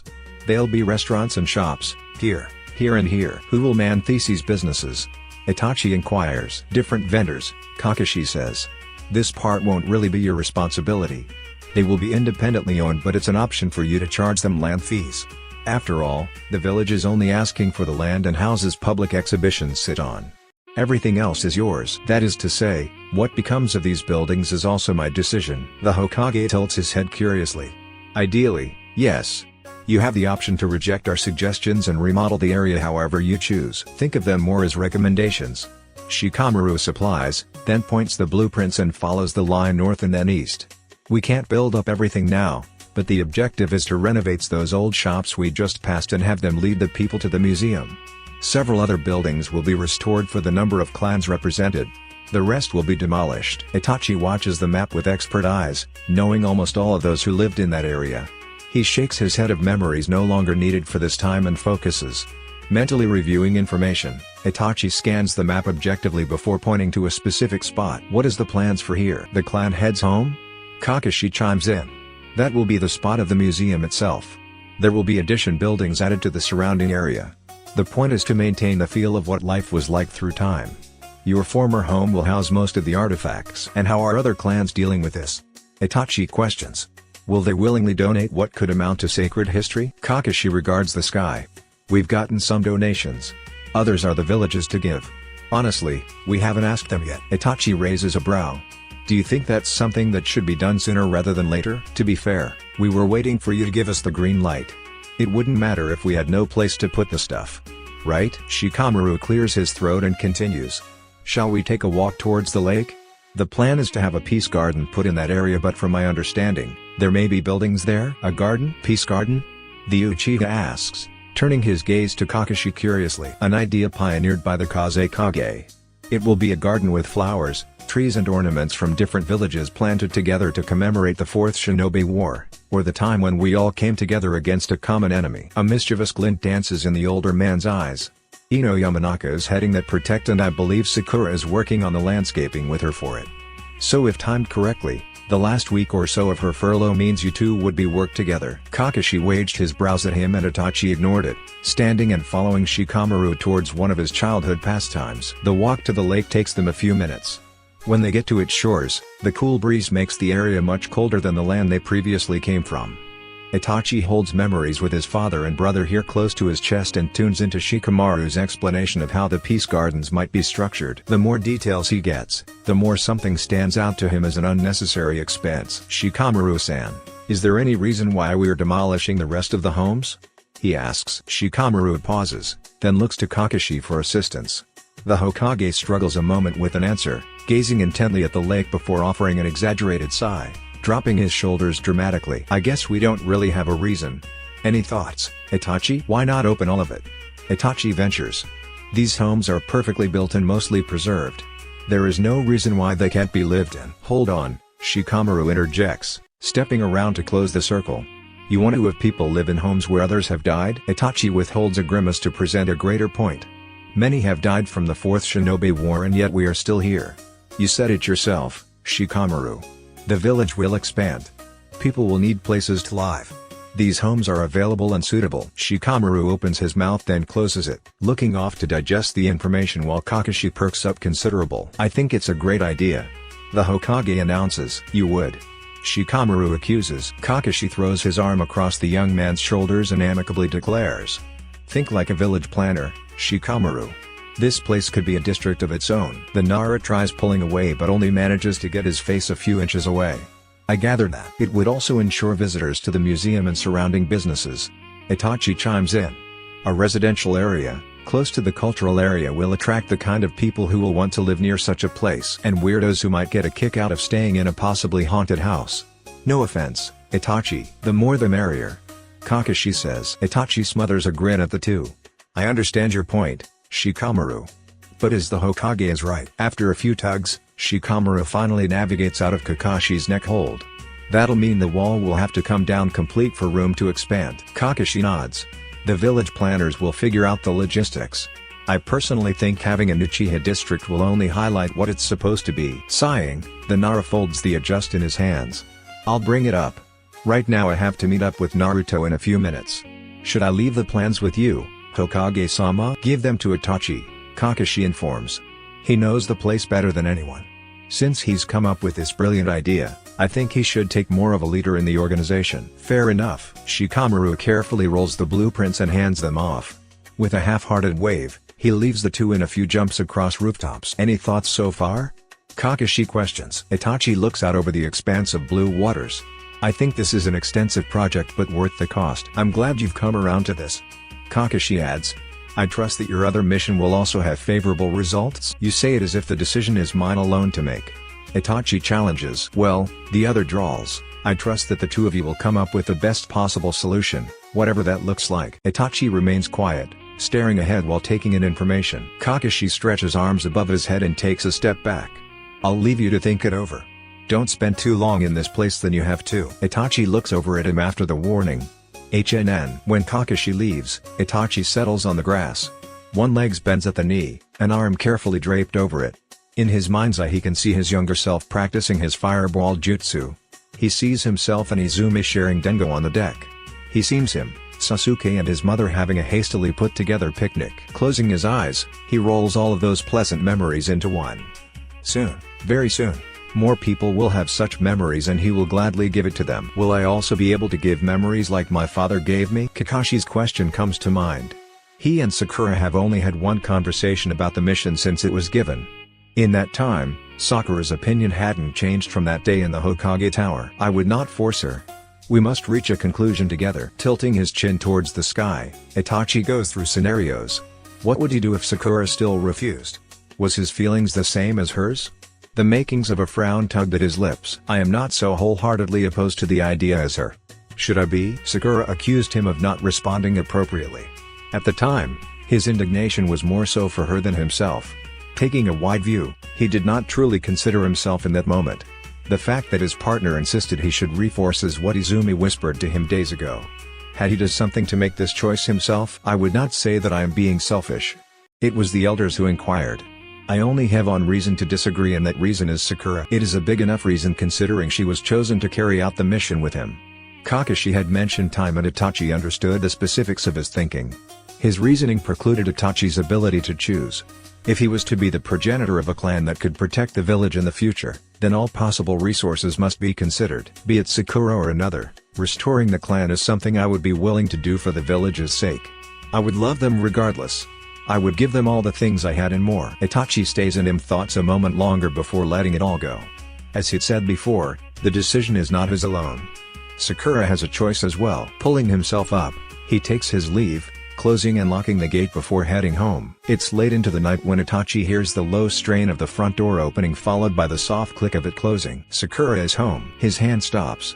The brush catches midway through the descent down his hair. Itachi holds perfectly still as he listens for movement. The events early today brought one half of his new life into some perspective. Would tonight also grant him kindness? If she will not avoid me. A chuckle seeps through dark in its overtones, laced with disbelief and the helplessness that fate brings. There is no getting Sakura to do anything. Either she will or she won't. As of the last few weeks, her answer to the mission Kakashi proposed was a resounding no. So the outcome of this mission rests solely on him. In some weird sense, he's back where he left his former life. Back at the crosses of village and clan. Tradition and duty. What needs to be done for the good of the Konoha, or what needs to be done for Sakura's sake? Dark eyes close at thoughts that's pressured him in the days following their meeting with Kakashi.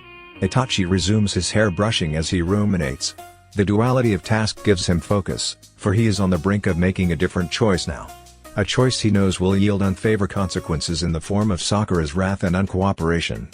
But he will weather it in favor of answers. Her answers will give him more information, and that information will give some clue as to how he should proceed in this whole mess. 2 weeks, in his opinion, is long enough to wait. Debating momentarily if it would be better to meet her downstairs or wait until she comes up. As it stands, Sakura hasn't even made it to the stairs, leading Itachi to believe she is either stalling or has decided to sleep on the sofa again. The Uchiha leans towards the ladder for a moment or two before his wife proves him wrong. Steady footsteps approach, aggravating the wooden stairs, causing them to creak slightly. Dark eyes slide open to watch the bedroom door impassively but not unmoved. Sakura's ascent promises an encounter, though the outcome is up for debate. Her steps slow, coming seconds apart before stopping completely. There's an audible pause. The squeak of the bathroom door catches his ear. A muffled noise follows. Itachi hums, looking away from the door back towards the mirror. It would seem his partner is aware that he is not asleep. What will you do now, Sakura? The bathroom door closes. Walking cease. The house goes silent once more. Itachi grunts in disapproval. His disappointment shows in a prominent frown. The night is already off to a terrible start, and they have yet to have a conversation. If her current actions are any indication, not only will it be a terrible one but also extremely long. Itachi resumes his bedtime routine, facing the mirror standing catty-corner in the room. He runs a brush through his freshly washed hair several more times, detangling any knots that may have formed in the bath. When he is sure his hair is tangle-free and dry enough where it won't drip, Itachi goes to sit on his side of the bed. Placing his feet flat on the floor, hands rest on his knees. Itachi straightens, closes his eyes and settles into his seat. It's not his normal practice to meditate this close to bedtime. But there is no harm in counting breaths while he waits for his hair to dry. No harm in making Sakura believe she can waste time until he is sleeping. Itachi inhales, familiarizes himself with the noises of his bedroom. Waits for as long as she allows until the sound of the bathroom door makes his ears twitch. Seconds after, the bedroom door opens as well. Thump. Thud. Sakura's bags toss to the ground. She says nothing as she moves about the room. Itachi keeps his eyes closed, listening to the way the dresser drawers slide open. The barely restrained tension in how she closes them. The forcefulness in her steps as she exits the room once more, only to return a minute later, in what he assumes is a change of clothes. Surprising, as Itachi though she would have showered, but her rush to get ready for bed only signals one thing. Don't talk to me. He's picked up the signs, read her signals. Sakura starts to fiddle with her hair, pulling her long pink locks upward from the sound of it. If he has to guess, her face is probably fixed into a concentrated stare, one intently trying to avoid him. I will do this the hard way, if you make me. He thinks. It would not be the first time he's forced a confrontation. In the years since this mission, Itachi has forced plenty. So he is prepared for her retaliation, but Sakura also seems to think things will change and that he will give in. That never happens. Sakura. Itachi's voice breaks the audible silence, slicing the tension, cutting through the mental roadblocks she's tried to set with warning signals. Because Itachi needs answers now, and he's given her space to do whatever she felt needed to be done to come to terms with this mission. His wife says nothing. Does nothing from what he can tell. Itachi knows she can hear him. He also knows that she knows that he can do much better with silence than she can. Sakura, he calls again, this time turning his head to watch her hurriedly ball up her hair at the top of her head. Sakura pulls open a small drawer, retrieving a hair tie, and attempts to secure the mess in one place. The hair tie pops with a loud smack against her wrist. She goes for another, rummage through the drawer once again. Itachi stands, withholding an eye roll at the unnecessary force with which she flings and flicks things around in the drawer. He starts his approach. Sakura's shoulders tense, but she doesn't turn around. It's going to pop as well. He thinks once she finds another. Sure enough, the moment Sakura tries to pull it around her pile of hair, the rubber accessory gives under her strength. Damn it, Sakura exclaimed, letting her hair drop to its natural state just past her shoulders. Itachi watches as she sidesteps him, going for a taller container next to the dresser with more hair products.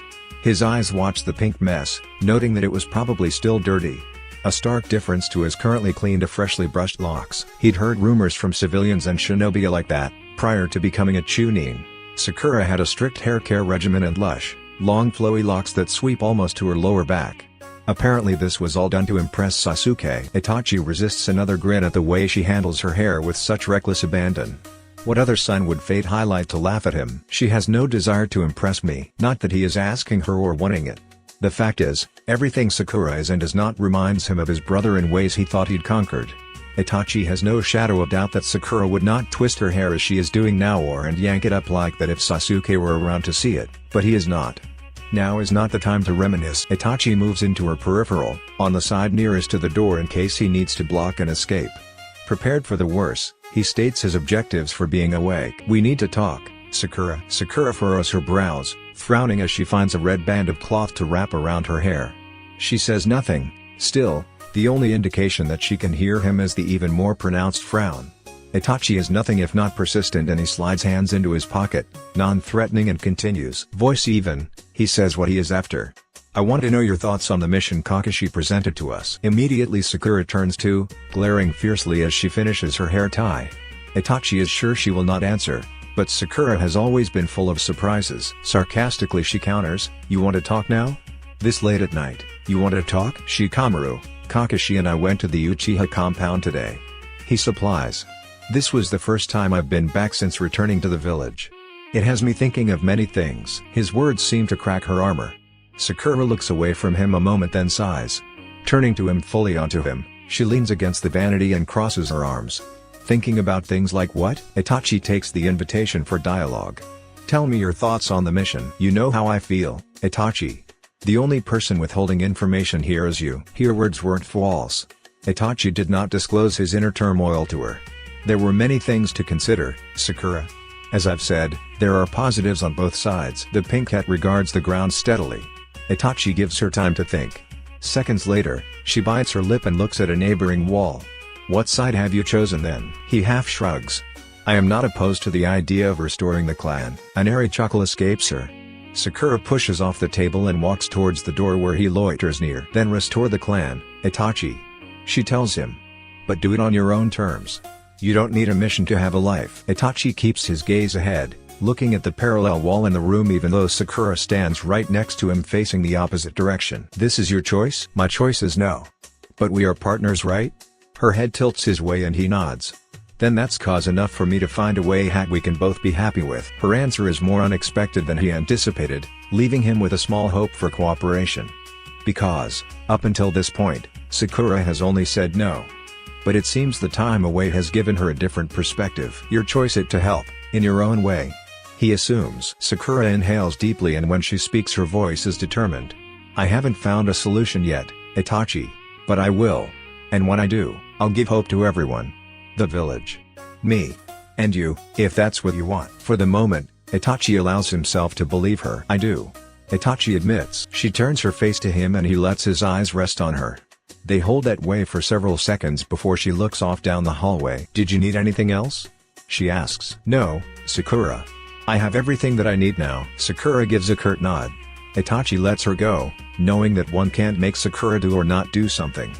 But if she has determined herself to get it done, then there is hope. In the days following their discussion, Sakura's sofa becomes her office space. An occurrence she is sure Kakashi did not expect to happen. With a blanket thrown over her legs and a pillow cushioning her back, the jounin turns the pages of a medical text nestled in her lap. A plethora of books and tomes scatter on different ends of the sofa, all marked with notes and bookmarks and dog ears for her to reference later. There's a routine developing in her late afternoon and evenings.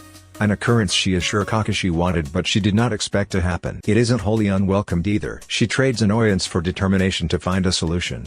With that comes a level of cooperation from both her and Itachi. Discontent gives way to dedication. There's no way I'm going to screw this up. I have to get it right. Proving it to herself is one thing but Sakura would be lying if she denied the influence others have on her. The Elders Council, Kakashi, and Itachi, and eventually all of the Uchiha clan would be her witnesses to lengths she'd gone to protect her village in her own way. From that perspective, Sakura can sympathize with Itachi's burden from years ago. He was tasked with protecting the village from the clan. She is tasked with preserving the clan for the village. Both came with hard choices from a group of people who only saw one way. I will outdo them all. She resolves. For that, she needs Itachi's help. He has been nothing but cooperative, from her changes in his medical routine to probing questions. His support is a welcomed addition to her confidence, and their little evening routine only helps more. They work with and around each other, Sakura taking to the couch for her research while Itachi made sure dinner is edible. When food is spent, she makes tea for the both of them to drink. Itachi will at least concede to let her do that much in the kitchen so he can have a shower first. Afterwards, they both bury their faces in their respective work. Itachi takes his perch on a cushion and low table in the far corner of the living room, near the shoji doors that lead to his garden, musing over blueprints and plans documents about the Uchiha compound. Tonight, however, he's switched to his other new hobby, shogi. The board game was sitting on her living room table one day when she came home. At first she thought it was a relic from Itachi's old home, but later found out it was gifted to him from Shikamaru. Needless to say, the medical jounin was very much confused. When had Itachi and Shikamaru formed a friendship? How long had it been going on, and when did it get to the point of gift-giving? Sakura never asked those questions and accepted it as a mission well done. Shinobi were willing to befriend Itachi. That is A+ in her book. She taps a pen against her lips, rereading an excerpt from a botanist's peer review with expert eyes. It's her latest venture in the steps to answers Kakashi's daring challenge. However, the task of figuring out a solution only comes with more problems. There are only so many ways a person can reproduce without her physically constructing a child, as she did with Itachi. That wasn't the problem. She turned several pages, skipping the bits that were unnecessary. The list is exhaustible but extensive. If the start and stop of it was baby making, I would have been finished days ago. Itachi's health is the bigger issue here. A tired groan escapes, as the article yields no favorable results. The medic slides the text further down her lap and cracks her neck. With Itachi still chronically ill and with no real cure, there's no guarantee that he will be healthy enough or around long enough to raise children. There is also the problem of their marriage. If Itachi finds another woman now, he would effectively be cheating on her, and that would probably undo a lot of the hard work both of them put in for the last 4 years. That's not something I'm willing to do. She ponders the ceiling and yawns. We'll have to make progress in another way. The top choice on her list of solutions is some form of artificial insemination, provided they have a willing donor. She could spend a number of ways to get those to cooperate. There is always the off chance of Itachi remarrying, as Sakura has already fabricated how and why they are separating. More precisely, why Itachi left her. Better a disgruntled husband than a scorned hero. I can play the bad guy, I don't care. Using kids as the straw that broke the camel's back will only add to the validity. Ino is already my insurance and Itachi's witness. Sakura chews her bottom lip in deep thought, visiting and revisiting her carefully conjured plan. But there were snags everywhere, snags she sure Kakashi and the elders considered. Illness aside, Itachi hasn't expressed interest in anyone. As many looks and side glances and blushes that he gets, no woman I've come across openly expresses interest in him. And if I know Uchiha like I do, Itachi probably has a blind spot when it comes to women. She huffs in frustration. Then again, who's going to tell me to my face that they have a crush on my husband? It could very well be that there are options, but I just can't use them without Itachi raising red flags. That's not all bad. It gives me time to make sure he is in one piece when I pass the torch. But would he even be interested? If Itachi is anything like his brother and has almost no interest in the female species, even if there are willing participants, her only option is something artificial. I can't exactly ask if he has a thing for a particular woman. Well, I could. Sakura cringes at the thought. That'd just be weird. It's like asking Ino or Tenten if they have a crush. This is Itachi. He's so Itachi. The medic rubs her hands down her face and looks up at the wooden ceiling of their humble home. Sakura tries to clear her mind of solutions and plants and medicines and babies just for a moment. When she does, an audible murmur makes her head loll to the side. Huh? Perhaps she hadn't noticed because she was so focused on her own work, but the low rumble becomes the loudest thing in the room. She sits up straight and more than a little curious as she watches Itachi negotiate with himself. What's he looking at or waiting for, I guess? One hand precariously hovers over a shogi piece, while the other hand holds his chin as it rests there. Itachi's full gaze and attention is on the board game, eyes low and concentrated. But most surprising of all is the way he just talks. Sakura can't quite make out his words, but she hears the deepness of his tenor and sees the subtle movement of his lips. The Uchiha reaches for the piece, hesitates, then goes for a different one, moving it instead. Sakura's never understood the rules to shogi, nor has she given it proper consideration to try. but watching Itachi play is enough to both pique her interest and simultaneously lose it. He makes it seem almost interesting. After his move is made, Itachi sits back, looking notably smug about whatever he's done. Sakura has no idea what though, and curiosity gets the best of her for the moment. "What did you do?" she asks. Itachi waves in her direction. "Come here if you wish to see." Curiosity makes her stand, moving books and blanket aside to cross the room. She hovers over him and the board, eye following where his fingers point. Itachi explains his moves in hesitation and why they took some outward thinking through. Sakura listens, sort of. Among other new things she's experienced, being taught by Itachi is different than being talked to. He knows a lot, clearly. She thinks his knowledge isn't the thing that holds her attention, it's his voice that draws her in. It's the same deep rumble from earlier. Confident. Sure. Patient. In another life, he would have made a good sensei. Sakura muses. It almost makes me want to try to learn.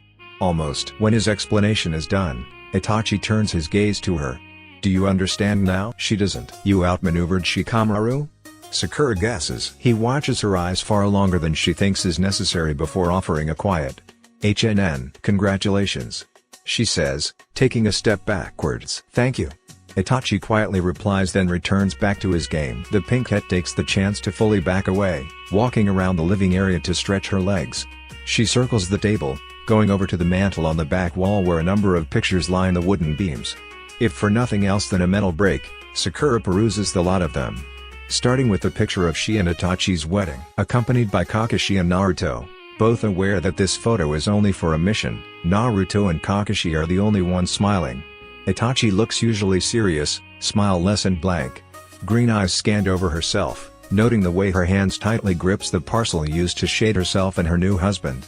Sakura didn't smile in this picture, not even with her eyes. When asked, she blamed it on being tired and nervous.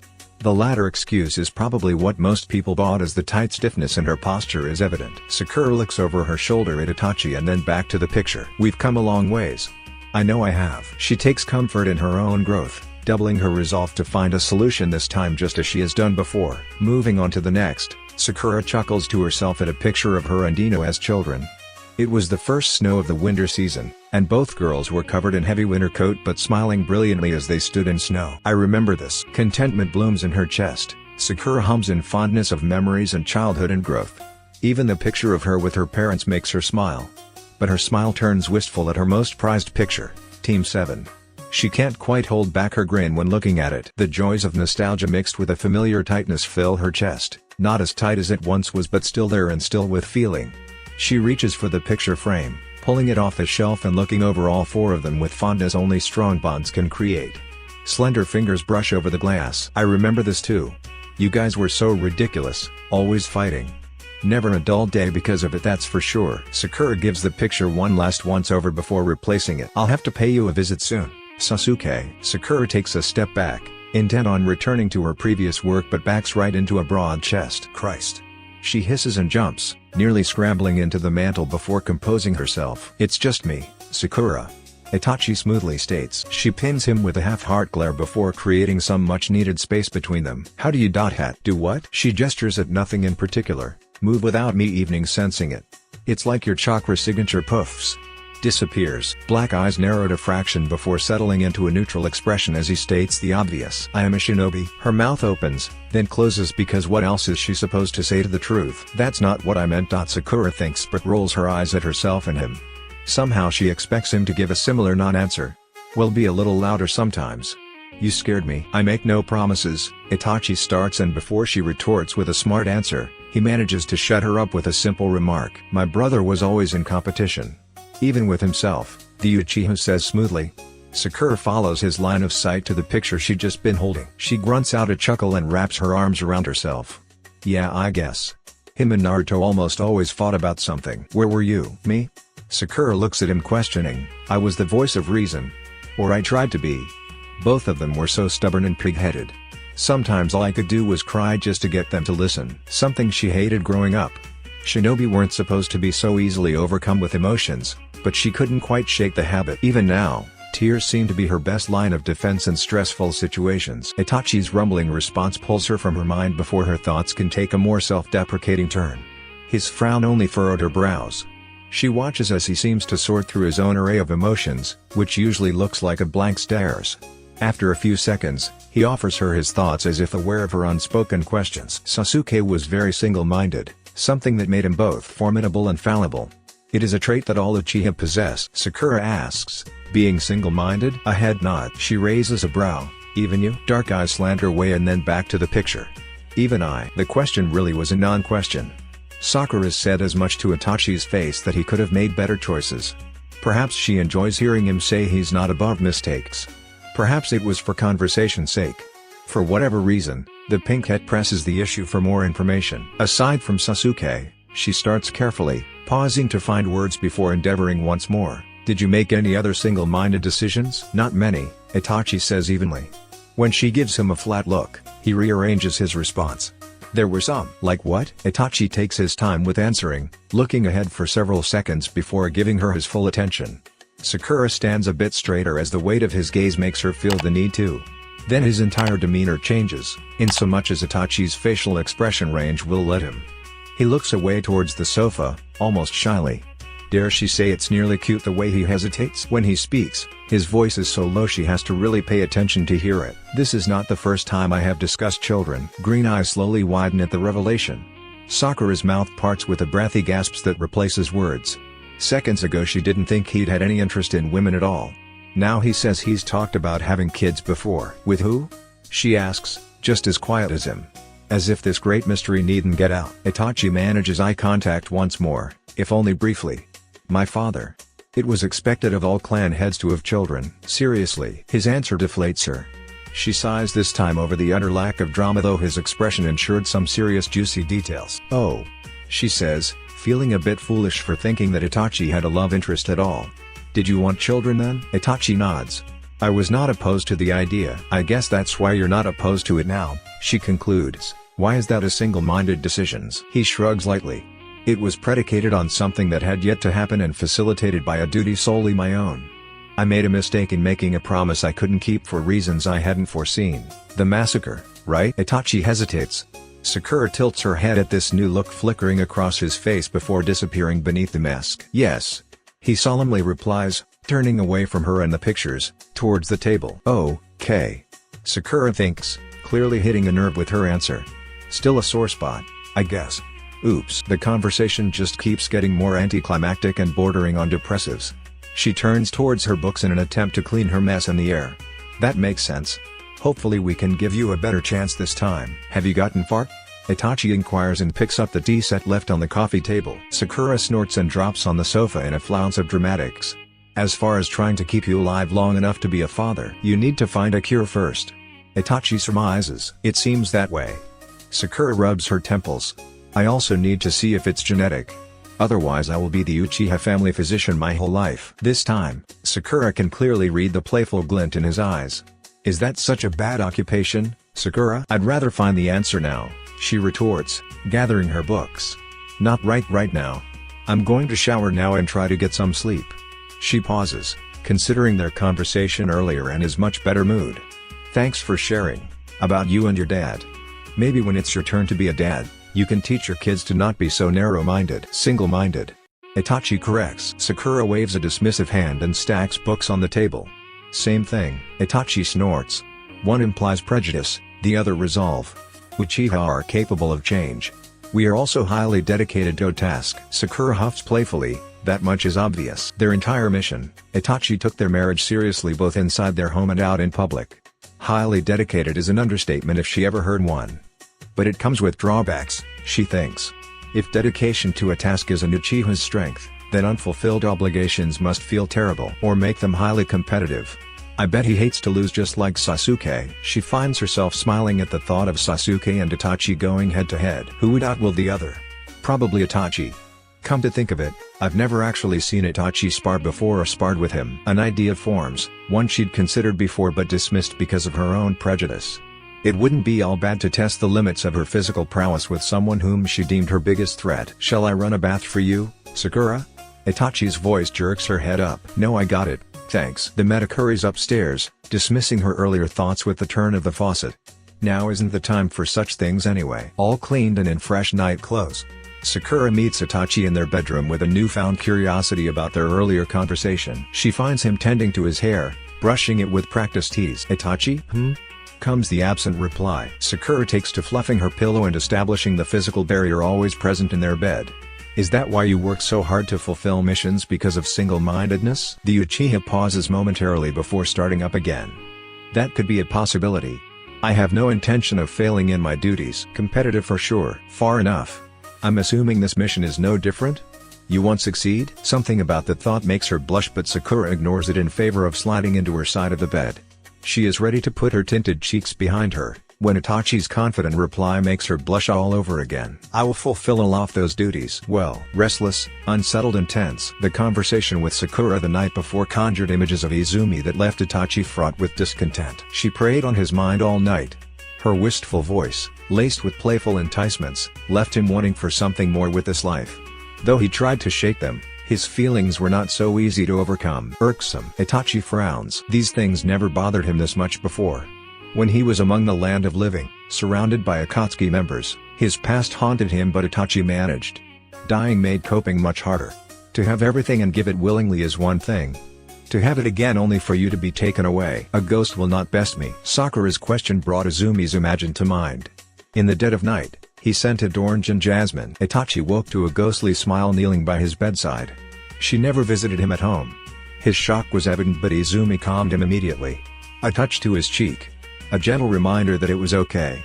Against his better judgment, Itachi longed for her to stay, to help him with this.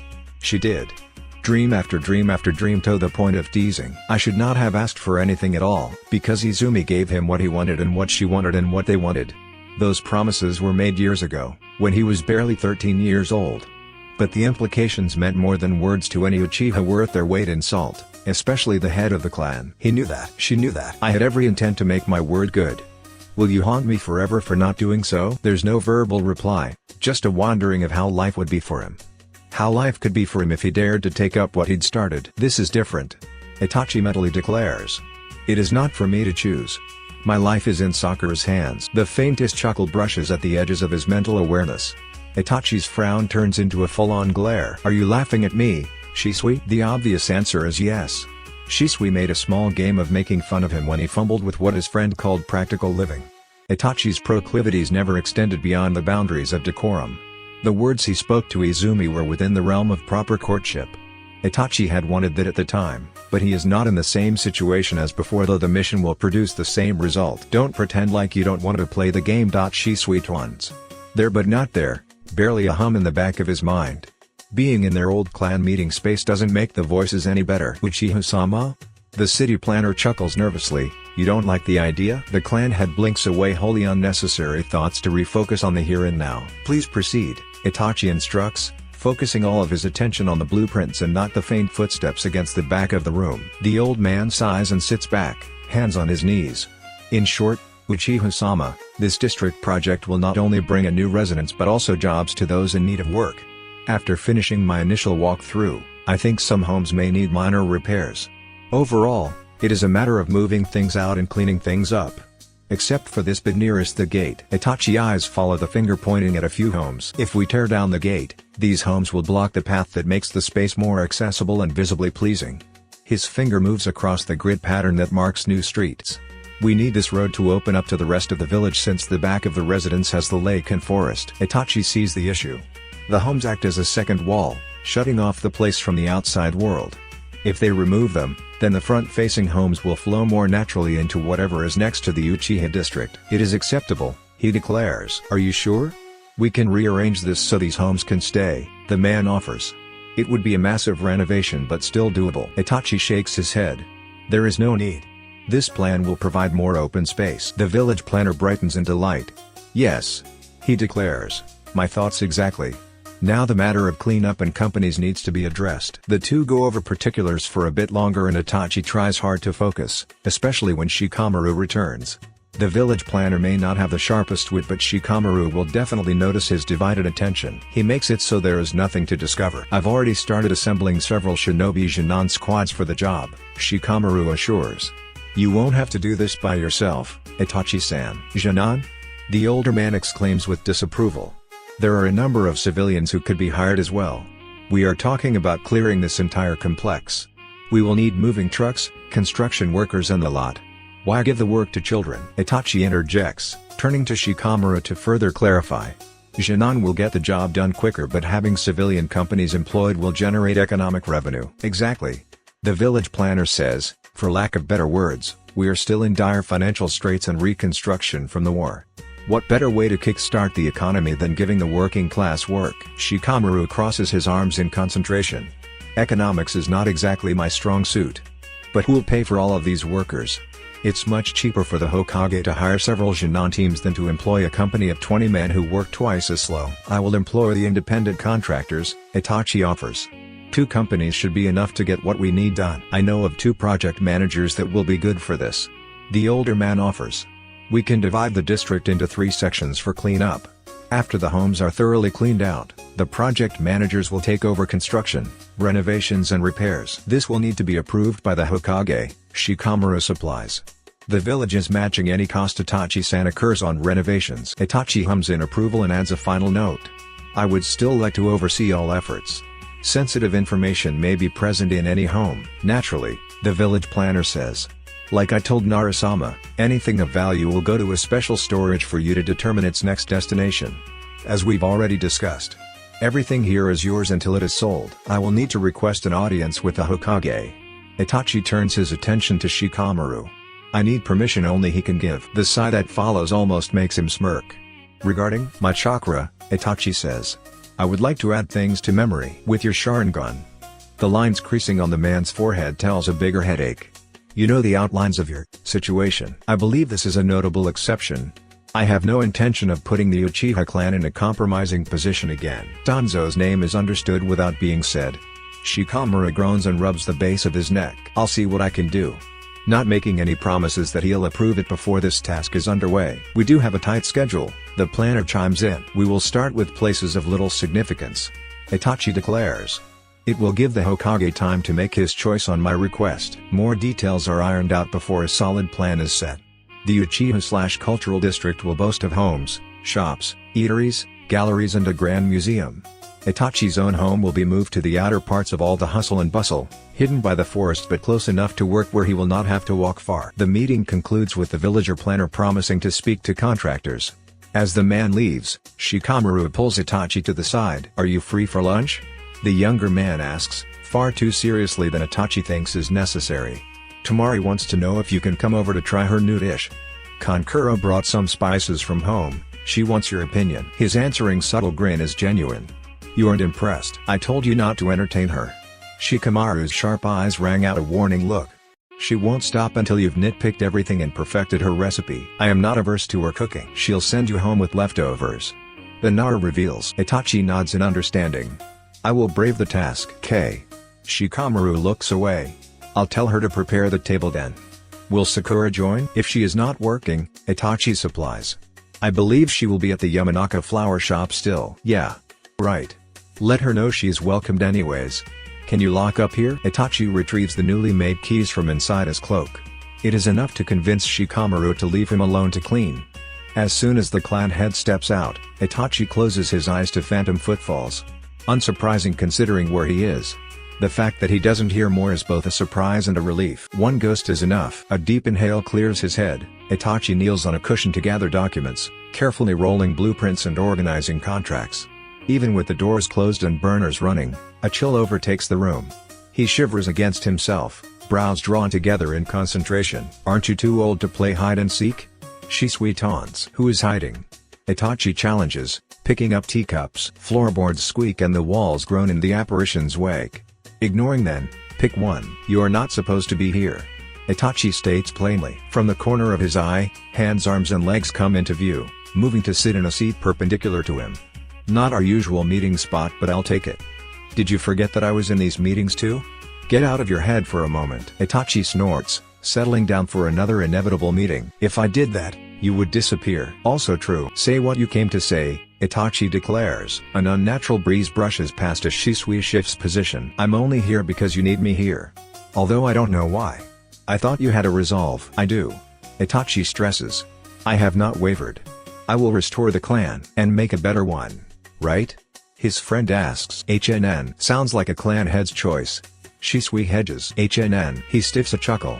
Is Izumi giving you grief again? Itachi's fist clench against his thighs.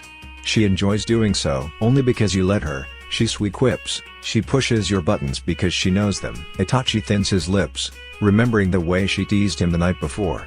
She reminded me of my vow. Shisui laughs outright. She is really hammering it home. The ghost pauses, turning contemplative. Or reminding you of something you've forgotten. Itachi rolls his eyes in disbelief.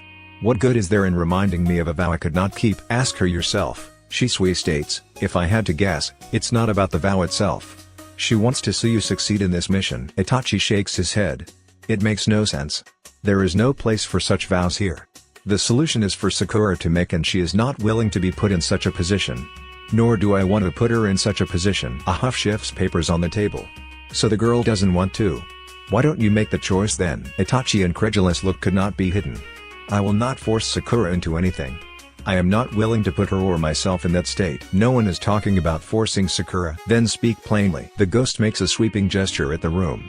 Learn from experience. Use your teachings. Itachi blinks once. My teachings? You're head of this clan, aren't you? Yes. Then you have plenty resources. Improvise. Just as quickly as he came he leaves. Itachi sits with the words left to him, just as confused as he was before. If what Shisui says is true and Izumi wants him to succeed in his task, she has an odd way of showing it. Perhaps I shouldn't be consulting the dead about matters of the living. Itachi thinks but keeps the words in the back of his mind. What good would a dead vow do him now? Even if there was a use for it, it was for Sakura to say how this mission would unfold. Further still, such a vow would be wasted because the nature of it lends itself to certain mutual desires. While Itachi will do what is necessary for the village, his desires only extended in that direction once. Shaking his head, Itachi takes the materials and dishes with him, putting out the heating before locking the door to the meeting room behind him. He leaves the compound, putting Ghost behind him in favor of catering to his garden before the snow starts. It's been such a long time since Sakura's needed to get food from a stall. Even while working in the hospital, Itachi normally had lunch prepared for her and dinner too if need be. This is nice, she thinks as she waits in line. A couple of years ago, she would have been swarmed with people thanking her profusely for her work in the war effort. Unlike Naruto, her celebrity status has since died down. She only gets waves and greeting smiles now. On occasion a patient might pass by, but these days she is just a citizen of Konoha like everyone else. Uchiha-san. Sakura turns on cue, having grown accustomed to her current last name being used by those who aren't the wiser. See, I told you that was her. A woman hurriedly crosses the road, her friends trailing after. Sakura smiles softly, recognizing the woman instant. Shien-san. How are you? Shien bows enthusiastically, making Sakura blush. I wanted to thank you again for what you did for my little sister. She went for a checkup yesterday and the doctors say her health has improved a lot. Sayuri-san is doing better? That's good to know. Sakura waves kindly to the group of women hanging back. Are you guys getting lunch here? No, we're going somewhere else. Are you getting lunch? Shien inquires, looking between the stall and the medic. Knowing what's next, Sakura laughs slightly and waves a dismissive hand. I'm just getting some steamed vegetables for a friend. No big deal. Shien takes a determined step closer. Please allow me, as a show of gratitude. No. It's fine really. Knowing your sister is doing fine is enough, thanks. Shien raises a blonde brow, something Sakura distinctly remembers now. Shien was impossibly stubborn, even when it came to her little sister being in the hospital for a cold. Sayuri was looking for you actually, she states. They said you weren't working that day. The medical jounin moves up in line, keeping a cordial manner about the entire encounter. Yes, I've been on a short vacation to help out with other tasks around the village. Doctors need breaks too for our health. That makes sense. Shien looks over to her friends waiting before turning back to Sakura. Well, I hope you enjoy your break. It was nice seeing again, Uchiha-san. With another brief bow, Sakura waves Shien and her friends off just as it's her turn to order. It takes mere minutes before the medic is off to the Konoha cemetery for a much-needed visit. Sorry this took so long. Her voice softens as she kneels down on cold snow-covered dirt. Things have been crazy and I haven't had much time to get replacements. Forgive me? There is no response. There never is, and she hardly expects any at this point. Delicate hands brush gently at loose snow on the gravestone. She clears space for new talismans to replace the old, torn and wet ones. Snow in Konoha is hardly rare but sporadic enough that it always has an element of surprise when it comes. Sakura for one enjoys the look of a village covered from head to in brilliant white. It's beautiful and vibrant and new, but it won't last, not this late in winter. I got some steamed vegetables this time. She takes the old tray of food offerings and tucks it away in her bag. I didn't get a chance to ask Itachi to cook anything, so fast food it is. Besides, these should keep you warm. If not, I got a little sake too, if you've taken to that. The flowers get replaced with new arranged ones, thanks to the girls. She replaces incense as well, claps her hands together for a quick prayer, then lets her hands drop to her knees. Green eyes take a cursory scan of her work, and with a satisfied sigh, Sakura allows herself a smile at the grave of her second closest friend. I can't stay long today, Sasuke. Sakura admits and pulls herself upwards. She walks to the bench close to the beech tree, wipes at the snow there before taking a seat. I'm going to meet Naruto and Kakashi for ramen. She rolls her eyes playfully. Naruto doesn't know I know he's bringing Kakashi. But I know, and before you say anything, yes, I'm still mad. Her smile falters a little. Kinda mad. Not as much as I was before. Would you be upset if I genetically engineered a niece or nephew for you in my lab? She giggles at herself, shaking away the silly thought and looking up. I still don't know exactly what I'm going to do about this mission. I'm leaning toward in vitro. It's the best options, don't you think? Sakura looks back at the grave, waiting. Not for an answer from him really. Clarity would be nice. Nothing she's thought seems to be the right answer. There's a caveat everywhere she turns. Even with in vitro, we'd have to find a willing donor. Sakura snorts. Not that that would be a problem. I'm sure a number of women would line up for that job. Which only begs the question of why Kakashi didn't think of it. He probably has. That's the stopping point she keeps coming to.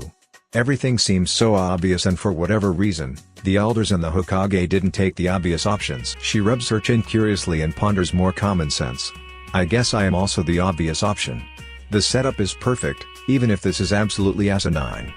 Still, why didn't Kakashi just take his sperm and be done with it? The answering wind gives her a chill. Sakura slouches long enough to realize this isn't helping. Anyways, Sasuke. Eat up and stay warm. I'll keep you updated on how rebuilding the clan is going. Feel free to visit me in a vision if you have bright ideas. She jokes and secretly hopes. Dreams of Sasuke come less and less. While she knows this is a good thing, it wouldn't be so terrible to see you once more. The thought comes and goes, a fleeting memory among many. Sakura shoulders her bag and leaves the dead where they lie. She takes to the trees, hopping from branch to branch until the inner part of the village comes into the view. Then she takes to the rooftops. Of course, traveling by ground is an option, but this is faster. It takes mere minutes before she drops down to earth again. Right in front of Ichiraku Ramen. Sakura. Naruto's wide expression fogs the window pane that his face is pressed against. Even though she can't actually hear the exclamation, she can read his lips just fine. The pinkette pulls her bag straps over her head with one hand and opens the doors to their new building with the other. Seconds later, her best friend barrels forward, capturing her in a hug that lifts her from the ground. You came. Sakura laughs and pats his shoulder to be put down. Why wouldn't I? Any reason I may want to stay home? Perhaps a tall gray-headed reason? She can think of a few. One in particularly loiters near their table. Naruto lowers her to her feet and clears his throat. Well, he laughs sheepishly. I thought we could have ramen together, you know, like old times. Green eyes flicker to the table. Kakashi casually waves and she rolls her eyes back to Naruto. You should have told me he was coming. Naruto's shoulders slump and he turns on those big blue puppy dog eyes. But I knew you were mad at him even if you won't say why. I figured you'd say no. So you tricked me? No. Naruto whines. More like, omitted information. Sakura grabs a hip with her free hand, giving him a hard time for old time's sake. Purposely. You didn't ask me who would be here, so technically. Her mouth opens then closes and her faux annoyance loses steam. I see those diplomatic relations lessons are kicking in. Come on. Naruto doesn't resist when she pulls his arms, leading him to their former sensei. Sakura, Kakashi greets pleasantly. Kakashi, she retorts, not quite angry or mad or anything. Doesn't mean I can't give him a hard time. Sakura relishes in the small pout poking through his mask. Kakashi should feel bad for what he did. If she can't find a solution, he damn well will be sorry when she refuses the mission. The pinkette slides into the booth across from the boys, ignoring how the Hokage lingers a few seconds before taking his seat as well. This new building is nice, Sakura comments. Not to be left out. Naruto perks up. Is this your first time in the new building? No, I came to the grand opening.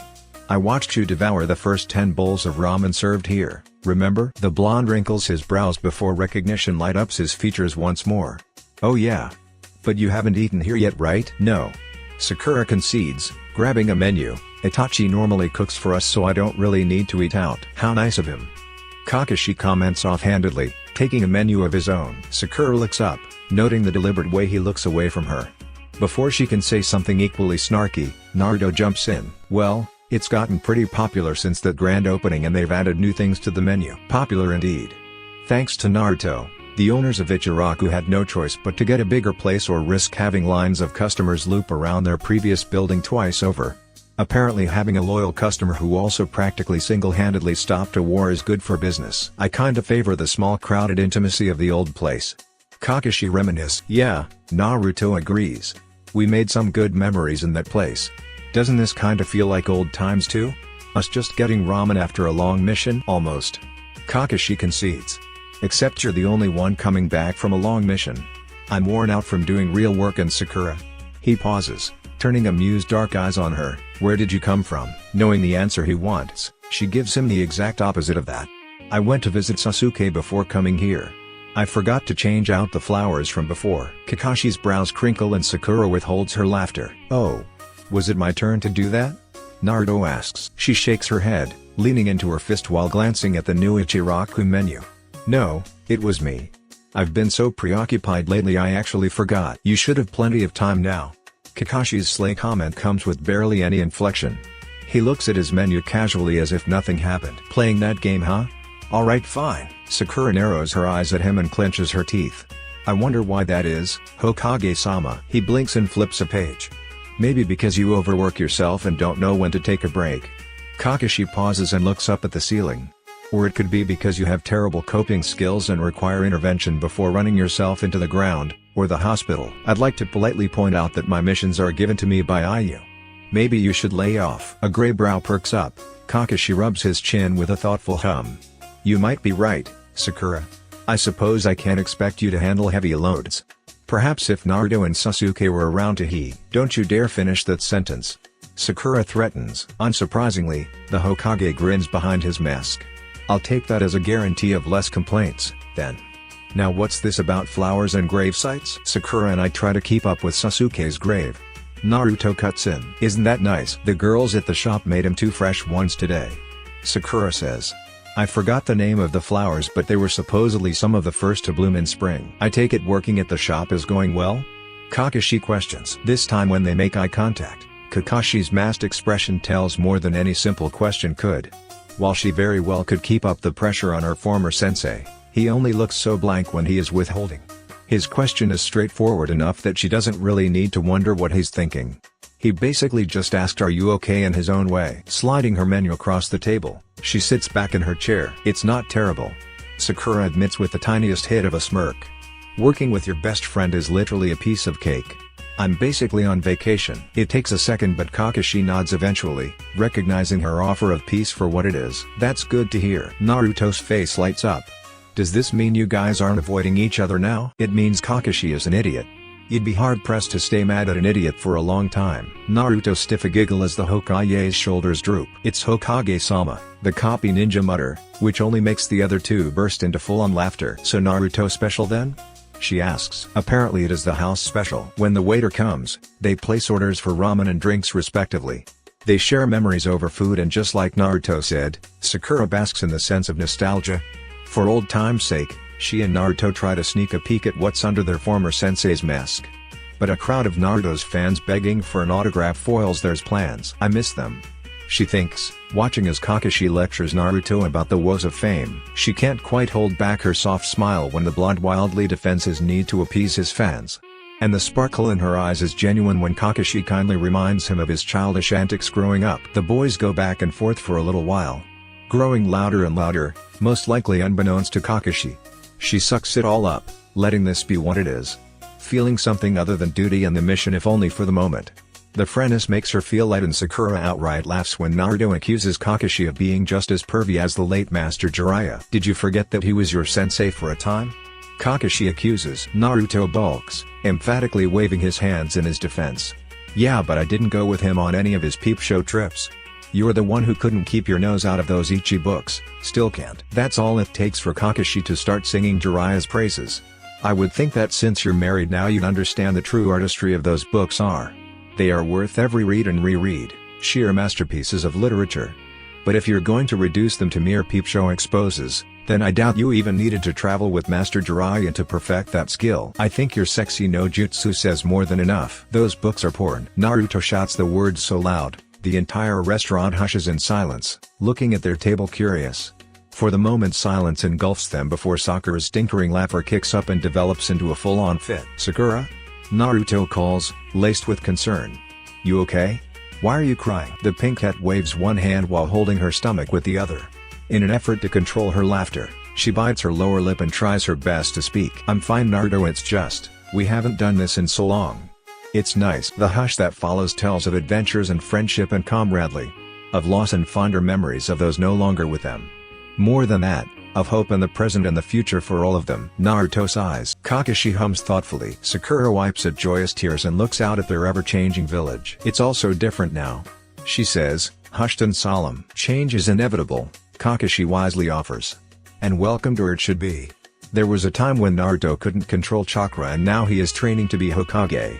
And you Sakura?" Green eyes swing his way. It still marvels her sometimes that, despite their misgivings, Kakashi still holds a teacher role in her life. With one tone he can get her attention and keep it. "There was a time when you were trying to find yourself," he continues. "You've found more inside of you than even I could teach you." Warmth blossoms in her chest. Her earlier anger with him a whisper in the past. She smiles and nods. "Let's not forget someone is gonna be a dad for a second time," she comments.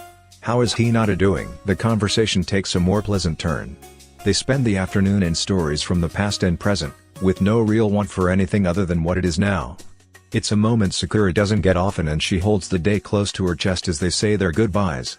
She takes the long way home, cherishing the ability to even do that, stopping every so often to talk to cheerful villagers. It's past evening and already dark when she makes it to her front door. Unsurprisingly, when she finally gets inside, Itachi is home with blueprints and papers neatly arranged on their living room table. The sight of him working isn't what makes her pause in the Genkan. Nor is it the thing that makes her sneeze hard and sneeze again. And a third time for good luck, she suspects. "Are you alright, Sakura?" Itachi asks. After rubbing her nose, she makes a beeline for the kitchen. Shrugging out of her winter coat, she tosses it on the back of the couch and goes on the hunt. "Sakura?" She ignores the calls and accompanying footsteps to confront the offending spices that attacked her sense. There on the stove the medium-sized gray pot seems the most likely culprit. With a shinobi's determination, the pink cat lifts the lid to find an orangish gravy over what looks like chicken. Then she sneezes again. "What is this?" Sakura asks, trying hard not to sneeze for the 5th time. Replacing the lid, she walks towards Itachi and gestures to the pot. "Did you buy new spices?" "I did not," Itachi confesses. "Tamari made this for us to share." He trails off, dark eyes roaming her face for a moment. "Are you allergic?" She shakes her head and rubs her nose a few more times to get the itchy burn out. "No. I just don't like spicy food." "Ah, since when did you and Tamari become food buddies?" "She likes for me to taste her recipes and give my opinion," Itachi says, stepping around her into the kitchen. "You're a food critic now?" "Only for Tamari." Sakura watches as he removes the pot from the stove, then fishes for S storage container. Itachi makes quick work of putting the food away, probably for himself. Sakura moves on, going back to the living room to prepare for her final check-in of the day with him. Ever since Honoka smuggled her some updates on Kai, she's changed tactics with Itachi's regiment to test a theory. Retrieving a notebook from the end table, Sakura quickly reads over the notes from the morning. Itachi returns and, without even being asked to, removes several pillows from the sofa, lining them up on the floor.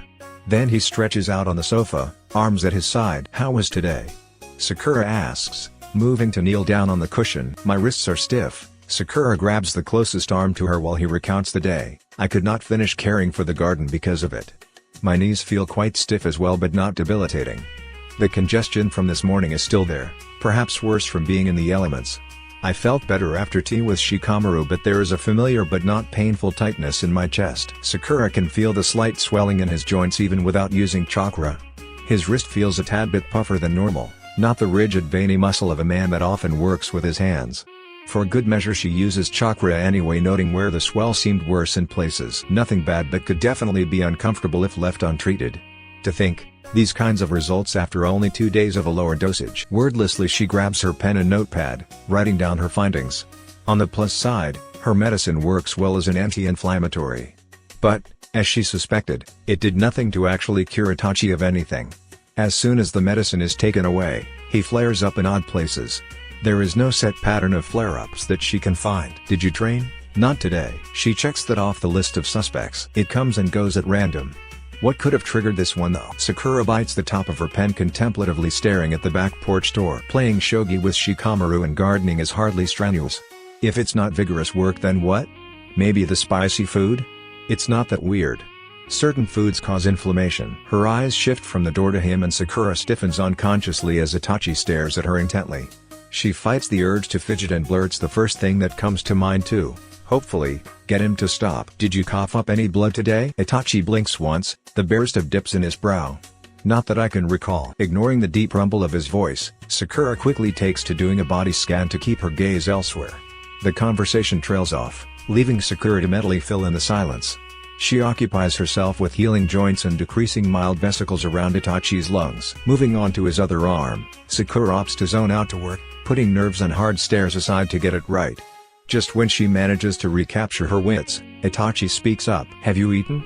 He asks softly. Sakura blinks at the seeming randomness of his statement, and tries to recall where their conversation left off. Yeah. Me, Naruto and Kakashi had ramen, but that was hours ago. We talked most of the time really, she finally asked. The Hokage? His curiosity makes her look up. Feeling on steadier footing, Sakura grins. Yeah, and before you ask, I didn't put a hole in a Jiraku ramen. I did give him a hard time though. Itachi nods gently. Good. She gives his arm a playful pat before pulling up to her feet. You should be able to breathe easier now.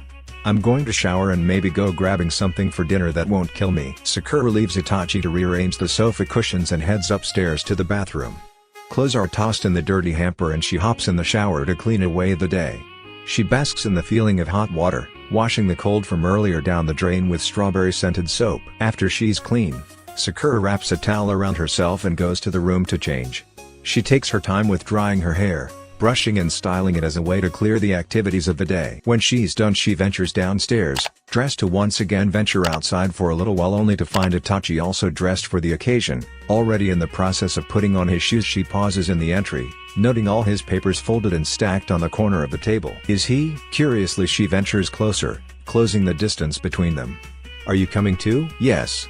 Itachi simply says, easing to a stand. Sakura stands there a moment contemplating replies before picking the most obvious one. Why? Itachi leans down, grabbing her shoes to hand to her. I need a break. A walk will suffice. Do you oppose? She takes her shoes anyway, refusing an answer to what could potentially be a trick question. After she laced up, Itachi opens the door, for her to go first. Sakura grabs her coat then takes the lead while he locked the door. It's not as if they didn't spend time outside together, but it had been so long, Sakura felt a bit odd having Itachi walking next to her. If he hadn't been there she probably would have taken to the roofs, but, for some reason, decides to keep pace with him. Itachi prefers walks. She enjoyed her long walk home, so what's another walk? She glances up at him and then on the residential road ahead. The gentle meanders of their route disappear on the horizon of the progressively darkening sky. Sakura glances at familiar homes and trees, relaxing into their slow ease strides. After several minutes of quiet, she finally ventures to speak. Itachi? Comes a lazy reply. Sakura looks up curiously. Itachi's eyes are heavy-lidded, nearly closed in what she assumes is contemplation. Did I interrupt him? She thinks. Sakura rethinks her question before Itachi prompts her to go on. Did you need something, Sakura? I was just wondering how the museum was going. Shikamaru and I met with the village planner today. We have created the layout for what will be a new residential district. Now is the matter of contracting worker. Oh, she says softly, at least it's starting. She pulls her arms taut behind her, stretching. How did your conversation with the Hokage go? Itachi counters. Sakura laughs slightly. I gave him a hard time, but we're on good terms. I told him before we left that I was working towards something. He just gave me one of his weird eye crinkles. Actually, that reminds, did Kakashi give you any reasons as to why they chose me or didn't choose, you know, literally any other way? His answering blink would translate as nothing to anyone but her. Sakura's skill in reading Uchiha may not be perfect, but she's smart enough to know that look means he knows something. I can't believe he's been withholding information. She takes a couple quick steps to get a ways in front before fixing stern green eyes on him. Spill it, she demands. Itachi huffs, rolling his eyes at her statement. There is nothing to spill. You blinked. She accused. He half shrugs. A common action, but a basic means of communicating from you. Sakura counters. You look guilty. Itachi outright snorts this time. I do not. She growls at him. He reaches over to take her hand underneath his cloak in response. There are people watching, Sakura. Itachi answers her raised brow. She turns around and, indeed, they've made it closer to the city center and there are some people glancing at them. Is this necessary though? She whispers. They can't even see our hands. Itachi nods once. It's the implication. Sakura rolls her eyes but doesn't remove her hand from his grasp.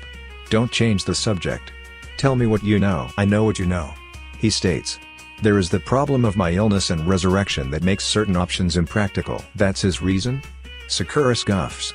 You've lived this long. I doubt your body will fall apart. Itachi nods once. But there is no cure, yet. She declares. Yet, he repeats. Sakura opens her mouth, before closing, pausing as a couple passes them by.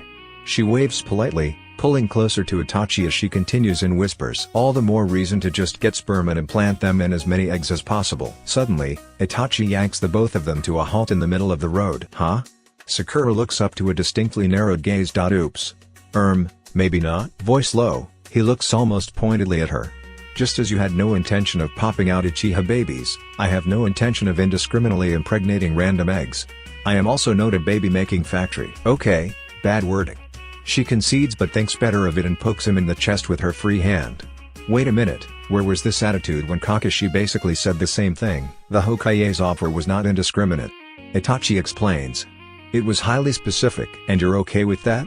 Sakura questions. He starts walking again, pausing for far longer than Sakura would have liked before speaking. I prefer the idea of own female. She nods at that without thinking too much about what it could mean.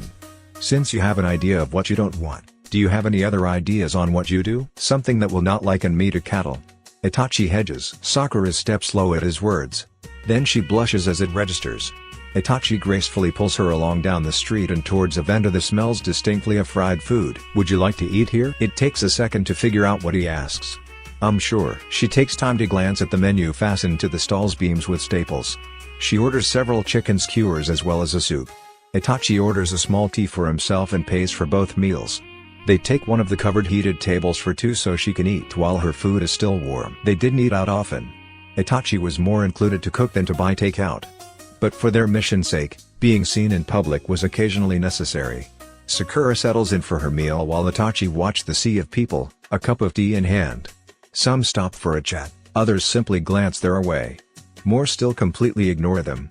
It's those people that she's grateful for. Years ago, Itachi brought a slew of attention. Now the village is used to seeing him around. Now few people think twice about seeing the oldest Uchiha among the living. Not everybody knows his history, not everybody knows about the massacre. It's my job to keep it that way. She reminds herself. Halfway through their meal, Sakura comes up with another question, closer to something he said days ago. When she gets his attention, she takes the moment to ask. If everything that happened didn't happen, would you have wanted to be the clan head? A black brow raises and he answers her question with one of his own. Why do you ask? Well, because you're being thrust into the role now. I thought you were anti-clan? She offers. Itachi shakes his head in the negative and slides his empty cup away. Only if the actions put the village in harm's way. I believe in the values of our traditions. I understand that some may not be applicable because of where we are. There was no reason the clan could not live peaceable here. Sakura ponders the words, going over them in her head. If you thought that way, why didn't you attempt to negotiate instead of, you know? He flicks his wrist with a heavy sigh. The council would not hear my advice. They were determined to do it their way. They left me little choice. And your father? Sakura asks. My father was more reasonable. Itachi states. He wanted more time but did not shut them down outright. His indecisiveness put me in a precarious position. Danzo wasn't having the argument that your dad may change the council's mind? She guesses. He nods. She snorts. So it really was all his idea. I am not innocent in my actions. Itachi admits. Eyes averted. She pokes at the scraps of fried chicken on her plate. Yeah, I know that. Still, you were 13. If Danzo had given your dad more time, maybe things could have been different? When no reply comes, she looks up at him looking out into the streets again. Itachi says nothing and Sakura lets the conversation die where it is. Like she and Naruto and Kakashi agreed this morning, the past was nice but there's no use speculating now. Besides, if all goes well then Itachi can make the clan however he wants. She pulls herself to a stand, holding her hand out for him to take. Ready? Sakura asks. Itachi gives her a look and this time she can see him smirking. I thought this was unnecessary. She feigns indifference, turning her eyes away from him and ignoring the change from his somber expression that she fostered with her questions moments ago. It's the implication, Sakura says. Perhaps she isn't completely heartless and took advantage to flip the script for once. Itachi was always trying to comfort her when she had her moments. The least she could do is return the favor. Seconds later, he takes her hand and, in silence, they walk home together.